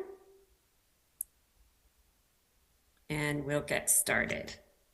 Okay, so just a little bit of background. I've been a research and teaching professor in the area of immunology and immunogenetics for the last 30 years in the Department of Pathobiology at the University of Guelph in Guelph, Canada.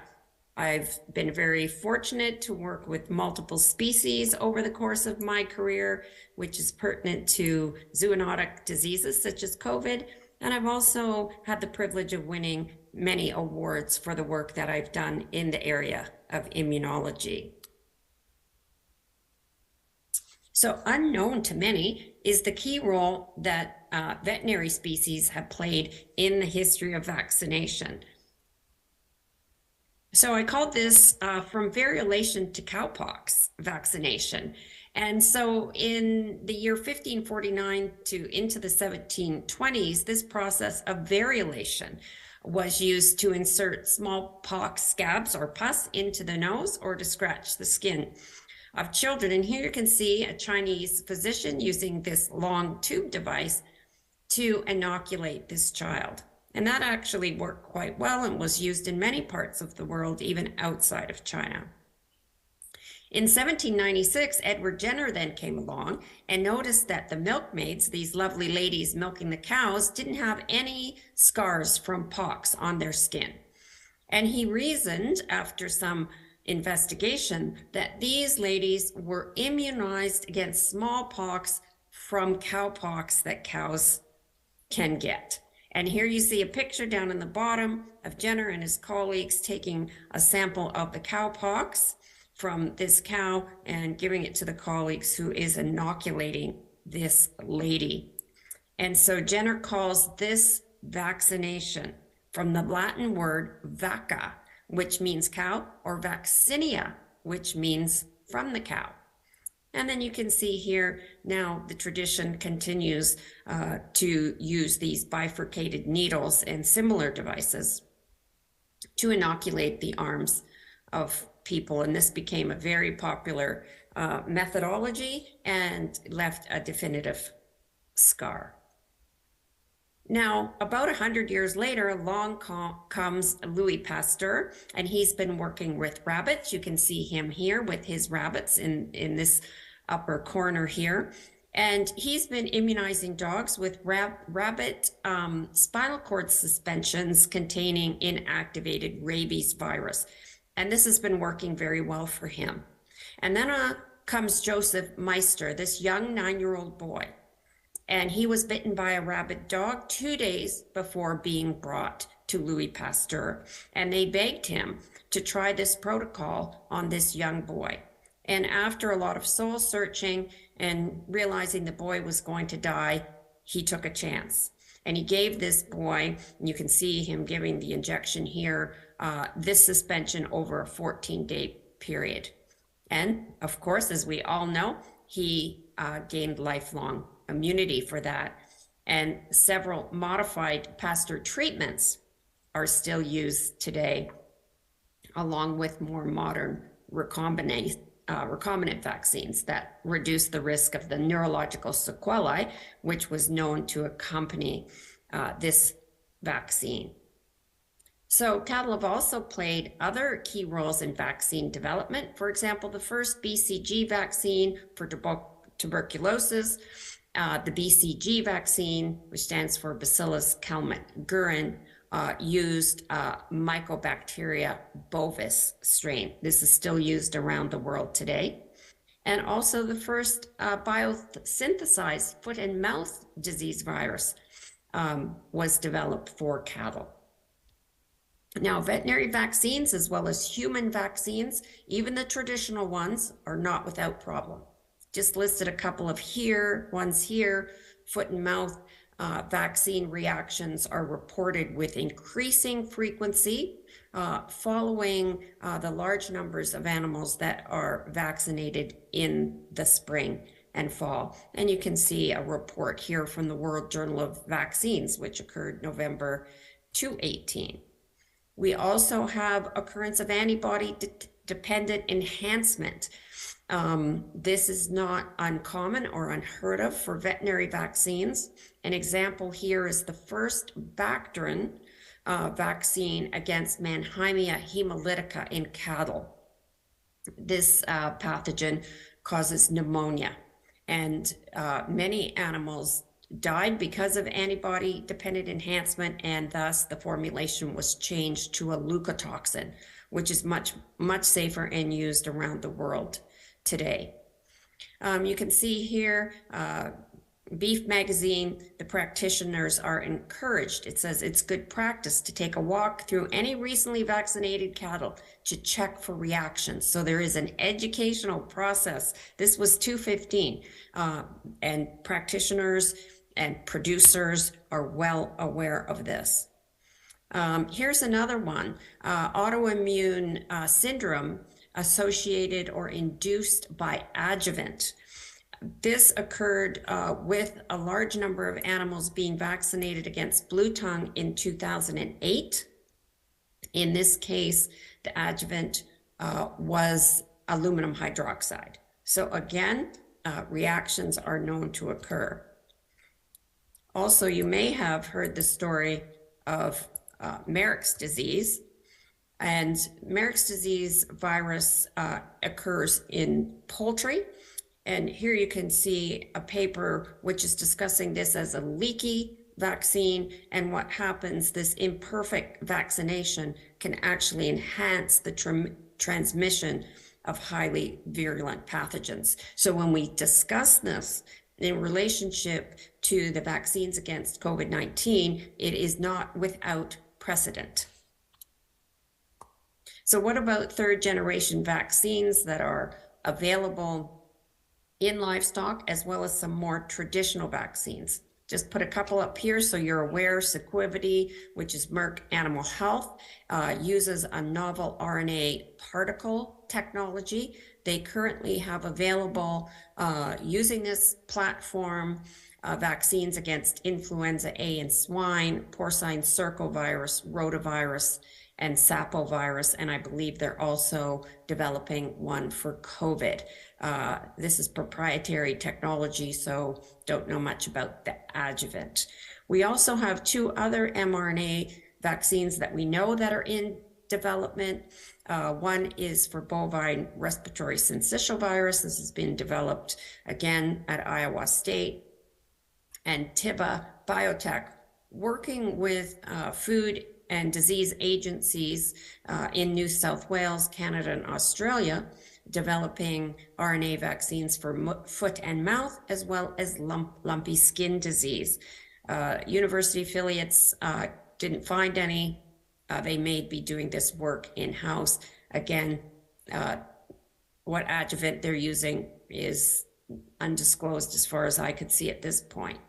Now, there are 2 more traditional vaccines available for COVID-19 in animals. This first one is for the black-footed ferret.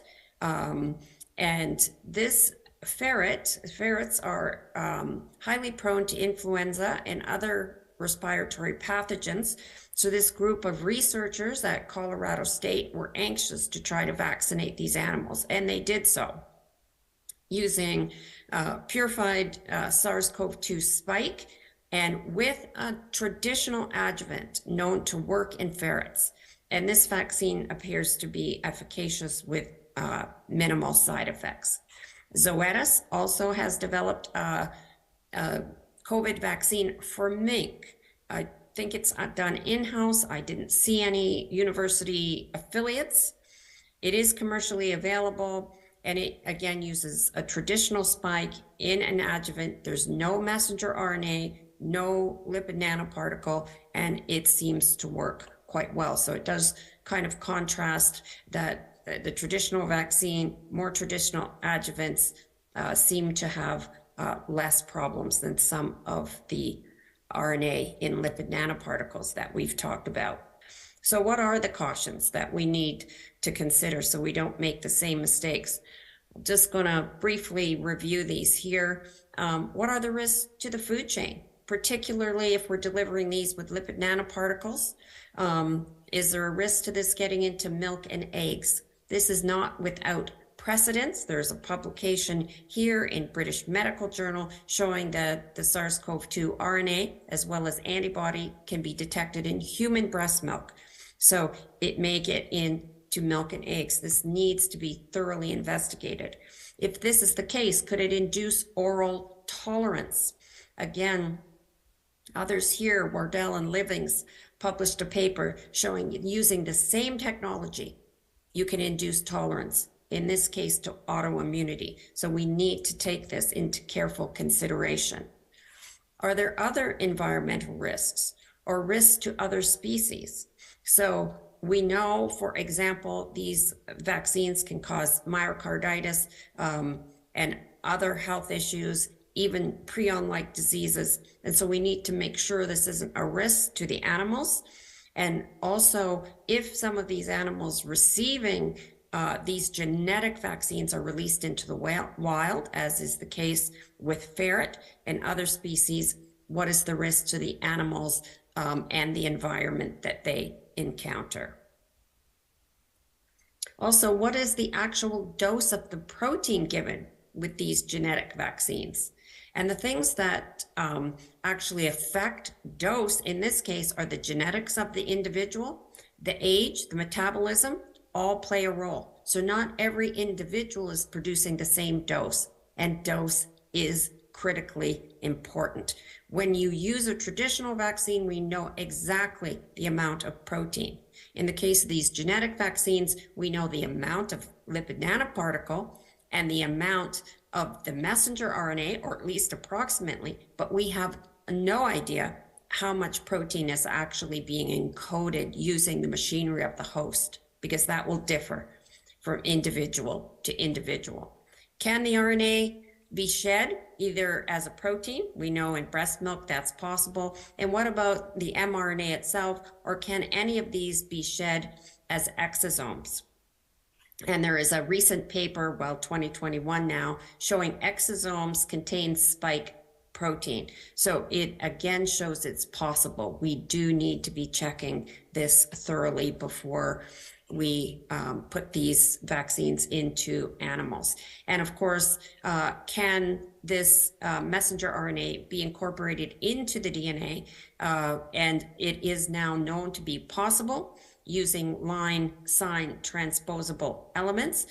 This was published in quite a controversial paper by Alden et al. Showing intracellular reverse transcription in a liver cell line, but it does show it's possible. Now there's a preprint paper by Satter et al. Showing spike mRNA and S protein can co-translocate to the nucleus, again indicating this is possible and needs thorough investigation. Two other quick things that differentiate human vaccines from veterinary vaccines. And the first is with human vaccines, anyone can go onto the clinicaltrial.gov website and find out what vaccines are in the pipeline. There's no such database for animal health or veterinary vaccines. Instead, here we need to rely on press releases or conference proceedings. And so I am encouraging the veterinary profession indeed to make an equivalent website for veterinary vaccines. Again, the public can report any adverse vaccine events through various reporting systems that are commonplace in most countries, but there is no VAERS equivalent for veterinarians, producers, or pet owners to report adverse events. I think this is paramount to introduce these two things so that veterinary vaccines can be much safer and the information much more transparent for the public to see. What about a couple of alternative strategies in the last couple of minutes that I want to touch on? The first is natural breeding systems for enhanced immunity. An example here is the high immune response technology. This is marketed in over 80 countries around the world under the trade name Immunity Plus. This was developed by myself and other colleagues at the University of Guelph to identify animals which have the most robust and balanced immune systems, and to identify the genes responsible for that, so that animals could be bred, the high immune responders to the high, passing those beneficial genes on to future generations. It's a non-GMO technology. I was very conscious of the fact that consumers did not want GMO in the food chain. I think that has not changed. Natural feeding systems for health. Just given the example here of nutraceuticals or immunoceuticals, things like vitamin D, N-acetylcysteine, and zinc. This is the immunoceutical pyramid. You can read more about this in a paper published by our group. First author is Tao et al.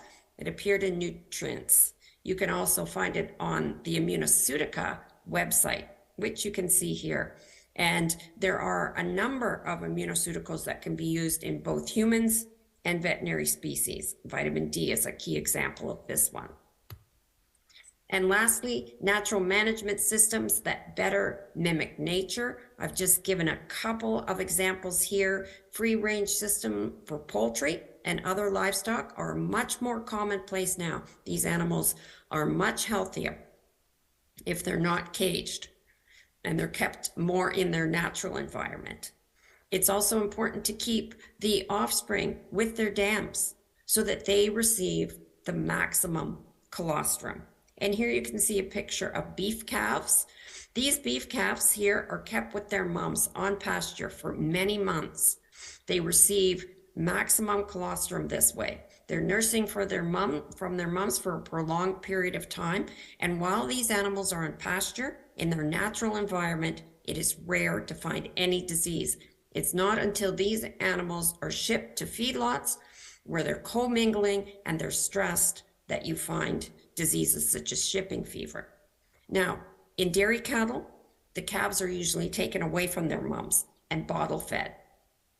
But dairy producers are starting to think more about this, more about keeping the calves with their moms so that they receive that natural, wholesome colostrum.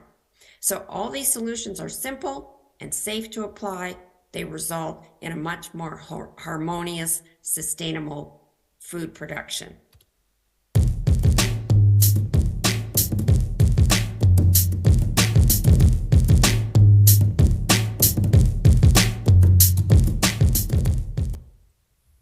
Thank you very much, Bonnie, for that. I hope everybody noticed, it went by very quickly, that millions of sheep were damaged by a bad blue tongue vaccine.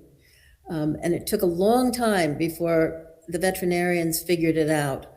So we can't let that happen in livestock or in people. We have to test the vaccines and look for long-term consequences.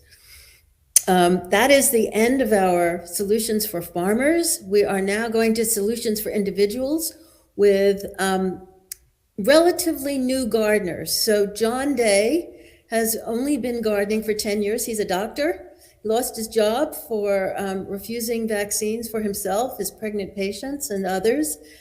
And he smoothly transitioned to becoming a home builder and a super gardener, and expanded his gardens. And he will tell you about the trials and tribulations and the wonderful results that he's obtained.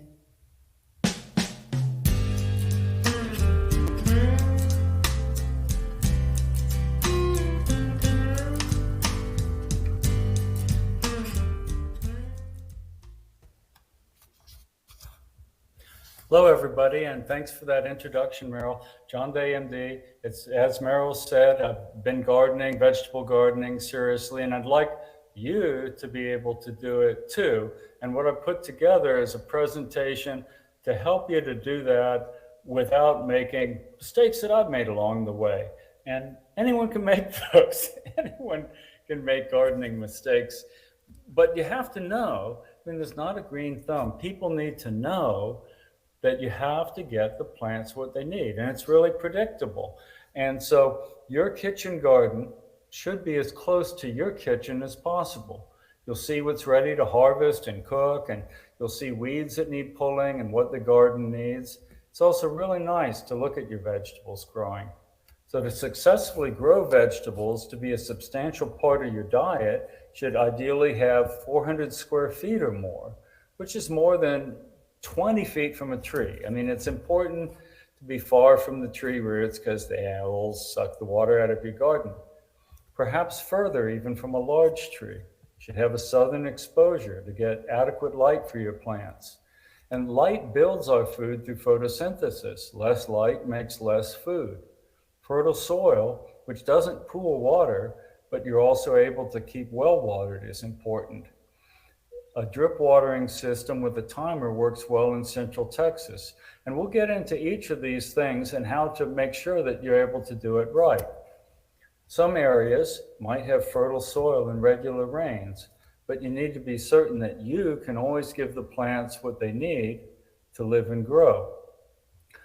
If you're considering the sun exposure of another site that's not close to your home, you can look at Google Maps and pick the overhead view with overlay, which will show you the north at the top of the screen, south at the bottom, trees, houses. And this can be a big time saver because you can say, well, this place might work. It has a good southern exposure and no big trees, or that place won't work. your house might not have a south-facing open area without nearby trees. You might not. Some people will choose to build raised beds to avoid tree roots. But tree roots seeking water will find their way into the beds unless there's a thick, unpunctured, waterproof layer. And these layers are easily punctured when you're working the garden soil. So just things to keep in mind. Some places may have community gardens. There might be a waiting list. There might not be good access to water at the community garden. And it's also much more of a chore to travel to a garden that you don't see. It's really a kind of a difficult way to start. Having it close to you is a good way to start, because out of sight, out of mind. So in the past, allotments, victory gardens, or dachas in Russia have been a big support to people who were, basically dying young of not having enough nutrition or being marginal on that, or just having, carbohydrates and fats or something. So when hard times and for food security, having your own vegetable garden and already knowing how to work it is really, really helpful. You might have a neighbor who has a good location for a garden who'd like to garden with you there, but be careful because territorial and food allocation disputes can easily arise, especially if you've not already cooperated closely with that person on projects. Now, your area, wherever it is, probably had agriculture before it had a city. You might be able to locate an old USDA soil survey from a century or more ago, which detailed what crops people readily grew without irrigation. I found this, and there's a link for it, for Lavaca County, Texas, from 1905. And it's a detailed view of post-Civil War agriculture.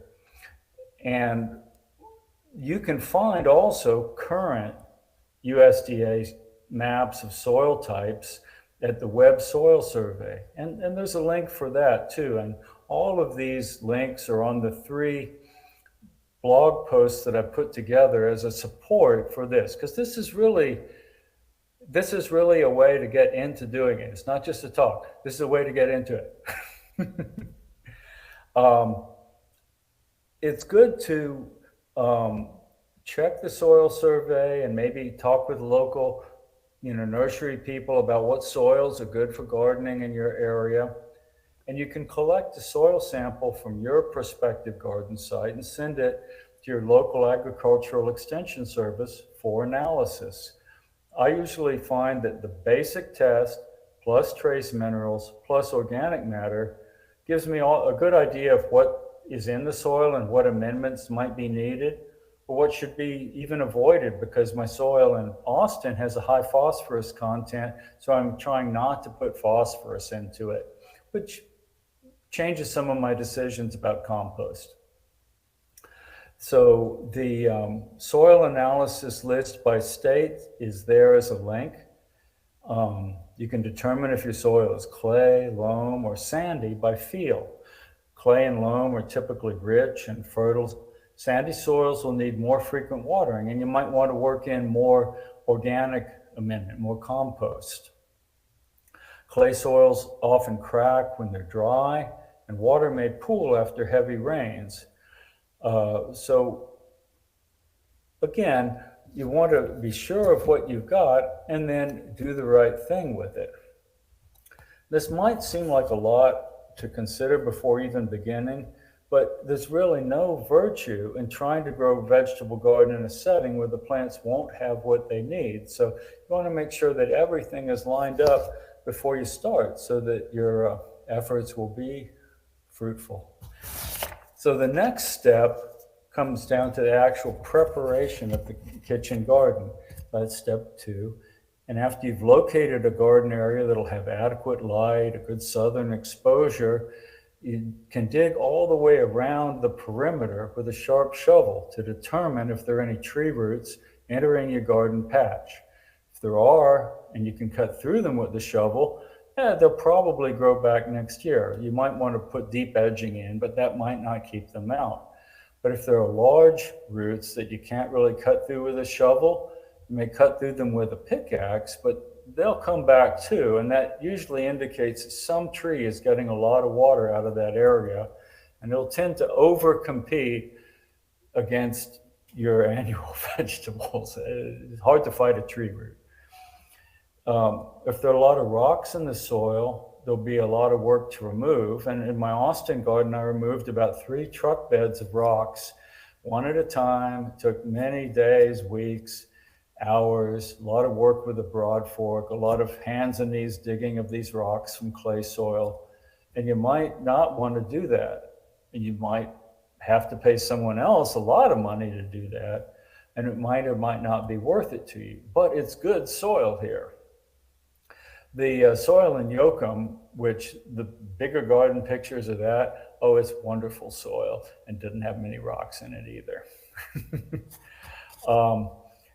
So dense clay soils may benefit from working in some sand as an amendment. Sandy soils will generally benefit from working in rich compost, and they'll need regular watering since they don't retain water.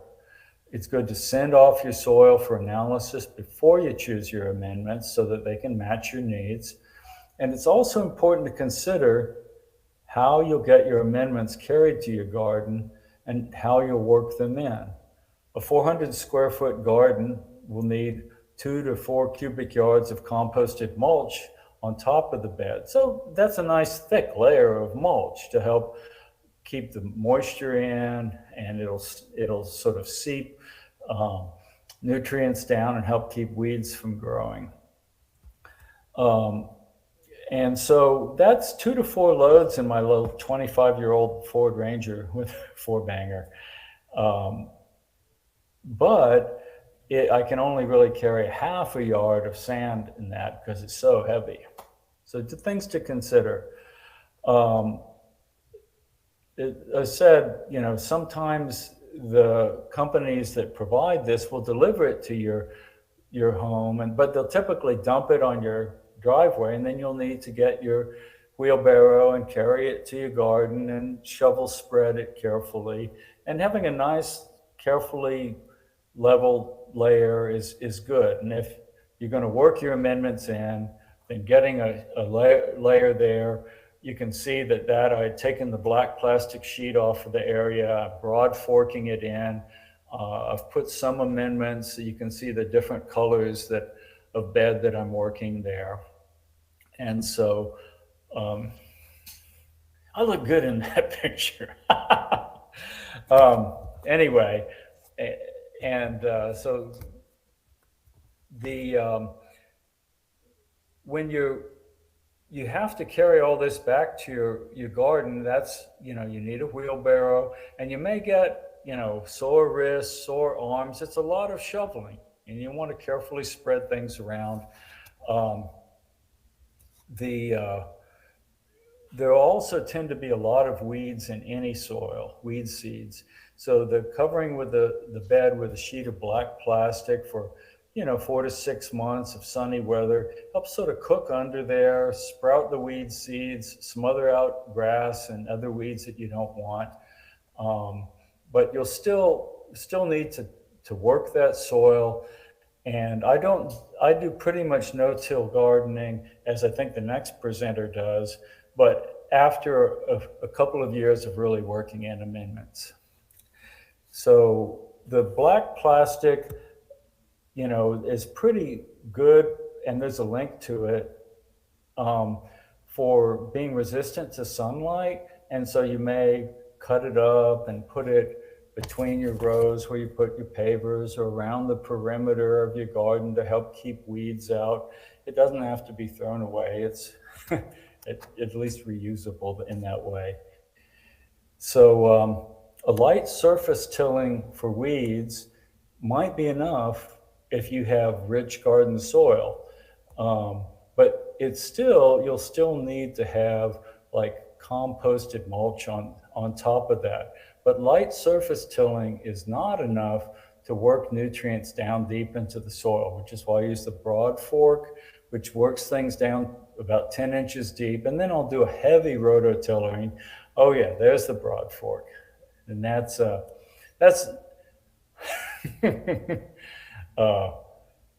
that's sort of satisfying work, but not everybody likes it. So after broad forking in, after putting my amendments down, then I'll do a heavy rototilling. And at that point, then I really consider the garden to be ready for planting. They'll often put that surface layer of mulch over it too. And so you may or may not want the pavers around. I like the pavers because, you know, this is my garden and I'll have 30 or 36 inches width of a row between these rows of 12 or 14 inch square pavers. You see the pavers in my granddaughter Tyler there. And so it's really nice to have that steady footing, to be able to straddle a row. So you may want, you know, a narrower row than 30 inches or 36, but being able to step over a row and straddle a row is really nice in working it. And the rows of pavers there mean that even when it's really busting out for summer, like you may see there, that I have room to walk between the rows. And so it's your garden and you want it to welcome you through the years. And so a lot of people don't put pavers, they just rototill. I do put pavers, I don't rototill. I spend a lot of time pulling weeds, but it's important that your garden invites you in to tend your vegetables. It's a sort of a special thing. And so, you know, when actually growing it, there's another link that's in there that's to a blog post I put out in 2016 called Liberty Garden. I put it out on July 4th. And it has either a 3-bed or a 5-bed succession rotation gardening plan. And what I find is that doing multiples of the 3-bed, 3-year succession rotation gardening plan works really well. And it gives me a lot of flexibility. So if I have 6 rows, 6 beds, I can do those not identical. And also I'll say that if you have really just a summer growing season, then it'll be different for you. I get to grow certain things in the winter. I can grow the cabbage family in the winter. I can grow onions and garlic through the winter. I can grow salads and lettuces and beets through the winter. They're planting some, you know, garlic in the fall that grows through winter. And then I'll harvest that in the late spring next year. So with this succession rotation gardening plan that's in that other link, if you don't have a winter growing season, it's still good to have legumes in a bed every 3rd year because they help fix nitrogen in the soil. And considering, let's say, a 6-bed layout, which I have 9 beds in Yoakum, which really is nice, you might want a bed for the alliums, which is onions, garlic, and leeks, and a bed for the brassicas, which is kale, cabbage, broccoli, Brussels sprouts, and 2 separate beds for nightshades, one with maybe tomatoes and peppers, and one with potatoes and eggplant. And if you want a row for salads, beets, spinach, chard, and radishes, for instance, and maybe carrots in there, you might take off one of the nightshade beds. So a lot depends on whether you have a summer and a winter growing season, but you can still have a good garden. And the reason to keep the beds in rotation is to avoid the buildup of pests and fungal disease in any one bed that you would get if you planted the same thing every year, and to even out the nutrient extraction in the beds over time. So some vegetables are light feeders, some are heavy feeders.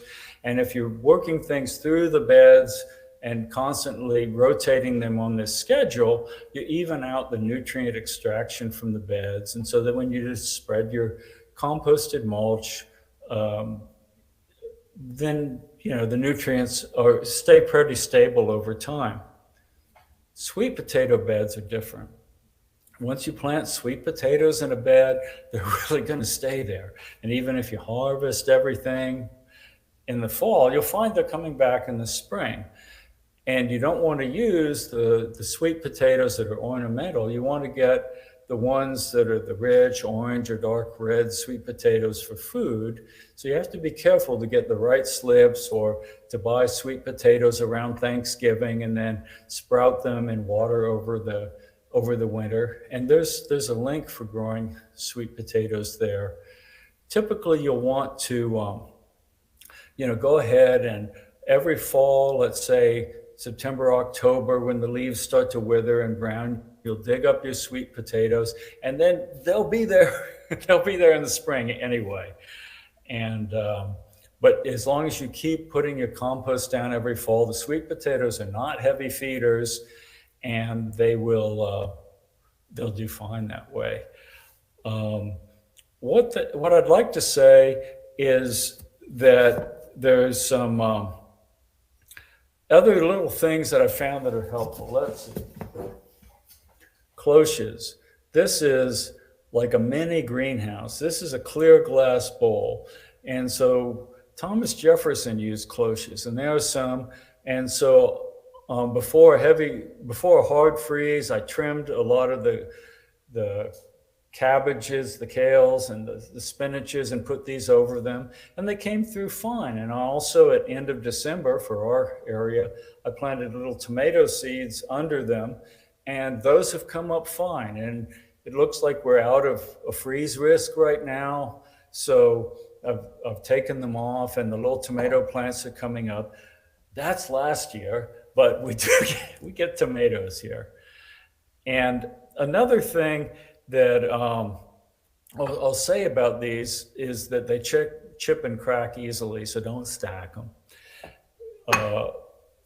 Somebody had left a comment on the blog posts that I put up, or that are supportive to this lecture, and it's about this stuff Grazon, Grazon.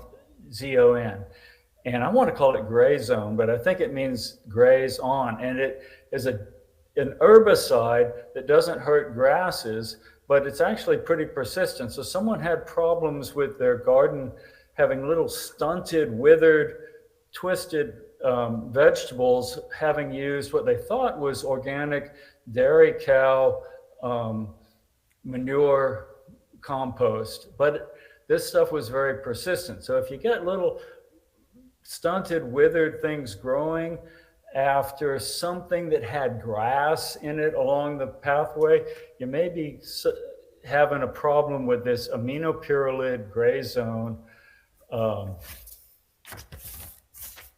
defoliant.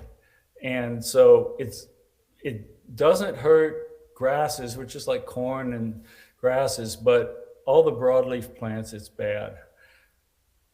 I've probably gone over my time.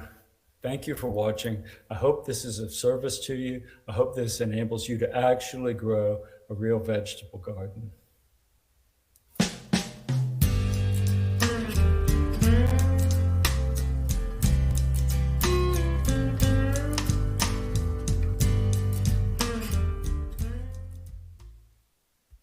Thank you very much, John.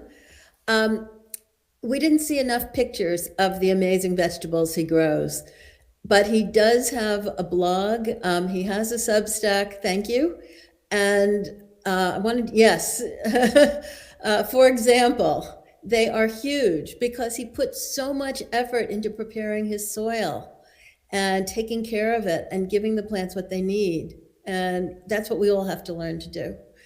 The next speaker is Beverly Johansson. Beverly has started gardening only 6 years ago, but she too took it very seriously, like John, but she didn't want to go dig up all those rocks, and nor do I. So instead, she figured out how to start a garden on top of the soil and create everything she needed from scratch. So she's going to teach you no-dig gardening. Thank you.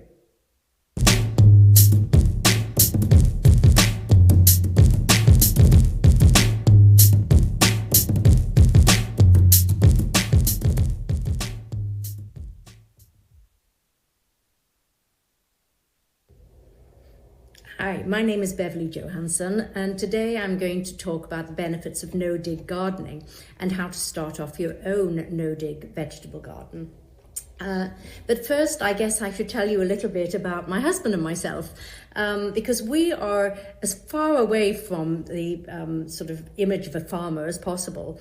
Until 2017, we lived pretty much a city life. We have both worked in business all our lives and have never really grown anything and haven't even been able to keep indoor plants alive. But for various reasons, in 2017, we decided to move out to a little town outside of Stockholm and try to become self-sustainable in terms of our vegetables and fruit and eggs as well. We have some chickens now. It all changed when that happened, when we moved out to this little town, and we spent hundreds of hours learning everything we could about organic vegetable growing. And then quite quickly we became introduced to the concept of no-dig, which to us made perfect sense. And so we planned our first vegetable season in 2018. We planned it in minute detail, being the nerds we are, using all our business experience, spreadsheets and formulas and calculations. And so we were well prepared, but even, well preparedness doesn't prepare you for what happens in reality. But we've learned a lot along the way since then. And we've made a lot of mistakes, but primarily we have had a lot of successes, and our results have exceeded our wildest expectations. Apart from the exotic fruits and vegetables, we are self-sufficient year-round. So my message to you is, if we can do it, anybody can. I think, first of all, we should look at what are the disadvantages of traditional gardening methods. In traditional gardening, where you dig and till the soil, there's a number of things that you do. Firstly, the earth is stimulated to repair the damage that's been done. And how do they do that? Yes, the earth starts producing an increased weed growth.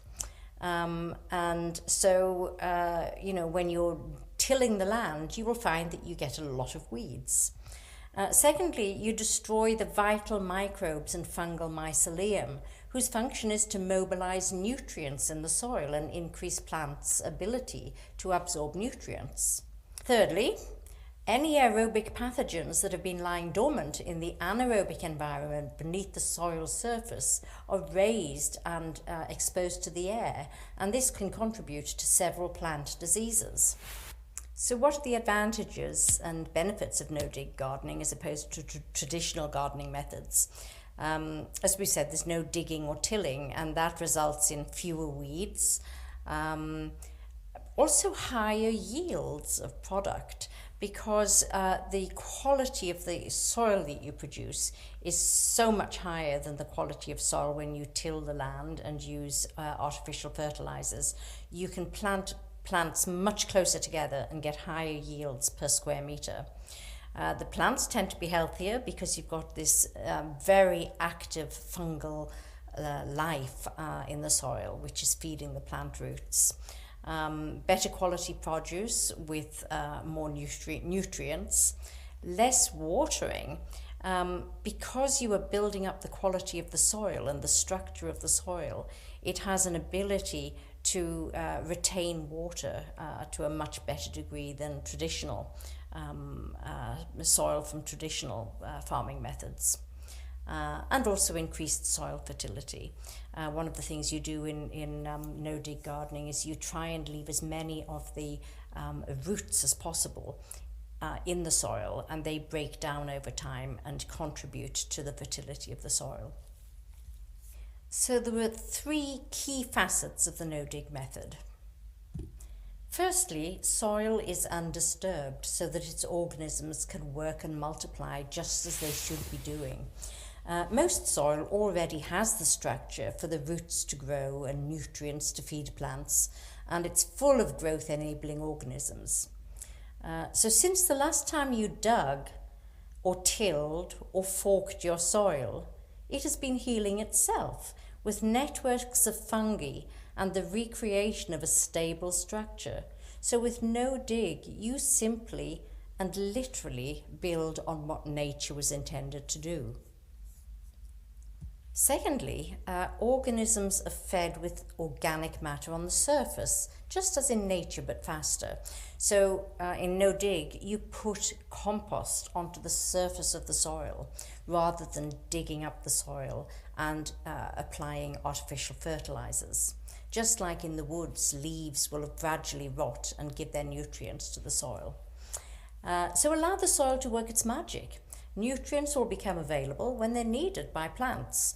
The roots ask the fungi under the soil for food and moisture, and fungi works best when undisturbed, which is why you see stronger growth in no-dig soil.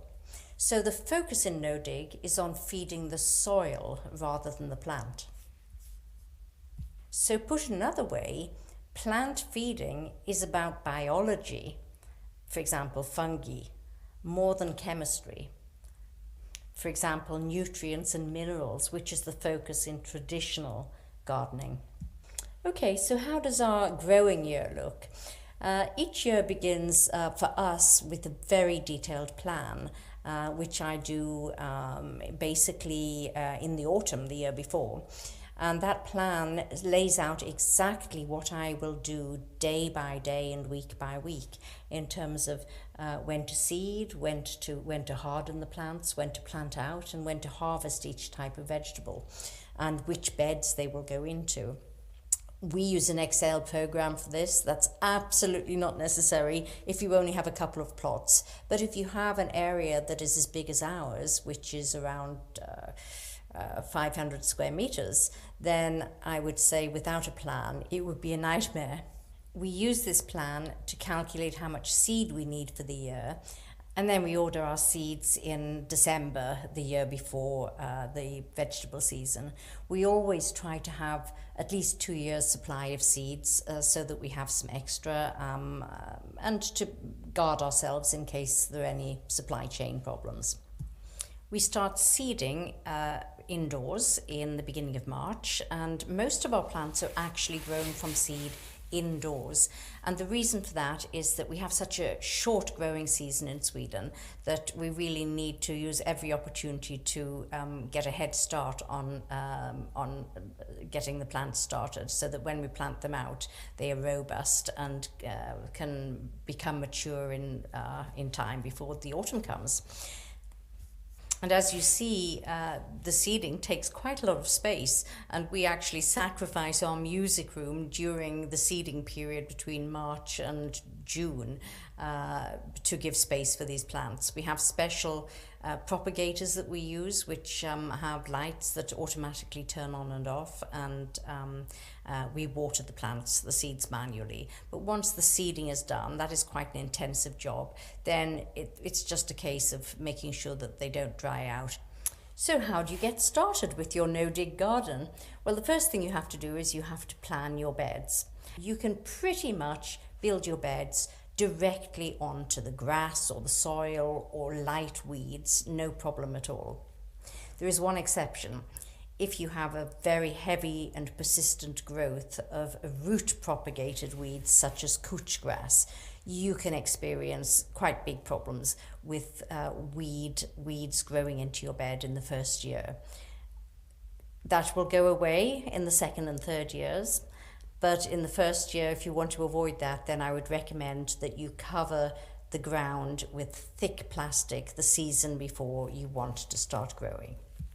But assuming you don't have that problem, then it's just a case of rolling out cardboard directly onto the ground, no digging, no tilling.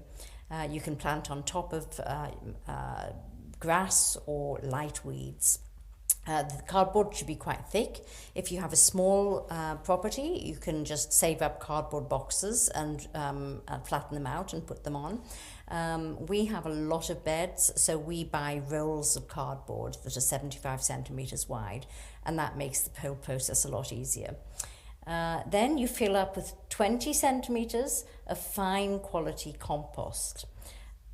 We use composted cow manure, which is delivered in bags, which is very convenient. But you can use garden compost, or you can use horse manure, providing the horses, you're sure the horses haven't been given antibiotics and worming medicine, because that is not good to have on your plants.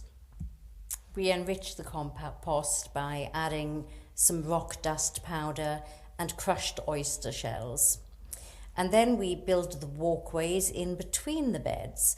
Again, we roll out cardboard and we fill up with wood chips to the same height as the grow bed. And that gives a nice surface to walk on, and it also stops weeds growing in between the beds. And it makes it look very pretty too. You also need to prepare an infrastructure to protect your vegetables. You should secure the perimeter against strong winds and wildlife. So if you have problems with moose, like we do, or boar or roe deer, you will need some very strong and high perimeter fencing. You'll need a strong wind shield, particularly if you're in a windy area like we are.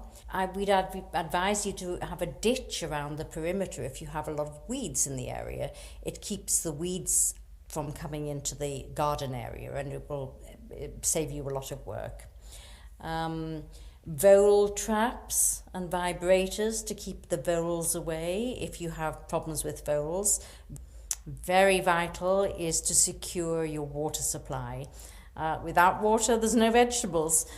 Insect nets and supports for the insect nets are vital. We cover everything in the garden because without that, you will get a lot of damage to your plants. Bed covers to cover the beds when they don't have any plants in them, and that will protect the soil and stop nutrients from being released from the soil. It's advisable to find ways of ensuring pollination. We built a very elaborate bee hotel. It was a total failure. Not one bee has made its home there.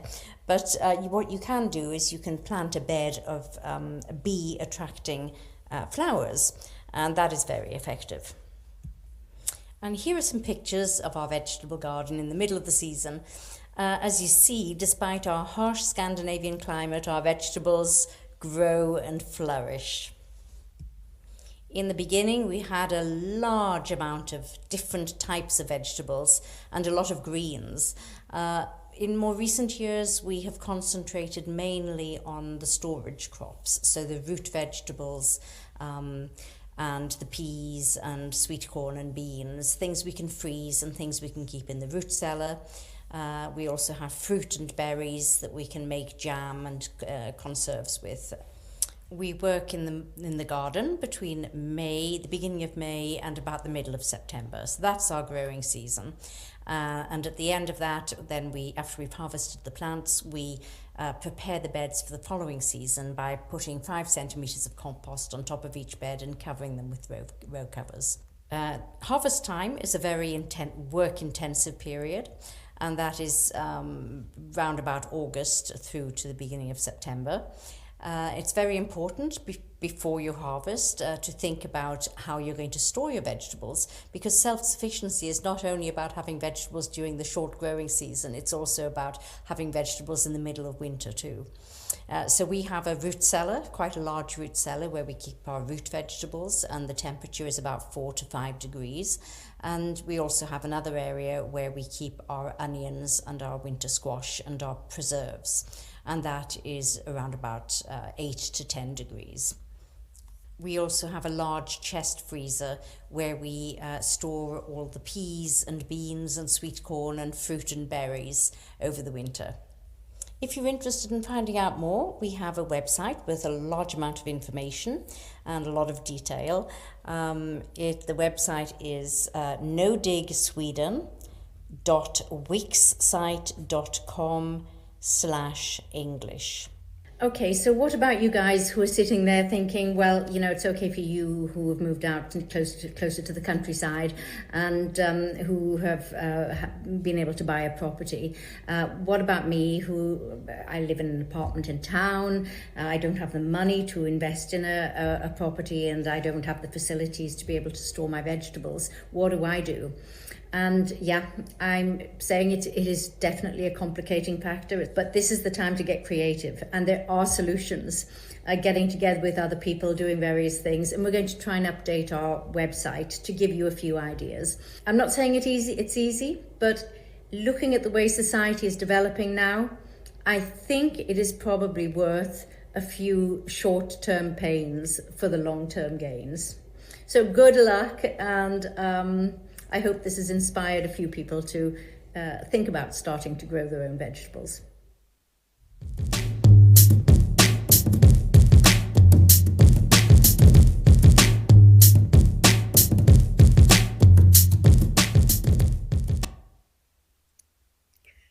Thank you very much, Beverly. Very interesting. So when she said she had a 500 square meter garden, that's almost 5,000 square feet. So you're looking at 100 by 500 or 450 feet that she has as a garden. So quite an endeavor. Our next speaker is Zen Honeycutt, and Zen is the founding director of Moms Across America. She has raised general awareness about GMOs and other toxins in food. And she instituted the first consumer-funded glyphosate testing in America and got glyphosate out of school lunches in certain areas. She's recently launched a nonprofit project called the Neighborhood Food Network to help us create food security one neighborhood at a time. So now we're going to talk about working with your neighbors to become food secure. Thank you, Zen.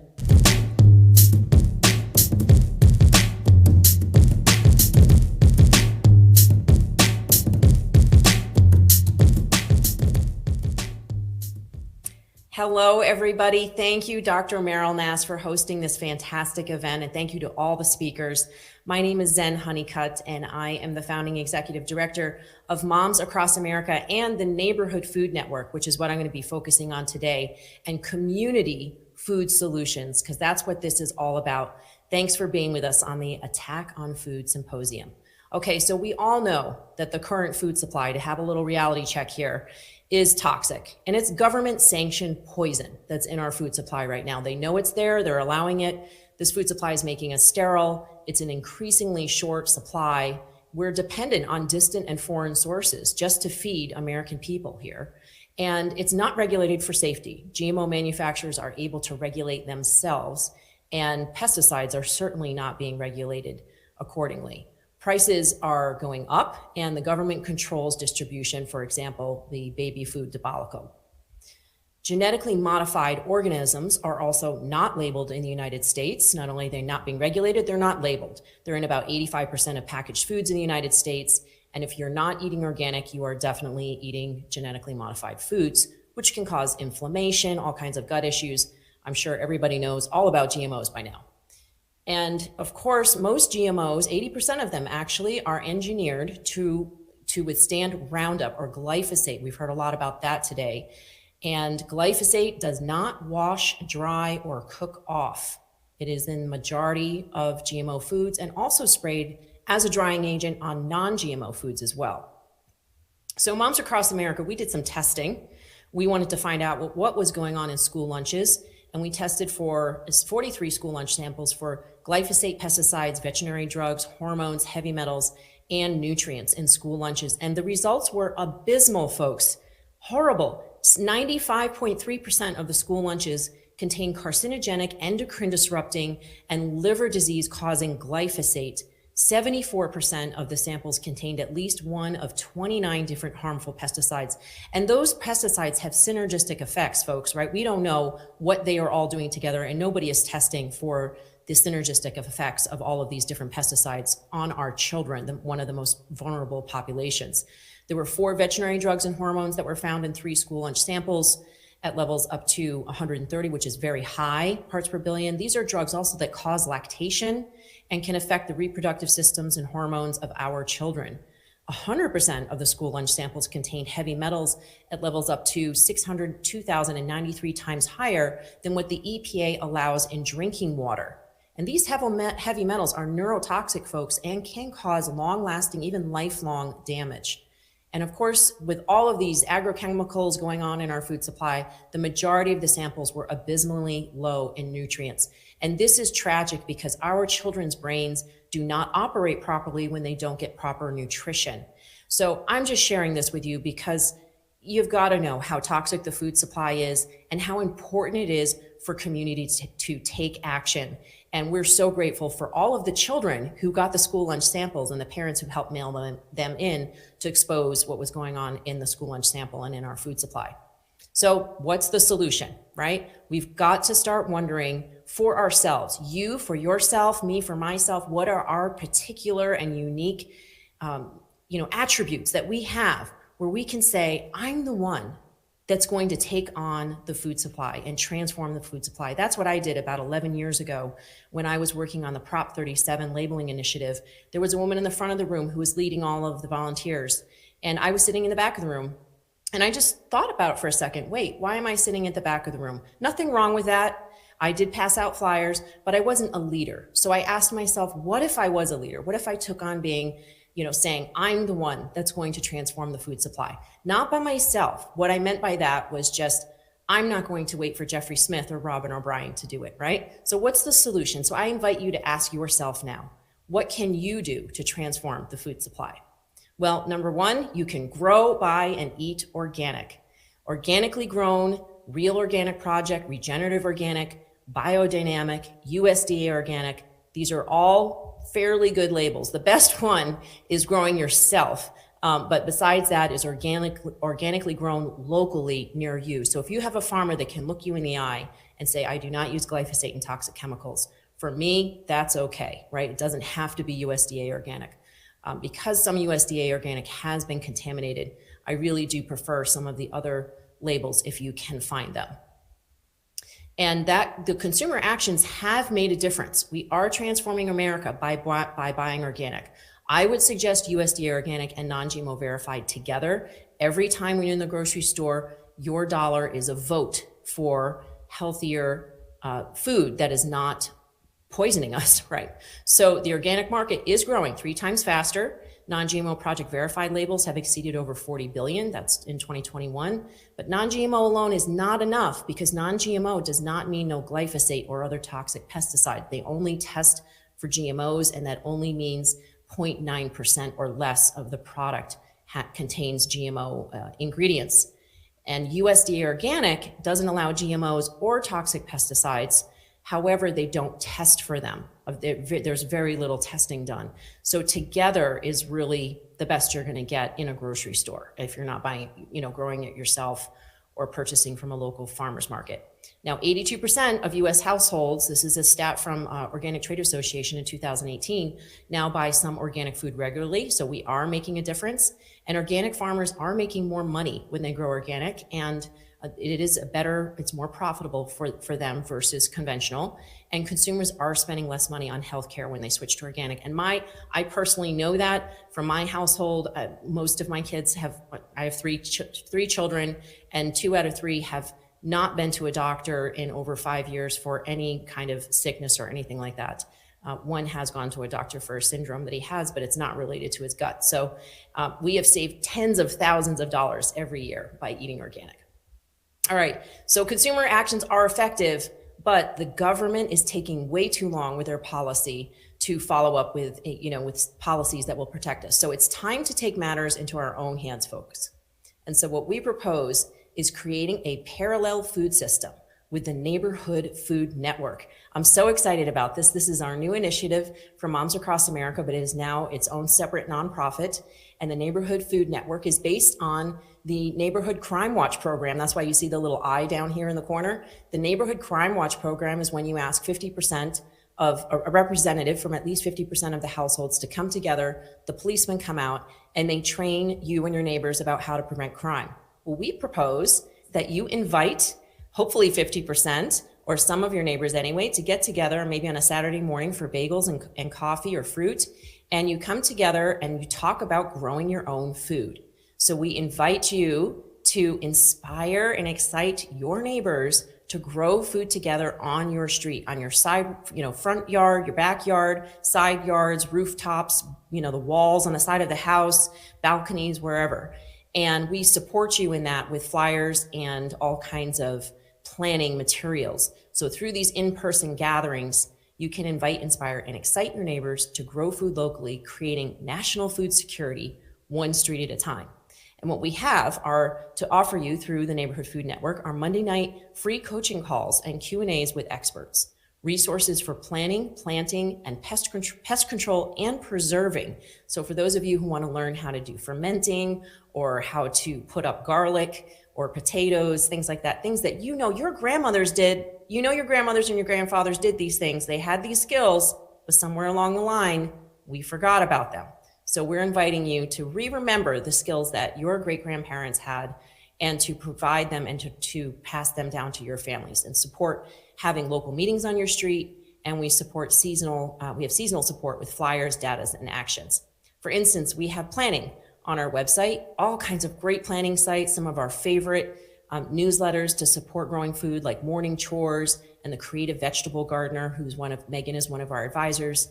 And we have all kinds of charts like how much space do I need to grow food, and Harvest Tracker, how much money am I saving by growing food? You can track all of that. And folks, it's a lot of money. If you have not bought, some organic broccoli lately or organic a pepper or things like that, holy mackerel, you will save so much money when you grow your own food. You're going to be able to take your family for a weekend vacation with that money. So also, we have a monthly planting reminder by zone. This is my favorite. I don't think any other website out there has this. You can click on your garden zone, and we have the means to find out also what your garden zone is. And then you click on your garden zone, and then you click on either Google Calendar or Outlook. And on the first day of every month, what will come up will be a little a reminder, an event reminder of what you need to be doing that month, what seeds you need to starting in pots in your house, or what seeds you can plant outside in the ground. And so there's no excuse not to know what you need to do for that month to have a successful garden. And this is also for spring gardens and for fall gardens. All right, the benefits of the Neighborhood Food Network are creating community, bridging the political divide with food. We can absolutely strengthen our democracy and our country through growing food. You also are going to improve your health because you and your neighbors are going to be avoiding GMOs and glyphosate that we just talked about, and all kinds of toxic chemicals which are not being regulated in our current food system and are wreaking havoc on our health. You can also get prepared. You and your neighbors will have access to food in times of crisis or celebration.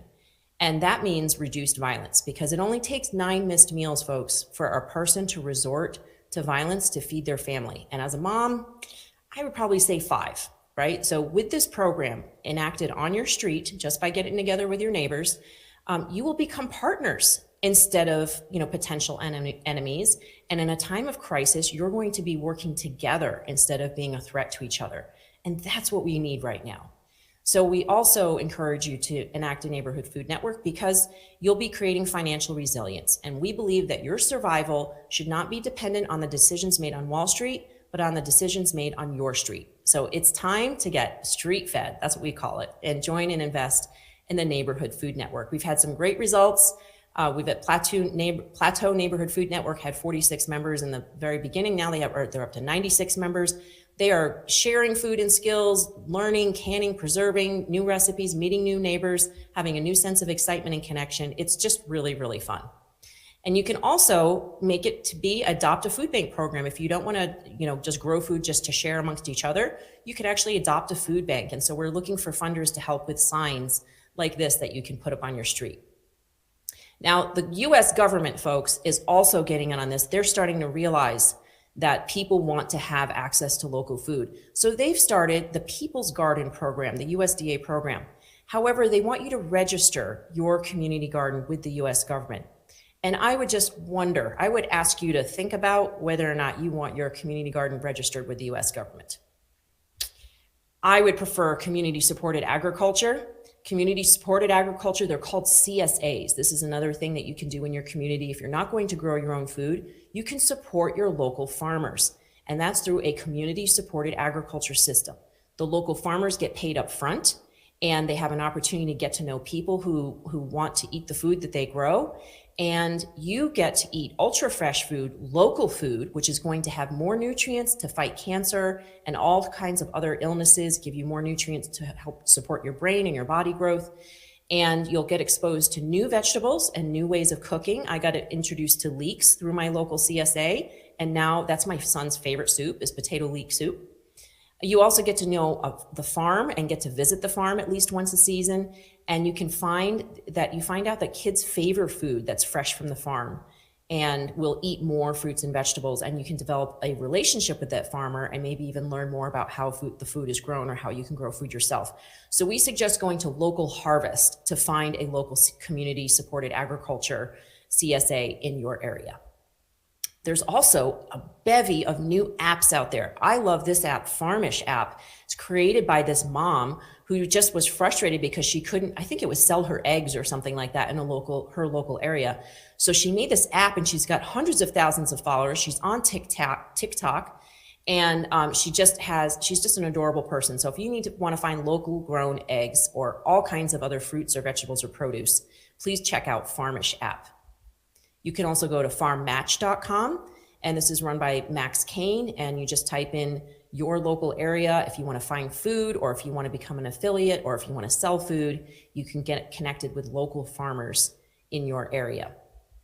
Weston A. Price Foundation is also an organization that I highly recommend because the Weston A. Price Foundation chapters source local foods. They're very supportive of local meat producers. They call it a kill share in Australia or New Zealand, where you can actually share in half a cow or half a pig, that type of thing, and fill up your freezer with locally grown, pasture raised, organically raised beef or pork or chicken from a local farmer, which is really the only type of meat that I would suggest eating if you are going to eat meat.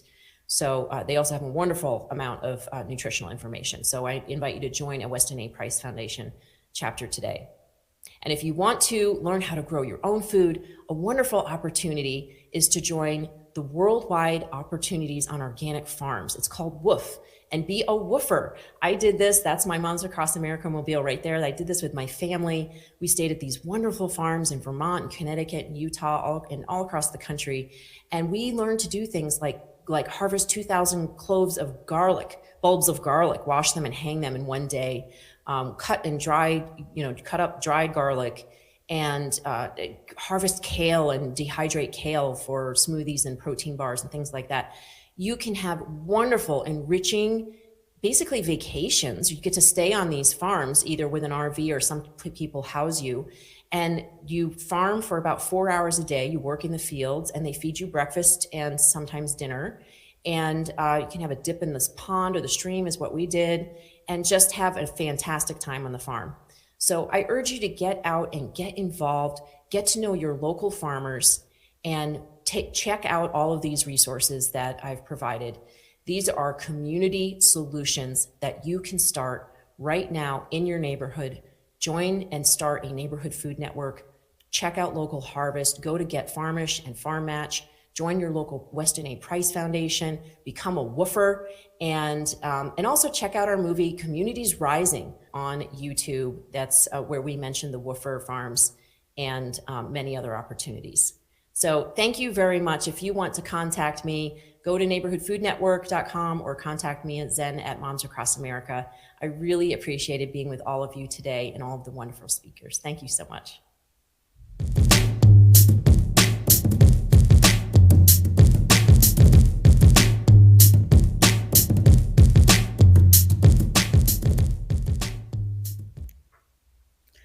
Zen, thank you so much. In this era of the Great Reset, the way we're going to be successful is to make friends with our neighbors, work with them, share with them, and build strong communities. Our next speaker is Sarah Woods Kender. Sarah is another plant whisperer. She is an avid wild forager of plants for food and medicine. She owns and operates an herbal apothecary in New Hampshire, where she's from. And she's been practicing and teaching herbal medicine for over 15 years. Thank you, Sarah.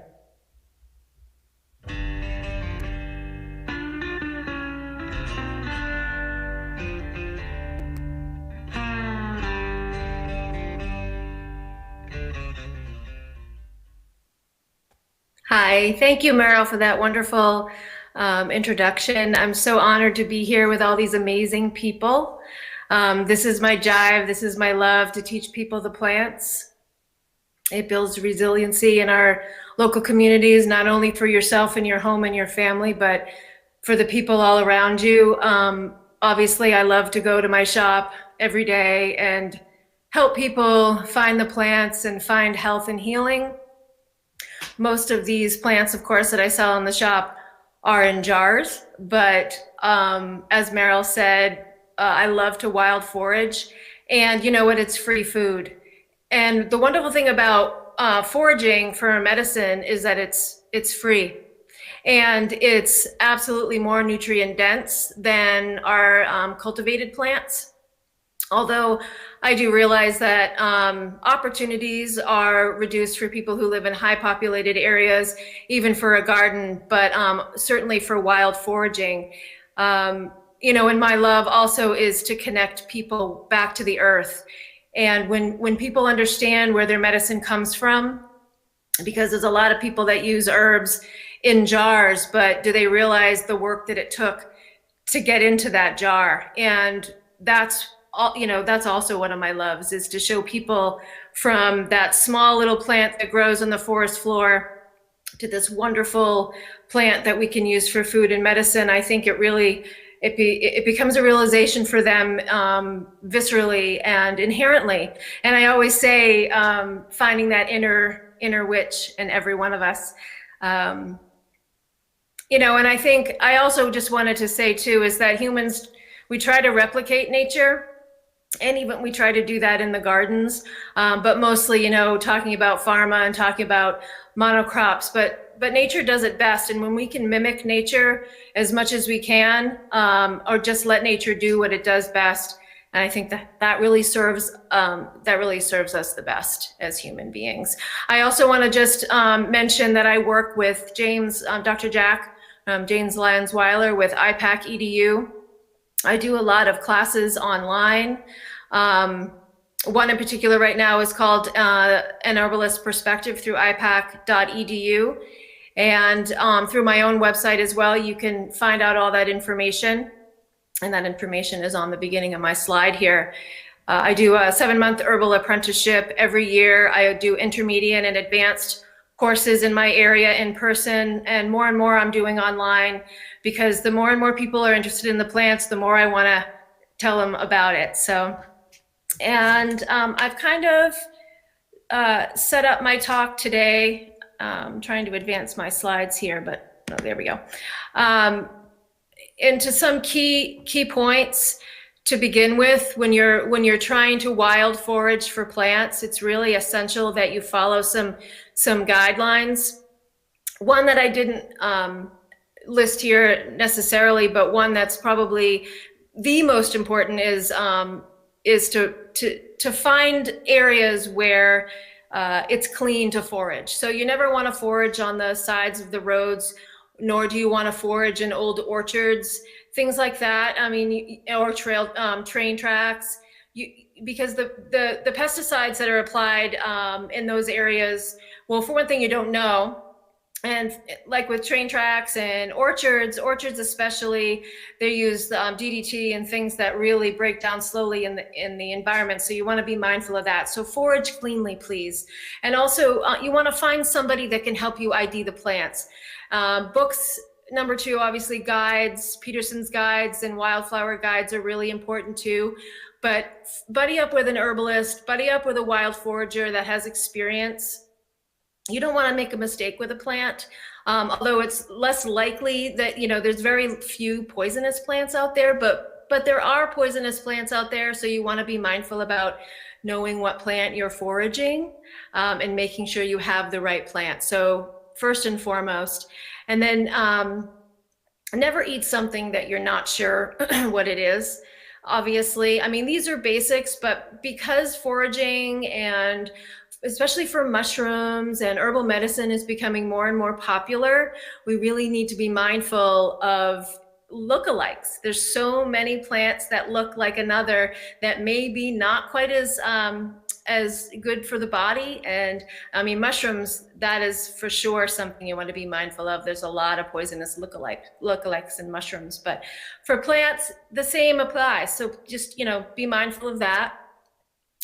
And know how to prepare wild foods, because wild food is not like your garden varieties, okay? Usually you need to cook your wild foods, not always, okay? If it's a mushroom, you always want to cook a wild mushroom. And that's just what I've learned along the way. And there's a lot of people with sensitive constitutions. And so even for myself, I know I can't eat some mushrooms even if they're cooked. So you just want to be mindful of that. You always want to cook your wild food or know what it is and if you can eat it raw. There are some spring greens that come in that are fine raw, but be mindful of that too. And also sustainable harvesting. Again, especially for mushrooms, especially for some of these delicate forest plants like ramps is one that's being over harvested. Anything you take the whole plant of. So for instance, a ramp, it's in the allium family. It grows on the forest floor, and it's very easily over harvested because we're actually, more people are harvesting the whole plant and taking the root right out. You can use the whole plant. Another example is a chaga mushroom. Chaga mushroom isn't like a typical mushroom where you'll have, your bloom and it's gone, or if it's a perennial mushroom, you'll see it growing on the tree. Chaga is a very unique mushroom, and it's wild harvested kind is the most nutritious off the birch tree, and it has become very, very over harvested because people don't understand how to harvest it properly, so it continues to grow.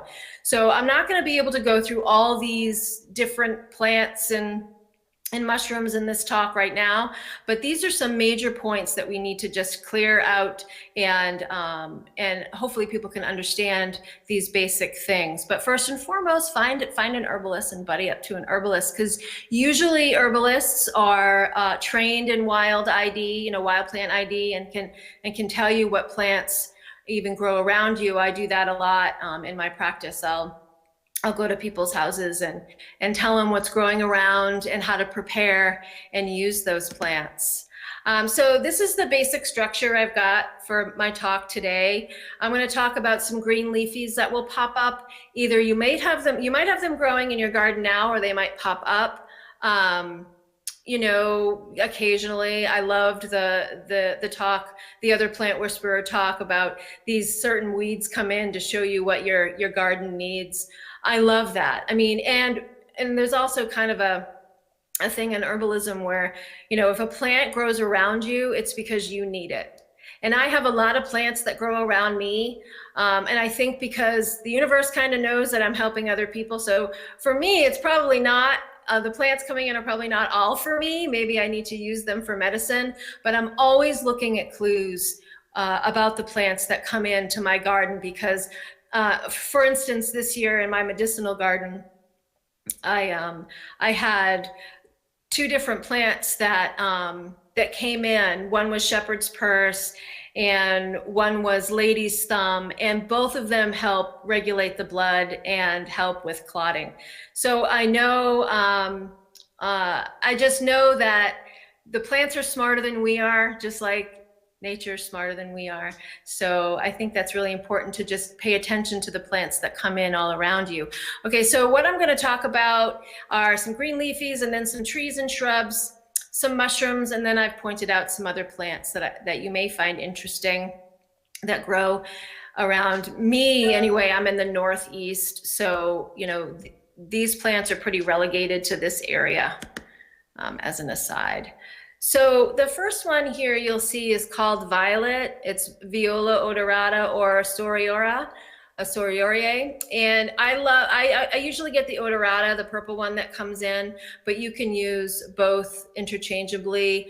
The Sororia is more of a white flower with a little bit of purple in the middle, but you can eat the flowers raw, and it's totally fine raw. This one you can eat raw. I love violet leaf. I put it in salads all the time, and I make tea with it, actually, and tincture with it. And so making medicine with this plant and eating it is a beautiful thing. And this is one of those plants that is more of a tonic plant that you can eat for food. Not all plants are like that. Today, the green leafies are like that. So you'll be able to use them for medicine or for food.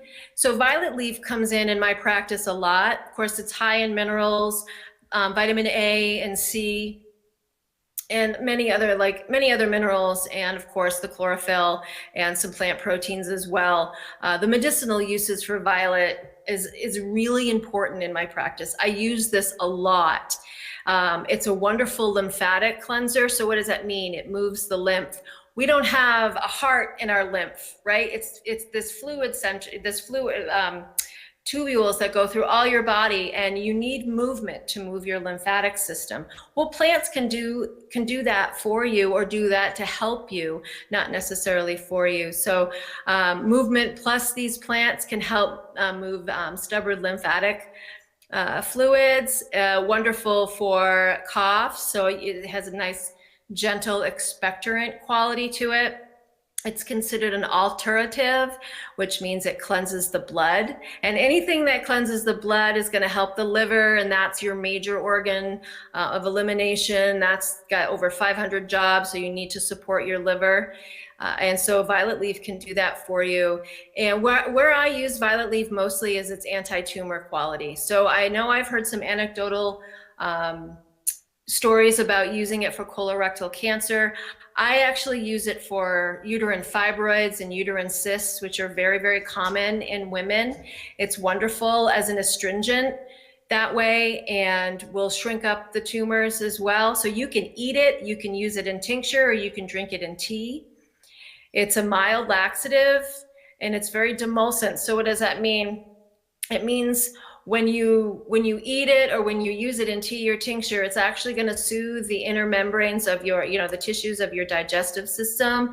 And it is just amazing for digestion. And that's kind of how it has that mild laxative quality to it. It's also very nutritive, of course, because of all the minerals and vitamins in it. So it's something that you can eat every day. I try to in the summertime anyway. There are many types of violet. There's several different species of violet. The odorata or the Sororia are the ones that I use mostly for medicine and food, but that doesn't mean you can't use others. I had a sand violet that kind of volunteered in my garden. I live kind of on a gravelly area, and it loves this sandy soil, and that came in, and that's kind of tasty, but I like the odorata the best, or the Sororia, because it's not quite as, it's very succulent, and it's, and it's really easy to eat, and it tastes really, really good. Plus the flowers make a wonderful wine. Pair it with dandelion flowers. You can make a dandelion and violet flower wine, which is really, really nice as well. So the second plant here is called plantain leaf. And so you may have heard about plantain. It is not the banana that grows in the tropics. This is plantago. This is where we get one species is where we get psyllium seed. This is not the psyllium seed variety that would grow in the Northeast. This one is literally everywhere. You probably have walked over it 1,000 times. This is it's a food, and it's a major medicine as well. High in vitamin C and minerals. Medicinally, I use this a ton. I can't ever forage enough for this plant to keep up with my apothecary, because I use it as a demulcent for the digestive system. It also has some antimicrobial qualities to it. So I would use it for SIBO. I would use it for diverticulitis, any digestive issue. I used plantain. It's slightly expectorant. And topically, you can use this as a tissue healer. Love it combined with comfrey leaf, amazing tissue healing qualities, eczema, psoriasis, just your basic run-of-the-mill cuts and wounds as well. Really, really lovely as an anti-inflammatory, and of course it's nutritive. You can eat this every day, and it doesn't, it doesn't build up and it doesn't cause any problems because it's a tonic and it's a nutritive. I also wait in the fall, and when the seeds get brown, I take the seeds off. You can certainly save some, which I do, and I just spread them around my garden. And because that's kind of one of those things, the herbalist conundrum is what to weed out of your garden. I don't weed much out of my garden, and if I do, I eat it. So, or I use it for medicine. So it's kind of a win-win for herbalists in their medicinal gardens, because our weeds are our medicine. And this one comes in as a weed really, really nicely. And so I would take some of the seeds and dry them, and you can sprinkle them on your foods. It adds a little bit of a laxative effect. It's not quite like the psyllium variety, but it's really nice. It adds some protein and some fats into your life, and it's really nice that way. And so that's plantain, and it's just wonderful medicine. And then the third green leafy here is oxeye daisy. And now if you know what an oxeye daisy looks like, then I suggest you obviously to forage for it. But if you don't know what it looks like, sometimes you need to wait a full year just to make sure you've got the right leaf. And this is a wonderful source of provitamin A. So provitamin A, as you know, is wonderful for eyes. You may know is wonderful for eyes, but it's also wonderful for the immune system, and your liver needs it to help process all the toxins. It is a major vitamin that I think a lot of people are deficient in personally. It also has some vitamin B, vitamin C, and some minerals. And medicinally, it's an expectorant, diaphoretic, which helps disperse heat or disperse water in the body, which coincidentally disperses heat. So it would be useful for fevers. It's antimicrobial, and of course it's nutritive. And it tastes delicious too. Really, really like oxeye daisy.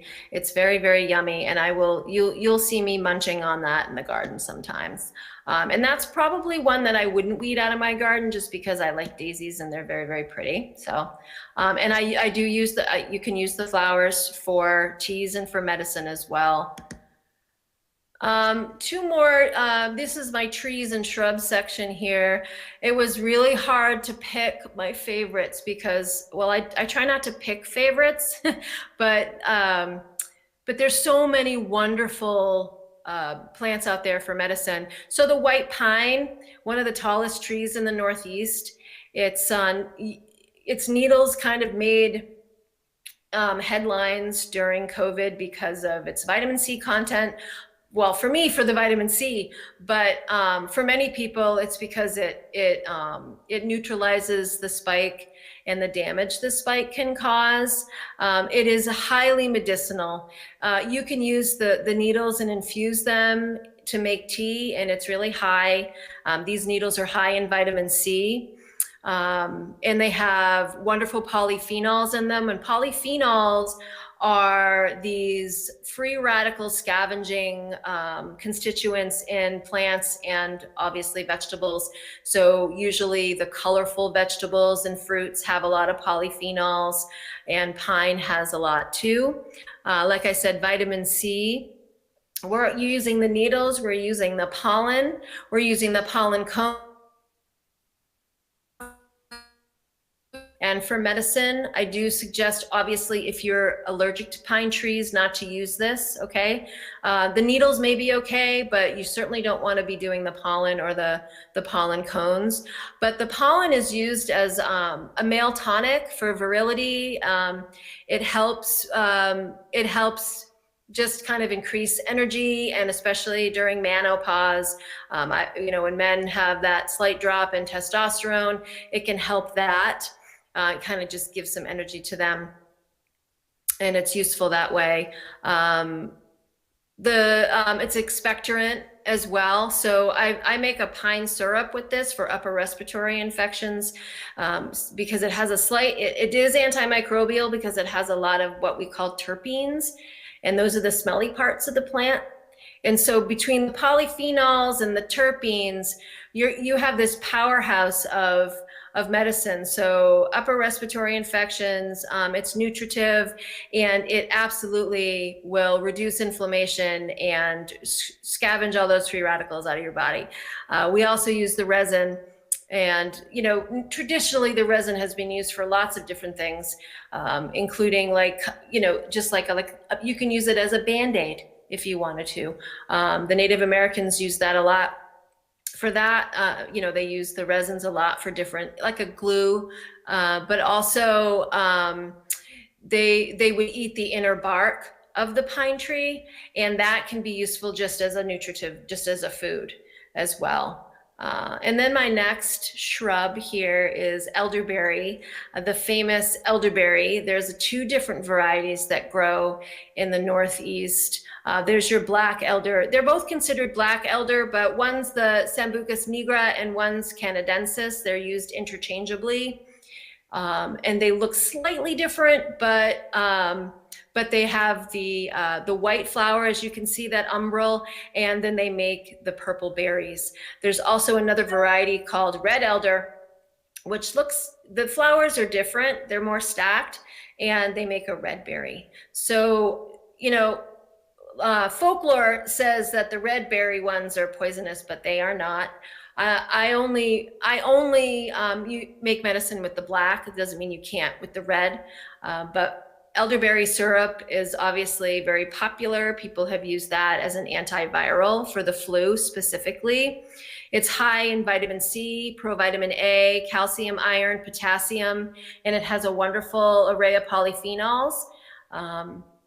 Wonderful sugars in there as well. And so very powerful medicine if you want to make some elderberry syrup. Always dry your elderberries and you can cook them. You never want to eat elderberries raw because they can be irritating. You can have a sensitivity to them and become allergic to them. I've seen people who've eaten them raw and they break out in hives. So it is known that you need to dry them or cook them or both. I usually buy or will process dried elderberry and then I cook them to make syrup. So that's something that's pretty important about elderberry. Antiviral, it's an immune stimulant, it's diuretic, it's diaphoretic. So diuretic is gonna support the urinary system, and diaphoretic is gonna help with fevers, and so it kind of can help with fevers 2 different ways. So that's why you see diaphoretic and febrifuge. They're both kind of just displacing the water and the heat in the body, and wonderful for fevers, mostly the flower there. And then using it for sinuses, that's your anti-catarrhal, that's your sinuses. That's gonna help release mucus from your sinuses. So elder, we're using the berry and the flower, and it's wonderful medicine. And then lastly, I thought I would give a shout out to the mushroom world, just because, one, it's very popular. A lot of people love mushrooms. They're being harvested all over right now. I think it's wonderful. But again, just want to make that point about harvesting sustainably. Now, mushrooms are kind of an interesting organism because they're really closely related to humans. So if you harvest a mushroom, you can actually leave it in the sun, like this wonderful reishi to the right. You leave it in the sun, actually can increase the D content. So the skin of the mushroom is very similar to the skin of a human, where it makes vitamin D. We're closely related to mushrooms, actually, genetically, and which I find very fascinating. But so you don't really have to worry about harvesting reishi sustainably, or even lion's mane, because they're more like a bloom on a flower. You're not going to disturb that organism. But with the chaga, the first one I'm going to talk about, that's the one on the left. That one can be easily over harvested again, like I mentioned at the beginning. So when you're going to harvest chaga, you're going to leave a little bit behind. And I also suggest to people in general, when I teach my classes, don't harvest more than you're going to use. And if you see a colony of something growing beautifully, never take more than 2/3 of that if you need it all. And you're always going to leave some to prosper and to grow more. And also you want to leave some for the next person as well, and for the next generation. So don't be greedy when you're harvesting. And that certainly goes with chaga. So chaga mushroom contains lots of antioxidants, terpenes, which are the smelly parts again, polysaccharides, which are these sugar complexes that when cooked, the more and more you cook mushrooms, the more medicinal they are. And that's just that intonodiol is a terpenoid. Sorry, it's hard for me to read because it's very small.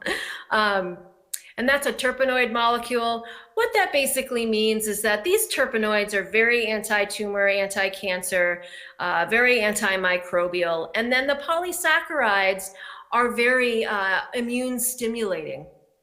I use chaga for prostate cancer. I use chaga for prostatitis or BPH as well. It will reduce inflammation in the prostate, especially the chronic inflammation of the prostate. I have many gentlemen on this. It works wonderful. And I usually mix it with other plants like saw palmetto and pygeum bark, but really, really effective at reducing the inflammation. And then they can get some sleep at night, which is lovely. So this chaga is less a food, more like you could dry it and use it for tea. That's kind of how I use it. I make a double extraction with chaga. And so that means I'm tincturing some and I'm cooking some, and then I take those liquids and I marry them, and that's called a double extract or a double extraction. And that's the most effective way, because you're going to get all those terpenes and you're going to get all those sugars, and you're going to get this beautiful, beautiful medicine with it. Chaga is also antiviral. It's anti-inflammatory for the whole body, and it actually is a little analgesic, so it will help reduce the pain. It's because the action of it being a COX-2 inhibitor, and like I said before, for BPH. So chaga is amazing. You can have a cup of chaga tea. I usually have people mix it with their coffee, especially if you're trying to wean off coffee. It can give you a little bit of energy in the morning, and it's non-addictive. So that's really great too. As a coffee substitute. The next mushroom here is lion's mane. And there's several types of lion's mane that grows. The Hericium species. This one is, this is the one I use. It's actually called lion's mane. There's another one called old man's beard, or, there's a few other species. This is the one I like to use. And it is high in antioxidants, vitamin D, and some plant steroids and polysaccharides. I'm really investigating the lion's mane as useful for Alzheimer's. It helps with memory. So it's very, it even kind of looks like a brain. So we're using it for brain function and brain health. It is a food. It's lovely. It's a very soft mushroom. You can chop it up. You can use it as a meat alternative. It's wonderful. And like a lot of people do with like a spaghetti sauce with it. I've had this wonderful, you slice it and you cook it with a balsamic glaze. It's just amazing. And so it's food and it's medicine for the brain. And again, it looks like a brain. And so that's kind of how we sometimes look at plants in the herbal world. It's called the doctrine of signatures. The plant will tell us, or the mushroom will tell us what it's useful for. And so chaga kind of looks like a cancerous growth off the tree. So there's your clue there. And lion's mane, it looks like a brain. And then the last mushroom here is called reishi.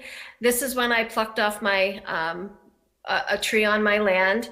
It is, this one's in particular called, the species is Ganoderma tsugae. And tsugae is the genus of the eastern hemlock. So this reishi grows exclusively on the eastern hemlock. I happen to have many eastern hemlock trees on my property, and it will grow on dead or dying hemlock. So if you want to find this beautiful reishi, you can look in a hemlock grove. Look for that, especially about July. You're going to look for that roasted marshmallow kind of coming out of the tree. It looks just like a roasted marshmallow. And come back in a month and it will probably look like that. And what I do is I take the mushroom and I'll slice it when it's fresh, and then I'll dry it on a cookie sheet, and then I make medicine with it. Reishi is another mushroom that's not necessarily food, but it's medicine. It's considered an immune modulator, so I would be comfortable using this mushroom for autoimmune, if someone has an autoimmune issue, whether or not that's rheumatoid arthritis or lupus.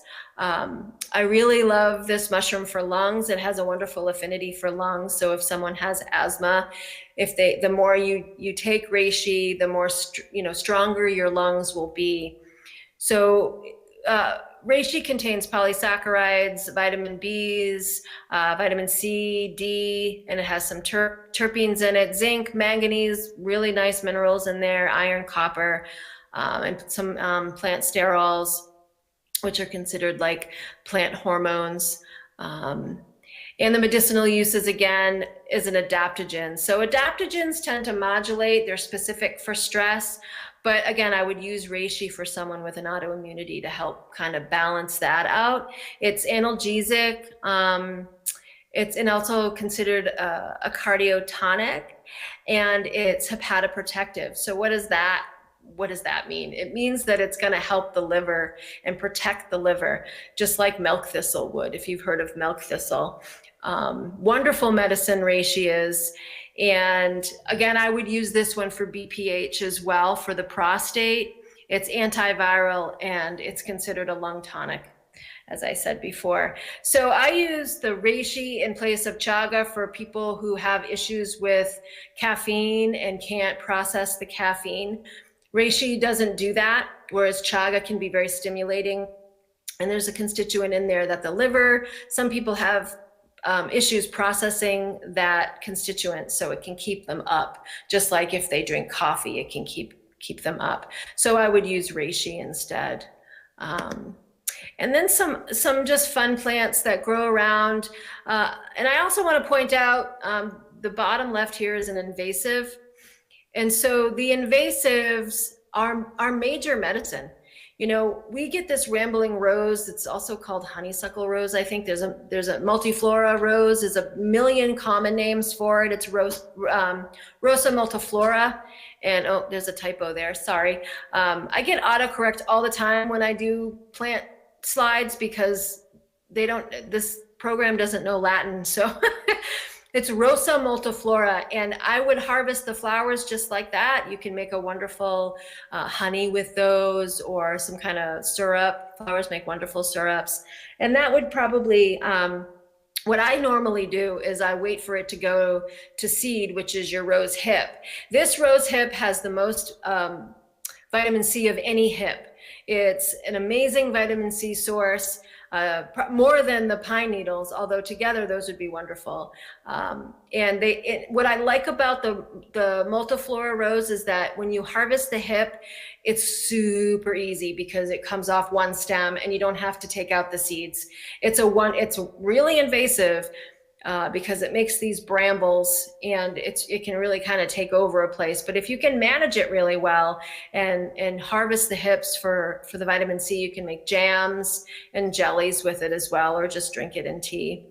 And then some cattails. You know, cattails are a wonderful source of starch. And, you know, it's just kind of nice to know that they're there for medicine. The part of the cattail you're going to use is you actually have to dig down deep. and you have to get the very bottom. You know how sometimes you can see, because it's a big grass, you know how sometimes you'd see the grass growing and you pull up that stem from the grass and then you'd eat the little tip that's on the end? Well, that's what a cattail is, but it's much bigger. And like I said, it's a great source of starch. It's considered like a starchy vegetable and very nutritive as well. Then there's groundnut, which is not super common, but look at the flower. It kind of looks like a brain. And this groundnut, you're going to have to dig because it's under the ground, hence the name. And this would be another, like a tuber, like a potato, you know, and so it's wonderful. It's got some really nice qualities to it. So this, again, just a small sampling of what you can find out there. You know, build resiliency in your own life, buddy up to an herbalist, know your medicine where you live. I believe that we evolve with the plants around us and we share energy with those plants. So use those plants. They're there for you. They're serving you. Also, you know, in terms of just the overall resiliency piece, is buy local, you know, and buddy up with neighbors and other people that may have an abundance of one thing, and then you can share what you have and they can share what they have, and set up small food swaps. I think that's a wonderful idea as well. It's been kind of floating around in my head for a while now. You know, we need to become more resilient. We need to diversify. We need to get rid of this top-down stuff that just comes from one central location.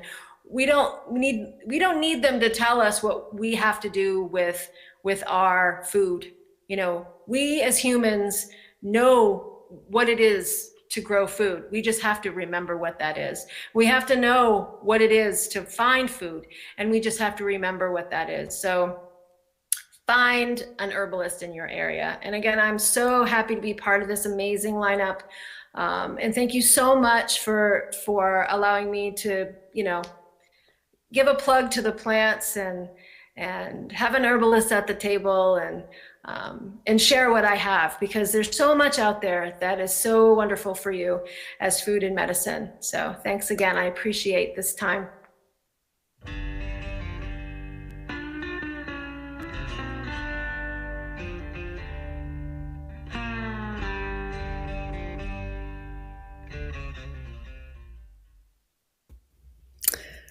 That was Sarah Woods Kender. So, you know, what do you do when your name is Woods?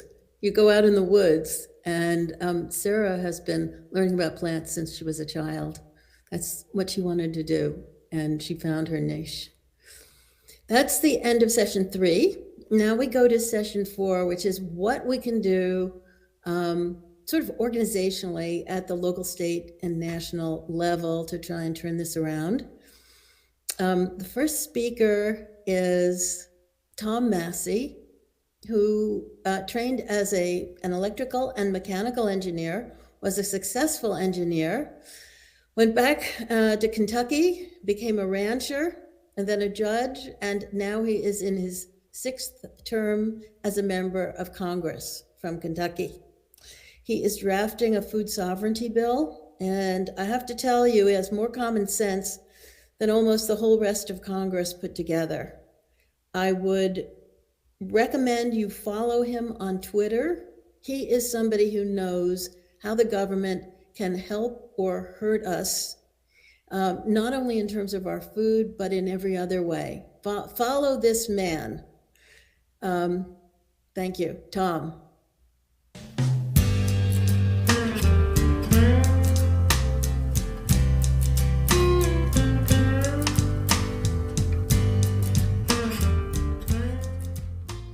Hi, this is Congressman Thomas Massey. I'm excited to talk to you today about food freedom and my fight for it here in the halls of Congress. I'm a small farmer. My wife and kids and I live on a farm in Kentucky that my wife grew up on, and we raise beef cattle there, grass-fed beef cattle. I think it's so important that we have a reliable and sustainable food supply in this country, one that's not completely controlled by corporations. one that's locally provided for and robust during times of crisis. If we learned anything from COVID, one of the things we learned was that we have a very brittle food supply in this country.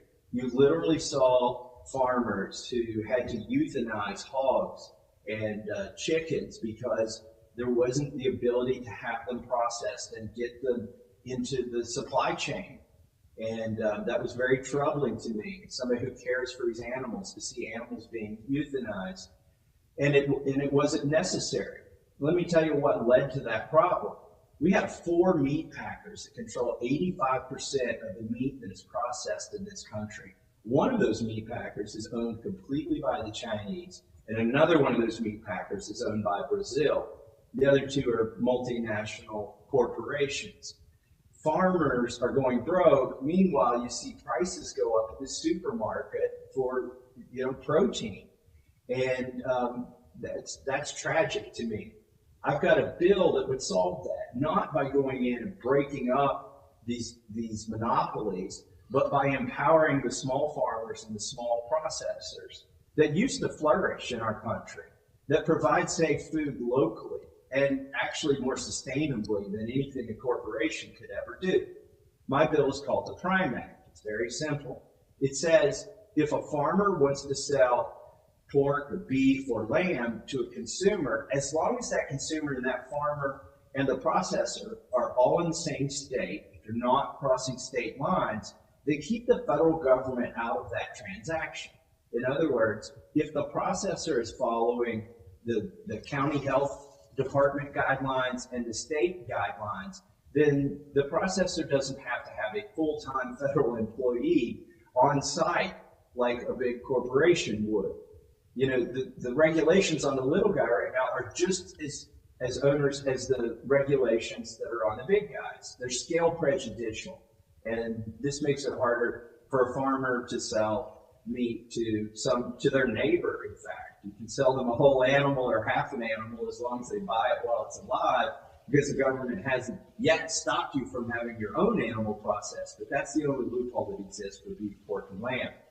So I've been fighting on that. My bill's called the Prime Act. If you would let your congressman know they should support it, I'm going to reintroduce it again.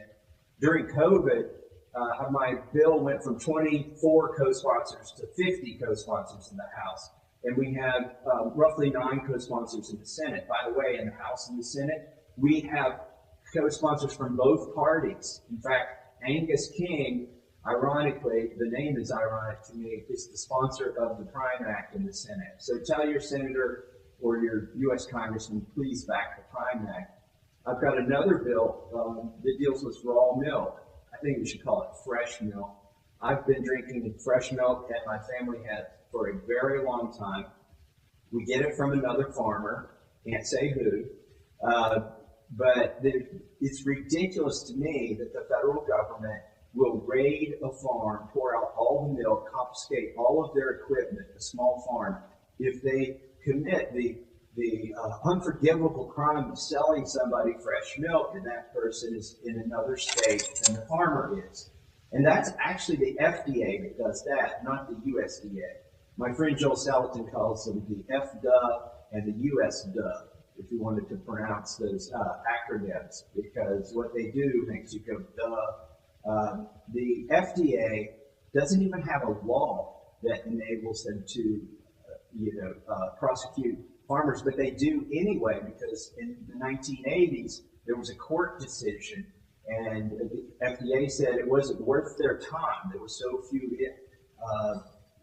incidents associated with raw milk that it wasn't worth their time to regulate it, and it wasn't within their purview to regulate. But they lost that lawsuit, and so as a result of the settlement, they decided to use an existing law that has nothing to do with raw milk to regulate raw milk when it's transferred across state lines. I call it pasteurization without representation. When I first introduced this bill, the milk lobby came after me. They said that people would die and the blood would be on Congressman Massey's hands. My wife saw all of these attacks on me and texted me. She was in Kentucky and I was in DC, and she said, OMG, I didn't realize the lactose lobby was this intolerant. But it is kind of funny that you have a lobby that's supposed to be promoting a product. Meanwhile, they're trying to tell the public that this product could kill people. The reality is, you can buy raw beef, you can buy raw oysters, you can buy raw seafood, you buy raw vegetables, you can buy anything raw except for milk. I find it ridiculous, especially because milk directly from the farm can be consumed by a lot of people who think they're lactose intolerant. I was one of them. I thought I was lactose intolerant. And until I tried fresh raw milk and realized, wow, it's just the fact that this has been homogenized and pasteurized, and the nutrients and all the helpful biotics that are in it have been taken out through the processing of it. And so once I tried fresh milk, not only was I able to digest it, it was helpful to my body for a lot of other health reasons. So those are two things that I'm fighting for. My bill on the raw milk issue is called the Interstate Milk Freedom Act. I may change the name of it this Congress, but if you can talk to your representatives, you've actually got one U.S. representative and 2 senators, so you only need to make 3 phone calls. Please ask them to back Congressman Massey's raw milk bill and Congressman Massey's Prime Act. I'm hopeful to get some form of the Prime Act in the Farm Bill this year. Ever so often, the Congress brings up a bill called the Farm Bill. Unfortunately, it's mostly all about food stamps, which ironically you can use to buy sugary soda full of cornstarch and not good for you. So we're subsidizing the purchase in the Farm Bill. We're subsidizing the purchase of pop or soda, but we outlaw the purchase of healthy beef. So I'm going to try to change that issue for the beef and pork and lamb so that you can buy it locally. By the way, it's a lot greener. You don't have to transport these animals across state lines to the Midwest and feed them corn and then transfer them back to some East Coast state where the cow started, just because of these regulations, and save on all the fuel and everything else. So anyways, that's a little bit about what I'm doing for food freedom here in Congress. I would also encourage you to help get the laws changed in your state. Some of the states have issues. And this is so important because you are what you eat. And I know this from raising animals on my farm. In addition to my cattle, I have chickens and ducks. The time you get sick animals when you don't feed them nutritional feed. If I get bad hay, then I notice my cattle don't do as well. And there's no amount of medicine that would be healthy to give animals to make up for bad nutrition. And it's the same for people. We need a lot fewer pharmaceuticals in this country. Hey, maybe that's why they don't want you to get good food. But we need a lot fewer pharmaceuticals in this country if we had more healthy food that had the nutrients that your body needs.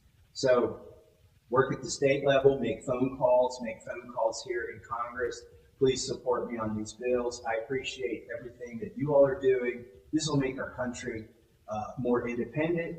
It'll make us safer. We'll be more robust during times, pandemics, for instance, and people will just be healthier. So thanks for what you're all doing. Thanks for joining this event, and I'll see you on C-SPAN.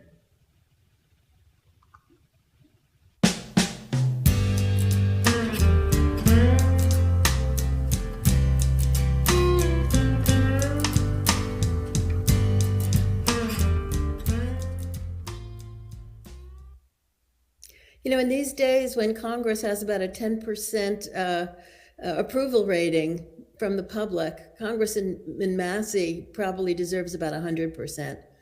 The guy is sharp. He's an MIT grad, and you know, he knows what we need. We need to give him a lot of support. Now, he mentioned the Farm Bill, and Ronnie Cummins also mentioned it. $100 billion a year of taxpayer money spent to grow foods that are not good for us, to pay farmers not to grow things. And Alexis Baden-Meyer is going to come back now and talk about that Farm Bill and what it should be doing. Hey, it's so great to go right after Representative Massey. I've always been a big fan of his. Organic Consumers Association has supported both of his bills, the Prime Act and the raw milk bill, the fresh milk bill, as he calls it, the Interstate Milk Freedom Act. His wife's clip about the lactose lobby being so intolerant was hilarious. Yeah, so that's the right direction to go with the Farm Bill, and I really do hope, and we really will work hard. We should all do exactly what Congressman Massey asked us to do: make quick phone calls, 3 quick phone calls to your senators, 2 senators, and your 1 representative, just asking them to check out these bills, consider sponsoring them, and supporting their inclusion in the Farm Bill. There are good things that happen in the Farm Bill. I do not agree with Congressman Massey about food stamps necessarily. You know, maybe we should encourage people. There are good programs that encourage people to buy fresh produce and to buy local and direct from their farmers at farmers markets. There are food stamp programs that give you double dollars at the farmers market. And I see this happening in my local community here in Maryland. The farmers get a lot of tokens and tickets from food stamp purchasers, and they get, you know, double or triple the money that they would spend at the grocery store if they buy produce at the farmers market. So I think that's the way to encourage healthy consumption through food stamps. I wouldn't like to see, you know, people were talking about crazy things during COVID, like, hey, why don't you make food stamps conditional on X? So that's probably not the way to go. We might say, yeah, everybody should buy organic if they're on food stamps, but then somebody else will say everybody should be vaccinated and have a tracker if they're on food stamps. So you just never know what could happen. And so far, food stamps has always been equivalent to cash, and there have just been incentive programs. There haven't been programs that have tried to limit what people can buy with food stamps, and it's probably for the best. My favorite organization that does Farm Bill advocacy is the National Sustainable Agriculture Coalition. And through 2019, I was 100% a climate activist. I was going around Capitol Hill with the Sunrise Movement and really encouraged and excited about the Green New Deal. We even organized a coalition of farmers and ranchers for the Green New Deal. And I'm proud of that work. I don't disown it, but I am a lot more careful now, I think, about advocating for what sort of climate solutions might happen. I don't think there's anything wrong with the Green New Deal, and I challenge anyone who believes that there is to read it. It was a totally wide open document that was very aspirational and had a lot of good ideas in it, and it wasn't very prescriptive at all. So I don't know where people got the idea that, you know, that beef would be banned under the Green New Deal. There are all sorts of silly bits of misinformation that came out about the Green New Deal. But I think that we have to be real specific now when we're talking to Congress. We can't have wide open documents like the Green New Deal that leave it to people's imaginations about what should happen. We need to have real specific programs. And luckily there are good ones in the Farm Bill. The Conservation Stewardship Program rewards farmers for the ecosystem services that are achieved through regenerative organic agriculture practices. I know this program works because I know farmers who are, you know, excellent, superb regenerative organic practitioners that score extremely high. And one of the cool things about the Conservation Stewardship Program is that it doesn't have any like provision for scientifically measuring or you know, getting in on the farm and making farmers do tons of paperwork. Is probably easier to get payments through the Conservation Stewardship Program than it is to get certified organic. And so anybody who's already getting certified organic might as well apply for the Conservation Stewardship Program. The trouble has always been that, you know, like 3/4 of farmers who would qualify for it are left out of the program. Almost all Farm Bill programs get administered by the state level. at the state level. So we have to do advocacy at the state level as well as the federal level. Once there's a good program, you have to find out how your state is administering it and make sure that your state is making sure that there's access to everybody who qualifies. But again, the big limiter to the Conservation Stewardship Act, as good as it is as a program, is that Congress just never appropriated enough money into it to make a difference. The Conservation Stewardship Program is associated with land set-aside, letting land be fallow so that it can rest and recover. And when one great innovation, I mean, that's not the most of it. Most of it is for regenerative organic agriculture practices on working lands. But the land recovery, set-asiding land to recover, letting land go fallow, was part of it. But a really good innovation that was advocated for by the National Sustainable Agriculture Coalition was to allow grazing on cropland that was set aside to recover. And that makes that, and also planting trees. So it makes the program much, much better. We do really tear up agricultural land, and setting it aside to be covered with weeds, as a couple of our speakers have talked about, is not the worst idea. But it is even better if you're taking that land and instead of plowing it again and covering it in chemicals and fertilizers, if you're regenerating it by putting in a permanent pasture and allowing animals to graze, or creating an orchard or another type of regenerative agroforestry system. You can't harvest it while you're in the program if you're in the land set aside portion of it. But a lot of these programs get a bad rap. The only issue I have now, I think, is that I am more concerned about programs being yanked at opportune times or misused by the federal government. I'm a lot more sensitive to that now than I was prior to COVID. The Commodity Credit Corporation that I spoke about in my initial talk at the beginning of this program today was initially created so that we could have a grain reserve and buy grain from farmers when they couldn't get a fair price in the market.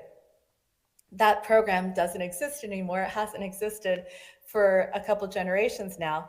But the Commodity Credit Corporation still exists.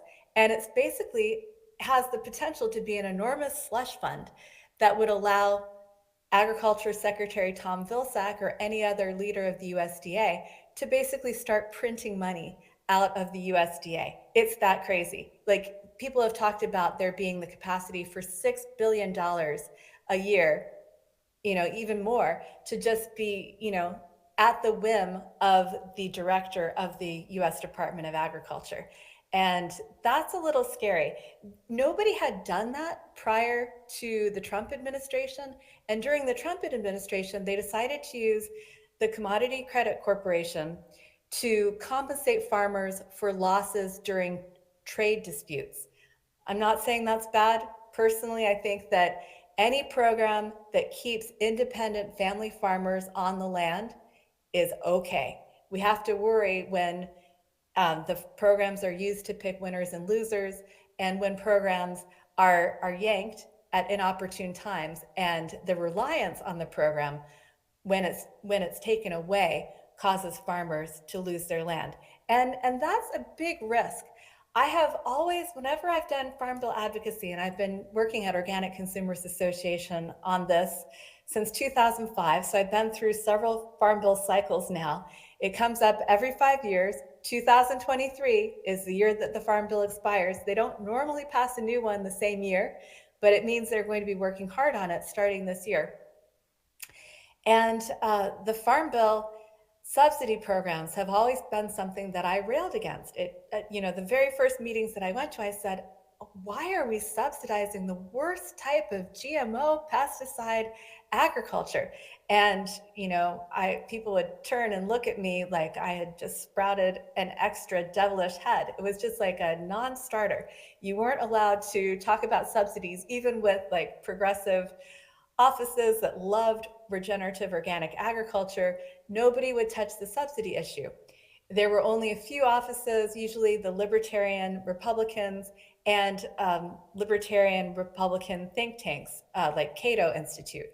And I do worry that one of these days, you know, this issue that didn't really get much attention, that I always thought it would be a good idea, yank those subsidies. Don't subsidize the bad forms of agriculture. But it's going to happen when it's not good. You know, I mean, it's having independent family farms, even if they're rich and big, it's probably better than Bill Gates or whoever else, whatever other billionaires and corporations or Chinese conglomerates might come in to take over that farmland. Or as we saw from James Corbett's talk, you know, we might just be in a serious great reset moment where the whole idea of the corporations is to crash agriculture as we know it. Agriculture as we know it is definitely not perfect. It's got so many problems, but the answer is not to destroy agriculture, period. And we might be in this situation where the idea is to destroy agriculture by any means necessary, including using our own arguments against us. We don't like a particular type of farming, and therefore we're going to punish the farmers for it. I mean, these types of things could happen. And, you know, there's never been a farm bill like that. But I am concerned, even as much as I hate nitrogen pollution, I hate pesticide pollution, I hate pollution from industry that got farmland soaked with PFAs, these persistent chemicals that just, you know, they accumulate in meat and milk. You know, it's really hard not to, you know, to grow vegetables or any type of product on the farm without having some type of environmental contamination. You know, DDT never went away. We don't use it anymore, but the contamination is still there. And I am concerned that the confluence of support, honest, good support for climate mitigation, which is a good idea, that these things will be used against us, and we will have scenarios like we've seen in other countries where all of a sudden the subsidies are yanked, or they're penalizing the farmer for the pollution that the corporations are responsible for and benefited from. The farmer never benefited from buying GMO seeds, buying synthetic fertilizer, buying pesticides. And I do worry that we may be entering, or we're already in a cycle where the hammer is going to come down hard for real problems on the people who are the least responsible and have the most to lose. So for me, now, any program that keeps independent family farmers on the land is a good program. And we can't be yanking programs willy-nilly just because they don't support the type of agriculture that we like. We have to be a little bit more clear about the outcomes that we want. And especially we need programs that strengthen local food systems. So Congressman Massey's Prime Act and his fresh milk bill are great. There is a small program that it would be great to get more funding for. It's called the Value Added Producer Grant. And funding actually has gone down since 2000 when they first created this program. It's down to only $17.5 million a year to create processing options for farmers. Ownership. This is what the farmers who gained a little political power during World War II wanted. They wanted to own their own grain elevators and cash their receipts for their grain in their own banks. Now, the Farm Bill doesn't cover banking, despite the Commodity Credit Corporation being a big slush fund that allows the USDA secretary to print money. We still have, you know, the farmers can't have all of their economic troubles solved by the Farm Bill. But this isn't actually a very good program, because if we give farmers ownership over processing in their locality, then that cuts out the middleman. It allows the farmer to market direct to consumers. Of course, we love raw milk because raw milk goes direct to the consumer, and it's best that way, as we heard Abby Rockefeller tell us today. So, you know, I buy raw milk, obviously for health, but I would probably buy it, even if I did think it wasn't, you know, more nutritious than processed milk. I'd probably buy it just because I would know that every single dollar I spent on that milk was going straight to the farmer and wasn't going through a gigantic corporation that the farmer had to sell the milk through. So, you know, we've just got to do whatever we can to support family farmers now and keep agriculture going. I can't believe I'm talking like this. I've always been so, you know, climate focused, environmentally focused, human health focused, but I think we're at a point where we have to save agriculture. Of course, that shouldn't make us do things that don't match our values either. But we should be real clear about how we're going to advocate and how that might impact independent family farms. I think that's all I've got for you. I think the next speaker is going to talk about local solutions. And honestly, local solutions are where it's at. We should be pooling our own resources, as many of the speakers have talked about, our own resources to ensure our own supply chain at the local level for our communities, like Zen talked about. That's really where it's at. We do need to pay attention to the Farm Bill. It's theoretically a huge opportunity, but it's definitely, no matter what, a huge threat. And we have to know what's going on at the federal level with the Farm Bill, or else it's impossible to understand the food system that we're living in. Thank you. Alexis, you've filled in a lot of blanks there. I just want to reiterate what you were referring to and what Tom Massey was referring to, which is that if you grow your own animal to sell, you have to put it through a butcher shop that is approved by government. And you are not allowed to butcher that animal on your own property and sell it to somebody else, even if they are your next door neighbor, under the rules that exist now. So we've got these crazy rules that are intended to centralize the production of food and to squeeze the profits so that it's the middleman and the large industries that are gaining the profits rather than the individual farmers. So our last speaker, and then Alexis will come back with Ben Dobson, and they will do a wrap up of the important points. But our last speaker who is Heather Retberg. She is a local Maine farmer, and she got into the issue of advocating for farmers when local rules were applied to her own farm, and she was told she had to stop selling animal meat to her neighbors. And she spent about the last 10 years making huge differences at the level of towns. She tried to do it at the level of a state law, which failed. But she was then able, with a very clever member of the Maine Senate, to actually change the Constitution of Maine and add food sovereignty to it. So I'm going to let Heather Retberg tell you what happened and tell you what you can do in your own towns and states to accomplish the same thing. Thanks.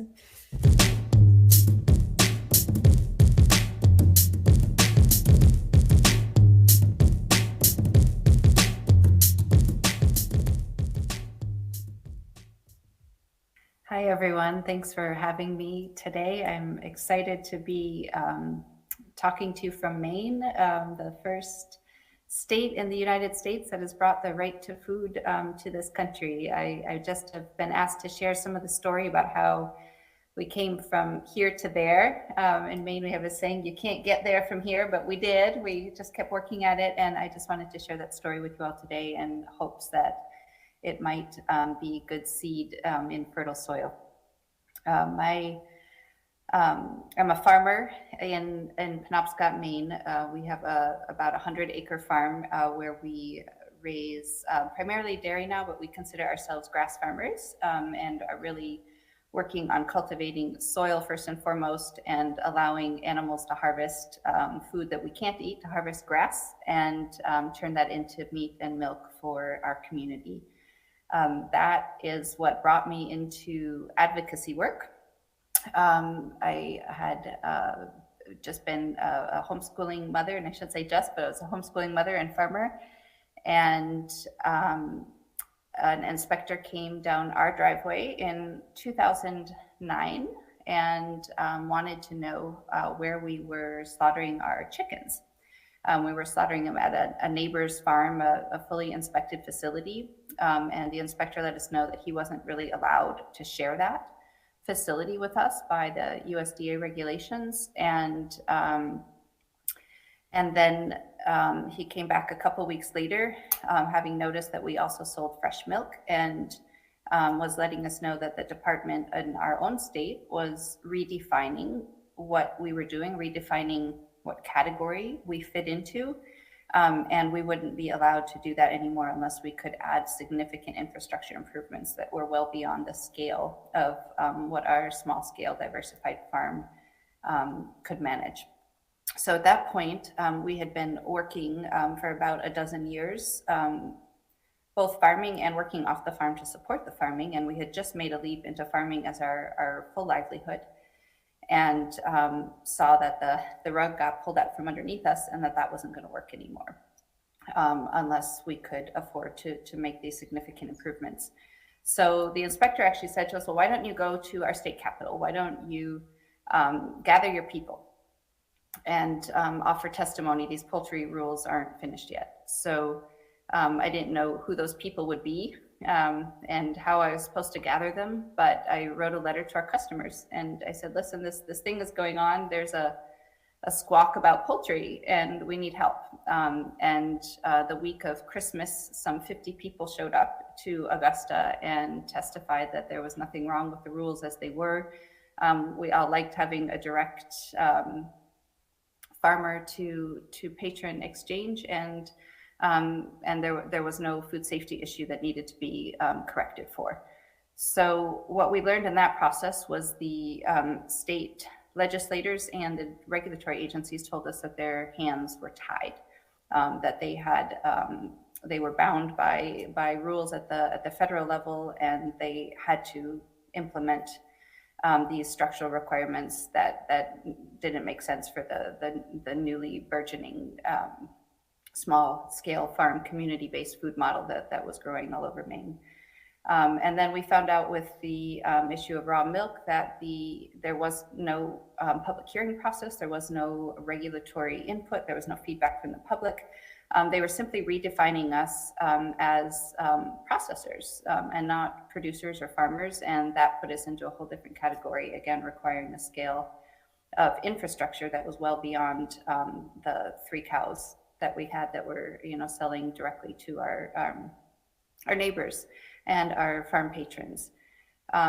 So at that point, it became clear to us that we were not really dealing with a statutory problem. We weren't dealing with a regulatory problem. What we were dealing with was a democracy problem, that there was no way for those of us who eat food and those of us who grow food to be stakeholders or to be have input in the decisions that were being made about how we exchange food, about what our traditional foodways were, about the relationships that we had in our community. So we started asking questions that, who was making the rules? Who was benefiting from the rules? Who was losing in that process? Who was absorbing the cost? And what we found at that point was our state veterinarian, who was in charge of making the meat rules, in charge of interacting with the federal government, with the USDA, said, nobody ever thought that when they made a 1,000-bird exemption for poultry or a 10,000-bird exemption, nobody ever thought that anybody was going to grow chickens under that, because the industry had already been consolidated. So they gave the rulemaking to Purdue. And so now that all of you are showing up and these things don't fit, some 30 years later, there's already this structure in place, and that structure is tied to cooperative agreements with our state regulatory agency, which has funding attached, and we must write the rules in this particular way. We started asking further questions. Well, who's all of a sudden in Maine, we had been able to sell milk directly to our neighbors up until that point legally. We had reached out and asked those questions before we began, and it had all been legal. And at that point, we realized that there was a whole new trajectory that was coming down from the Food and Drug Administration. And it was tied closely to a CDC Healthy America 2020 plan, which had as one of its goals to increase the number of states that would eradicate the sale of raw milk. So there was, again, this larger picture that was putting downward pressure on our local food system and on small-scale diversified farms. As context, around that same time, around 2009, there was a bill called S510, or now known as the Food Safety Modernization Act, that was going through Congress. And as part of the process, they were very upfront and said, you know, part of the trade-off for this is that small-scale diversified farms will not be able to comply, and some of those farms will be lost, and that was an acceptable cost to them. Again, we were asking the question, who's making these rules? Where is this coming from? Clearly in our local food system, we don't have this food safety issue that we're seeing in the industrial food system. So if there's no problem, what are we solving for? And at that point, we learned that Michael Taylor, who had been the agribusiness, industrial chemical, agriculture executive, had written the white paper on Roundup, on glyphosate, and he had numerous positions in the food safety inspection system at the federal level, and also would eventually become the food czar of the Food Safety Modernization Act. So this was really putting the future of our local food systems right in the hand of Monsanto executives. So at the same time, you might all remember around 2008, there was a big failure of the economy and a recession. And at that time, there was a mantra that the banks were too big to fail. The federal government had to invest to save the banks, to save the automotive industry. And it just seemed like a really stark contrast to me that the banks were too big to fail. The automotive industry is too big to fail, but the small scale farms were never too small to disappear. And we saw that what was happening to our farm could happen to a number of different farms all across the state of Maine. And then we started hearing about really aggressive actions by the FDA on farms in different states, especially Amish farms in Pennsylvania, Vernon Hirschberger in Wisconsin. There were raids against co-ops in California, and we were talking about things happening at 4 or 5 o'clock in the morning with drawn guns. And so it just really seemed like all of these big pressures that were happening outside of Maine, we were beginning to see those, the trajectory marching in Maine in that same direction. And that the farms were just going to be collateral damage, and our local food systems as well. So again, we kept asking questions, and when we got as far as we could at the state level, they were really saying, you know, these cooperative agreements that are in place are rooted in Federal Meat Inspection Act of 1967. That's what authorized these cooperative agreements that allow our commissioner in the state to enter into any kind of contract with the corporation or the federal government agencies that most of the time the public can't see. And it also cedes the jurisdiction for our state meat, and then definitely our local and our regional meat. It cedes the jurisdiction for every piece of meat to the USDA. So of course we were, you know, this very small farm in Maine, and you know, what can we do? We didn't want the food system that people were painstakingly building up to disappear. Our relationships with our friends and neighbors that we'd had for years were threatened. And so we had the option of doing nothing, because that had a clear outcome, or we could do something. We could try to erect a bit of a protection around our local food system and see what would happen. So that gave us a different set of questions to ask, not who's benefiting, who's making the rules, but who's making the decisions for our communities in particular. What rights do we want to encode into law at the community level? And what relationships do we want to have with each other in our community? And how can we protect that legally? How can we put the rule of law behind us?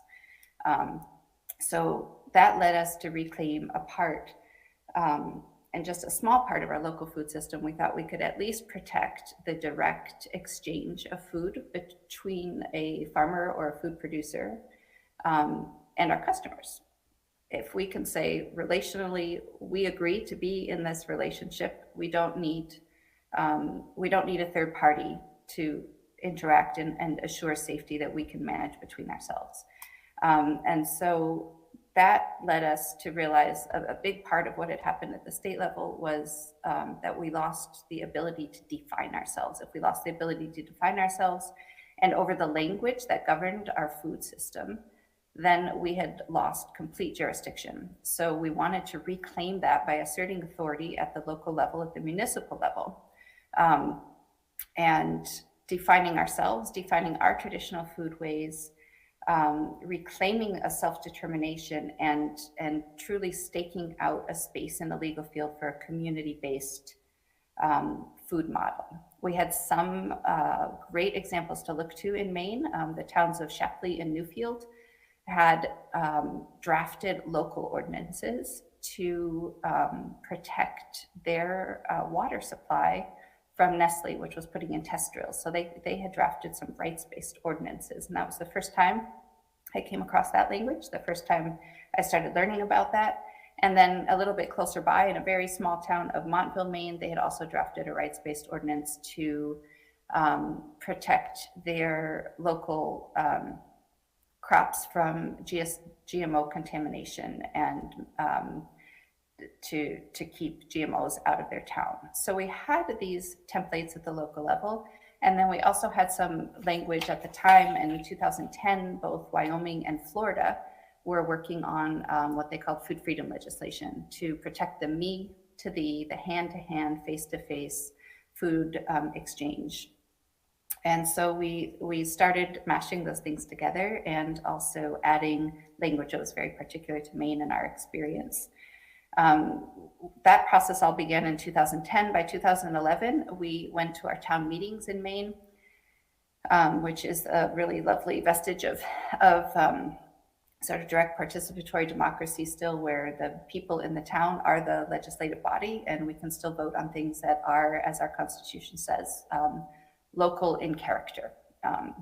So we had drafted these ordinances. We introduced them in 5 towns in 2011, and in 4 it passed at our town meeting. And you know, town meeting can be just as contentious as the legislature, and we can debate all sorts of things for long periods of time, including, you know, funding the local library if that's worth our town dollars. And we had just sat through about a half an hour debate on that, and then the local food ordinance came up.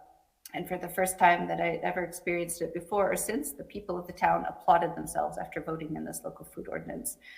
It really was a way of reclaiming our authority and asserting a jurisdiction that we knew the state would not recognize. So there was definitely a risk involved, and the people of the town are willing to take that risk.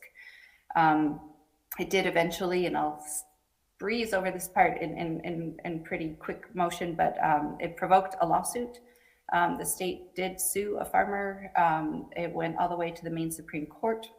The Maine Supreme Court ruled against the farmer, but did not touch the ordinance and did not in any way preempt it, but instead kicked the ball back to the legislature.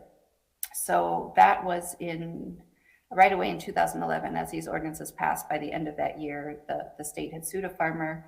That took several years to play out, 2013, 2014. Once the farmer lost in court, it really galvanized the communities across the state to pass these local ordinances, because they could see this was one place where we still had legal authority to assert. In 2013, the work took me to the state capitol for the first time, to our governor's office, where I met who would become our legislative champion, now Senator Craig Hickman. He was a brand new legislator at the time. He had run for office for the same reasons that we had written these local ordinances, for losing control of our local food supply. And so we were sort of star-crossed match that met in our governor's office at the time. He called me shortly after that and said, "I've put in a concept bill about food sovereignty. Do you have any language? Any ideas about what we could do?" So I showed him our local ordinance, and we started working from there. What we were asking the state to do is just to acknowledge, to recognize that our municipalities had the authority over these these me to thee transactions. We lost, and we lost, and we lost for 6 years. The court case happened. We lost at the Maine Supreme Court. So several years later, we realized that part of what was undergirding the support kept growing in the community level, but we never quite had the enough leverage over the corporate lobbyists and over the industry when we got to the State House. So we needed to increase that leverage. And we were being told at that time, in 2010, at the beginning of all this, there was a case where the FDA made some really stark statements about the rights that we don't have. They said there was no absolute right to consume or feed children any particular food.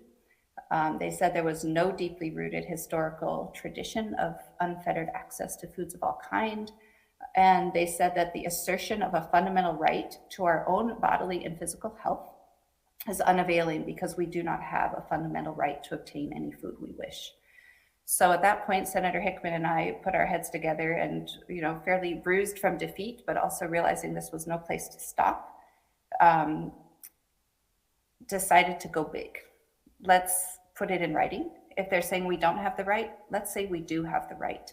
And we began working on a constitutional resolution to add to our Declaration of Rights in our state constitution that would assert affirmatively that we do actually have the right to foods of our choosing for our own physical bodily health and well-being. But at the same time, Maine was also seeing increasing rates of hunger, of food insecurity. And whenever the proposals came to our state level government for policy, the food and farming things were in one camp, and the hunger and food insecurity and how do we feed people was always in another camp. And so we also, in the language of our Right to Food Amendment, for the first time articulated a human rights statement that we all have a right to food, period. So we put those two things together, the food sovereignty, the food freedom, the human rights, and proposed this amendment. We got close. There was a lot of political theater. We lost again. In 2015, that was our first attempt. 2 years later, our legislative sessions here are 2 years in the running. 2 years later, in 2017, we said, let's have another go at the Maine Food Sovereignty Act. Towns across Maine kept passing these local food ordinances. At that time, there were 20 towns. It had quadrupled since 2011. The pressure kept growing, and we have a small representative legislature here in Maine, so it's not uncommon for us to see our legislators in the supermarket or out in the community at community events. So every town where these ordinances would pass, their legislator then became very interested in what's my community doing that I need to pay attention to.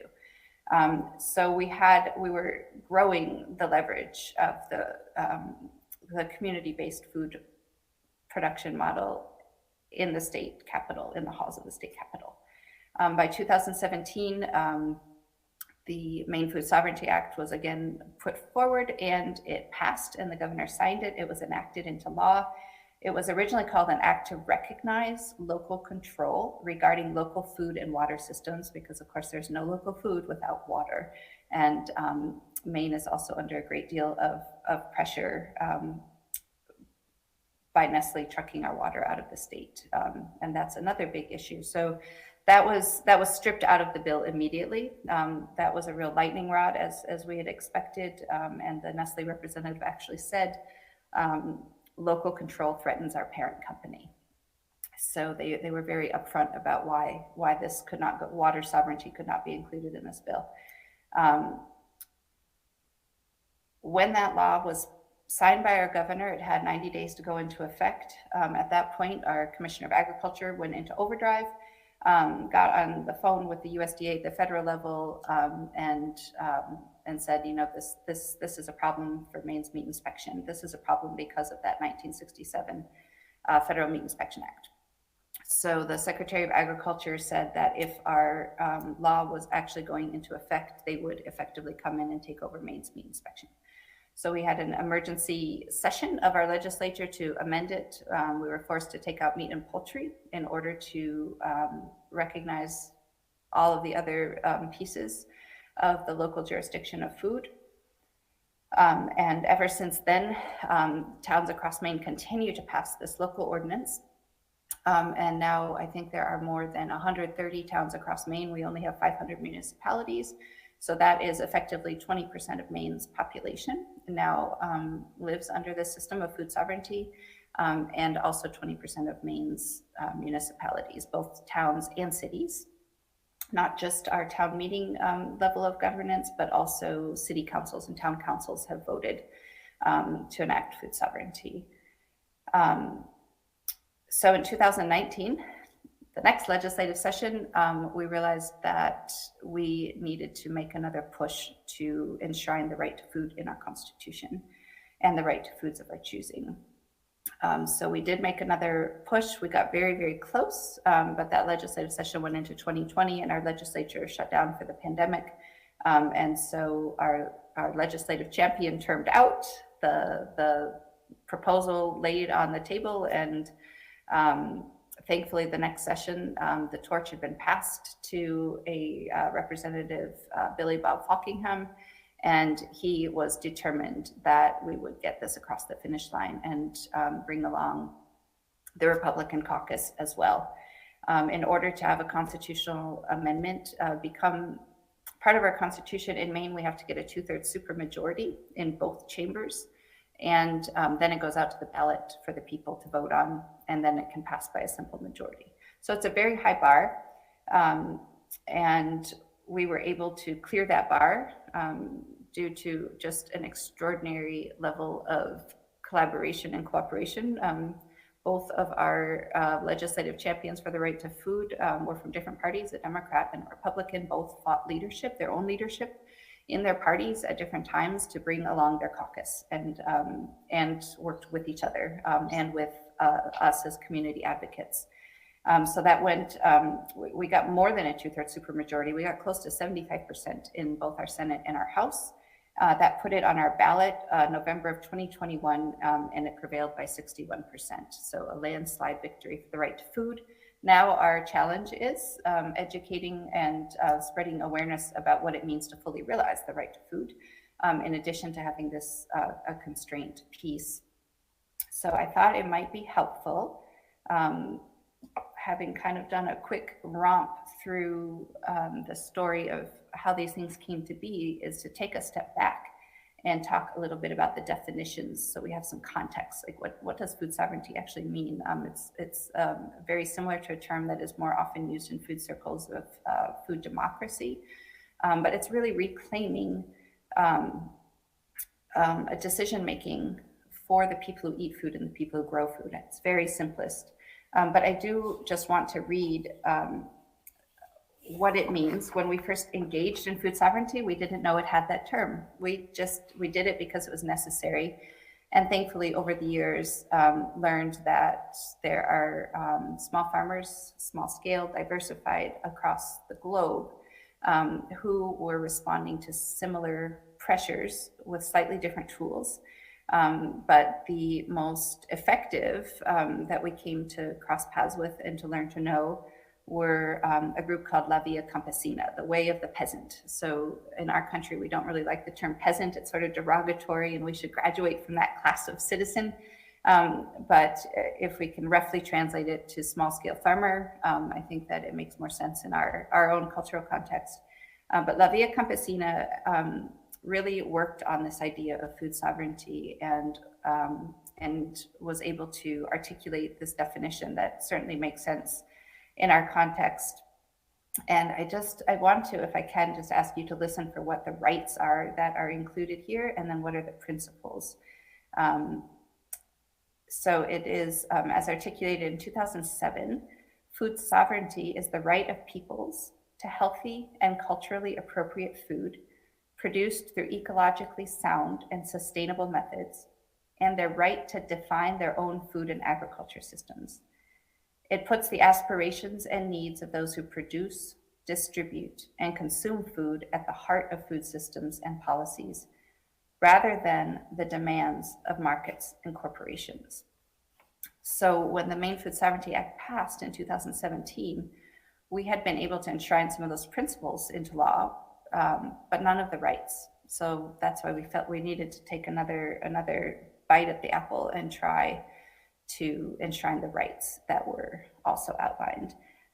Food sovereignty as a concept has 6 principles. That it focuses on food for people, that is that the right of people to have access to healthy, sufficient, culturally appropriate food should be the center of agriculture more than commodities for trade. It should have a national priority that we can feed ourselves before it becomes a commodity, a currency. That it values food providers, that food systems are localized, that food control or decision-making should be local. And that one was really important to us, again, that the right of food providers to have control over the land, the seeds, the water, and just rejecting the privatization of our natural resources. And the 5th principle is building knowledge and skills. So that we defined in Maine statute as traditional foodways. And made sure that not just our food exchanges, but all of the education and the cultural connection and the community relationships that happen over food exchanges would be protected. And these more traditional ways of making and preserving and processing food could go from one to another in this legally protected space. And the last principle is that it works with nature, so that we are maximizing the contribution of ecosystems and avoiding costly toxic inputs to just improve the resilience of local food systems.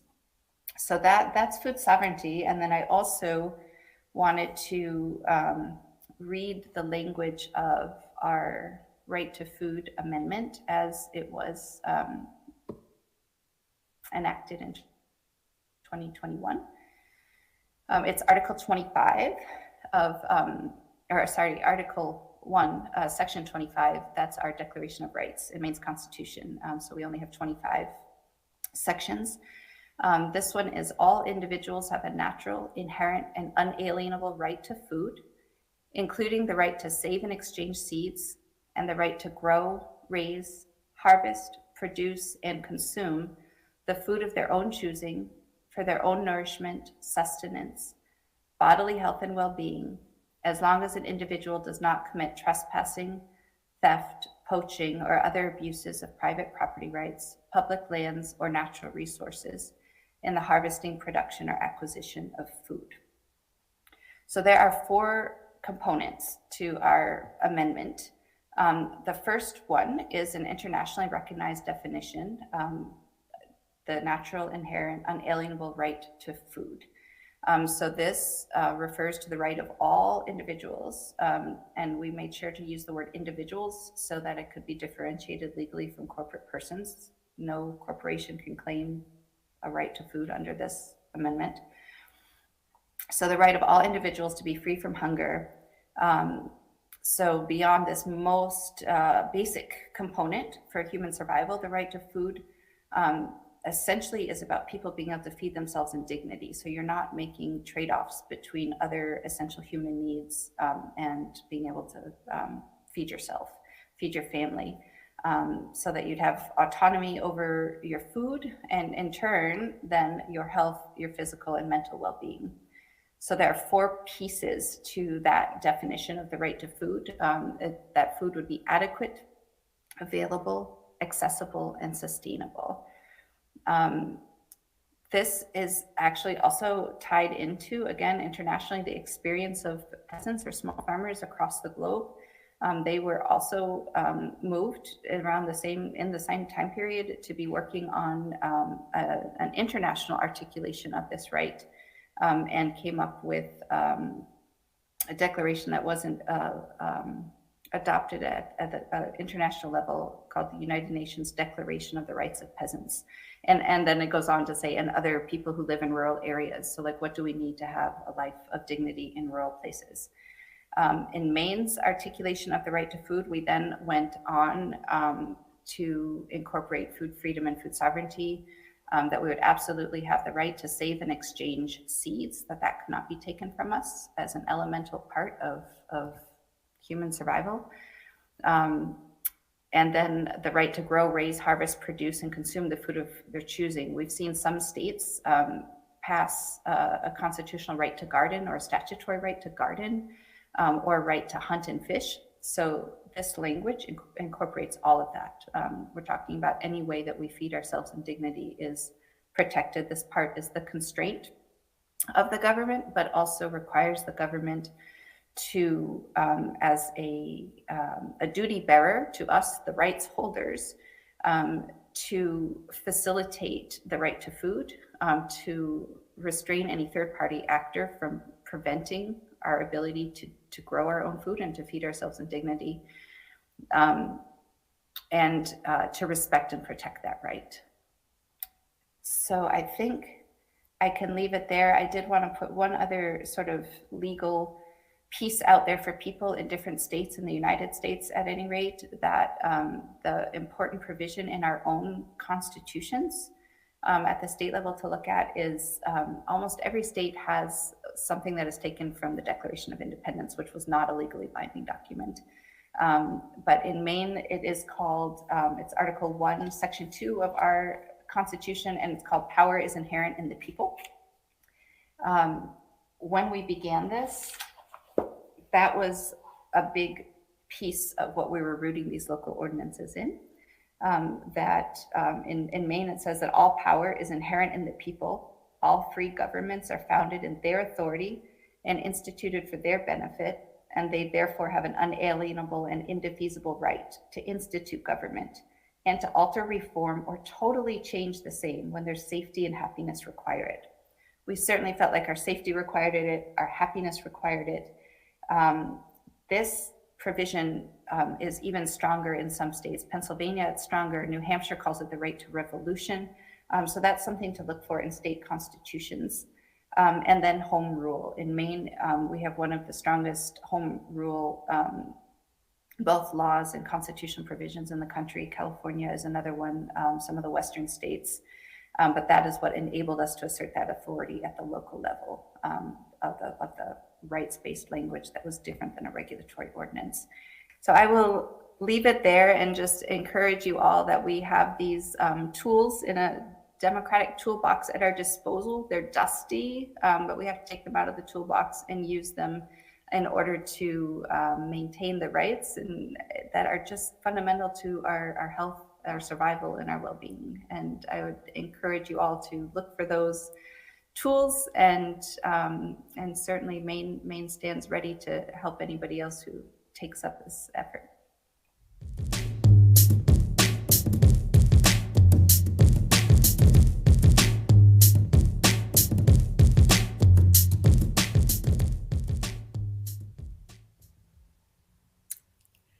Well, thank you for hanging in there. It's been 7 hours. I think Heather is one of the most inspiring speakers you're going to ever hear.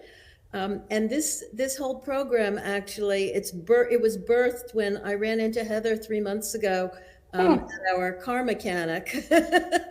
And we knew each other, but we couldn't remember, who is this person? I haven't seen them in years. And we started talking, and things grew from there. So Heather's amazing. But what she said in the end is really important to me as well, which is that there are some tools, they're dusty. What we need is to figure out how to work together and make the changes we need. We've let things go politically so that the system is collapsing around us, probably deliberately. But there are tools that we can use to protect ourselves and to rebuild the system, and not as a great reset, but as a proper system where the people are in charge. So we do have a button that you can connect with. You can sign up for CHD chapters in your states. You can become members of the Organic Consumers Association or the other organizations that we featured today. And, you know, I hope this will be the beginning of people working together in new ways. Now, I've asked Alexis Badenmeyer and Ben Banks-Dobson to try and go over the important points of today and wrap up this program for us. So I'm going to say goodbye at this point. Thank you very much for tuning in, and let's give them the last word.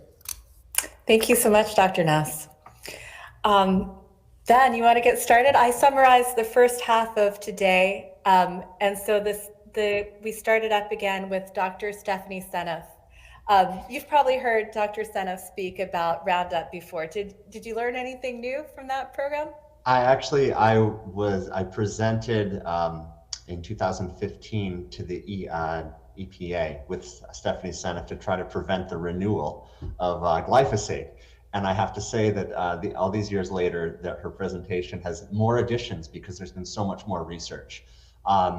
And I think that that's very encouraging, despite the news being discouraging. The fact that that's out there and its research is really an indicator. And I think today, all of today, there are many indicators of the hope and the beginning. And I think this session today really helps us draw the connections between the sovereignty that CHD has fought for us to have over our own bodies and immune systems, and that there's an intrinsic link to the sovereignty we need to have over our communities, our right to food, and then that the soils themselves need sovereignty because the microbial systems in soils are very similar to the microbial systems in our guts. So building off that biological level was a huge message, I think, that we need to look at today, and that we have to break down this farcical left-right divide where many views that have come from the right, where many of us former lefties like myself realize that the right to individual freedoms is intrinsically linked to the rights that we want for our bodies and our organic farm fields. And I would like to also say that today, I think, I'll recap in a bit, but a really powerful takeaway, I think, for all of us is that we have to all learn from one another in a process of how do we look at embracing individual rights and constitutional law, and then also recognize these things that our Constitution never recognized, like complex biological cycles. We didn't have pesticides and herbicides when these documents were written. So we now need to translate these documents and look for the opportunities they provide that Heather Rutberg did so expertly in Maine, and find a way forwards. And that way forwards will include a very broad tent of people coming from the former left, the former right, and really us as citizens of our communities. I think today we were provided with several solutions right from the garden all the way through the farm. But what rang true is that action to protect ourselves starts at the community level. I live in Massachusetts, in a town that has a very strong town where we have town meetings and we vote. And in fact, some ordinances passed in our town have affected state law, as Heather pointed out. So I don't mean to be rambling on here, but these were some of the real powerful points. And I think at a structural level, there is an underlying tenet of the problem, Alexis, that you and I both pointed to, which is that there is for the growth of fiat currency-based, US dollar-based capitalism to grow. I think markets are great, but we need to retake control over what's valuable at the community level, pass laws to protect our own sovereign rights and the sovereign rights of the other living things around us, and do that at the community and watershed level, so that instead of creating artificial boundaries, we actually look at culturally and ecologically appropriate boundaries and work from there towards legislative solutions. So those are some really key takeaways today. And I think that for CHD and many of us in the organic movement, this coming together represents sovereignty expanding from the idea of sovereignty of our body to sovereignty of the space around us and how what we put in our body relates to that space. And that's how I'd really sum up this day. So I'd like to thank Meryl and everyone who spoke. I learned so much today and needed this inspiration. So thank you all, and Alexis, especially thank you to you. I'd like to hand it back over to you here. Well, I think that that's a perfect way to close today's symposium. I think you summed it up perfectly. Yeah, thank you to Dr. Nass and to Children's Health Defense. Hopefully this will be the beginning of a wide collaboration amongst all the speakers in the communities that each one of us represents. And everyone who tuned in. I hear that there were thousands of people watching live with us. Thank you so much for being with us. Please share this and get all of your friends headed over to CHD TV to watch.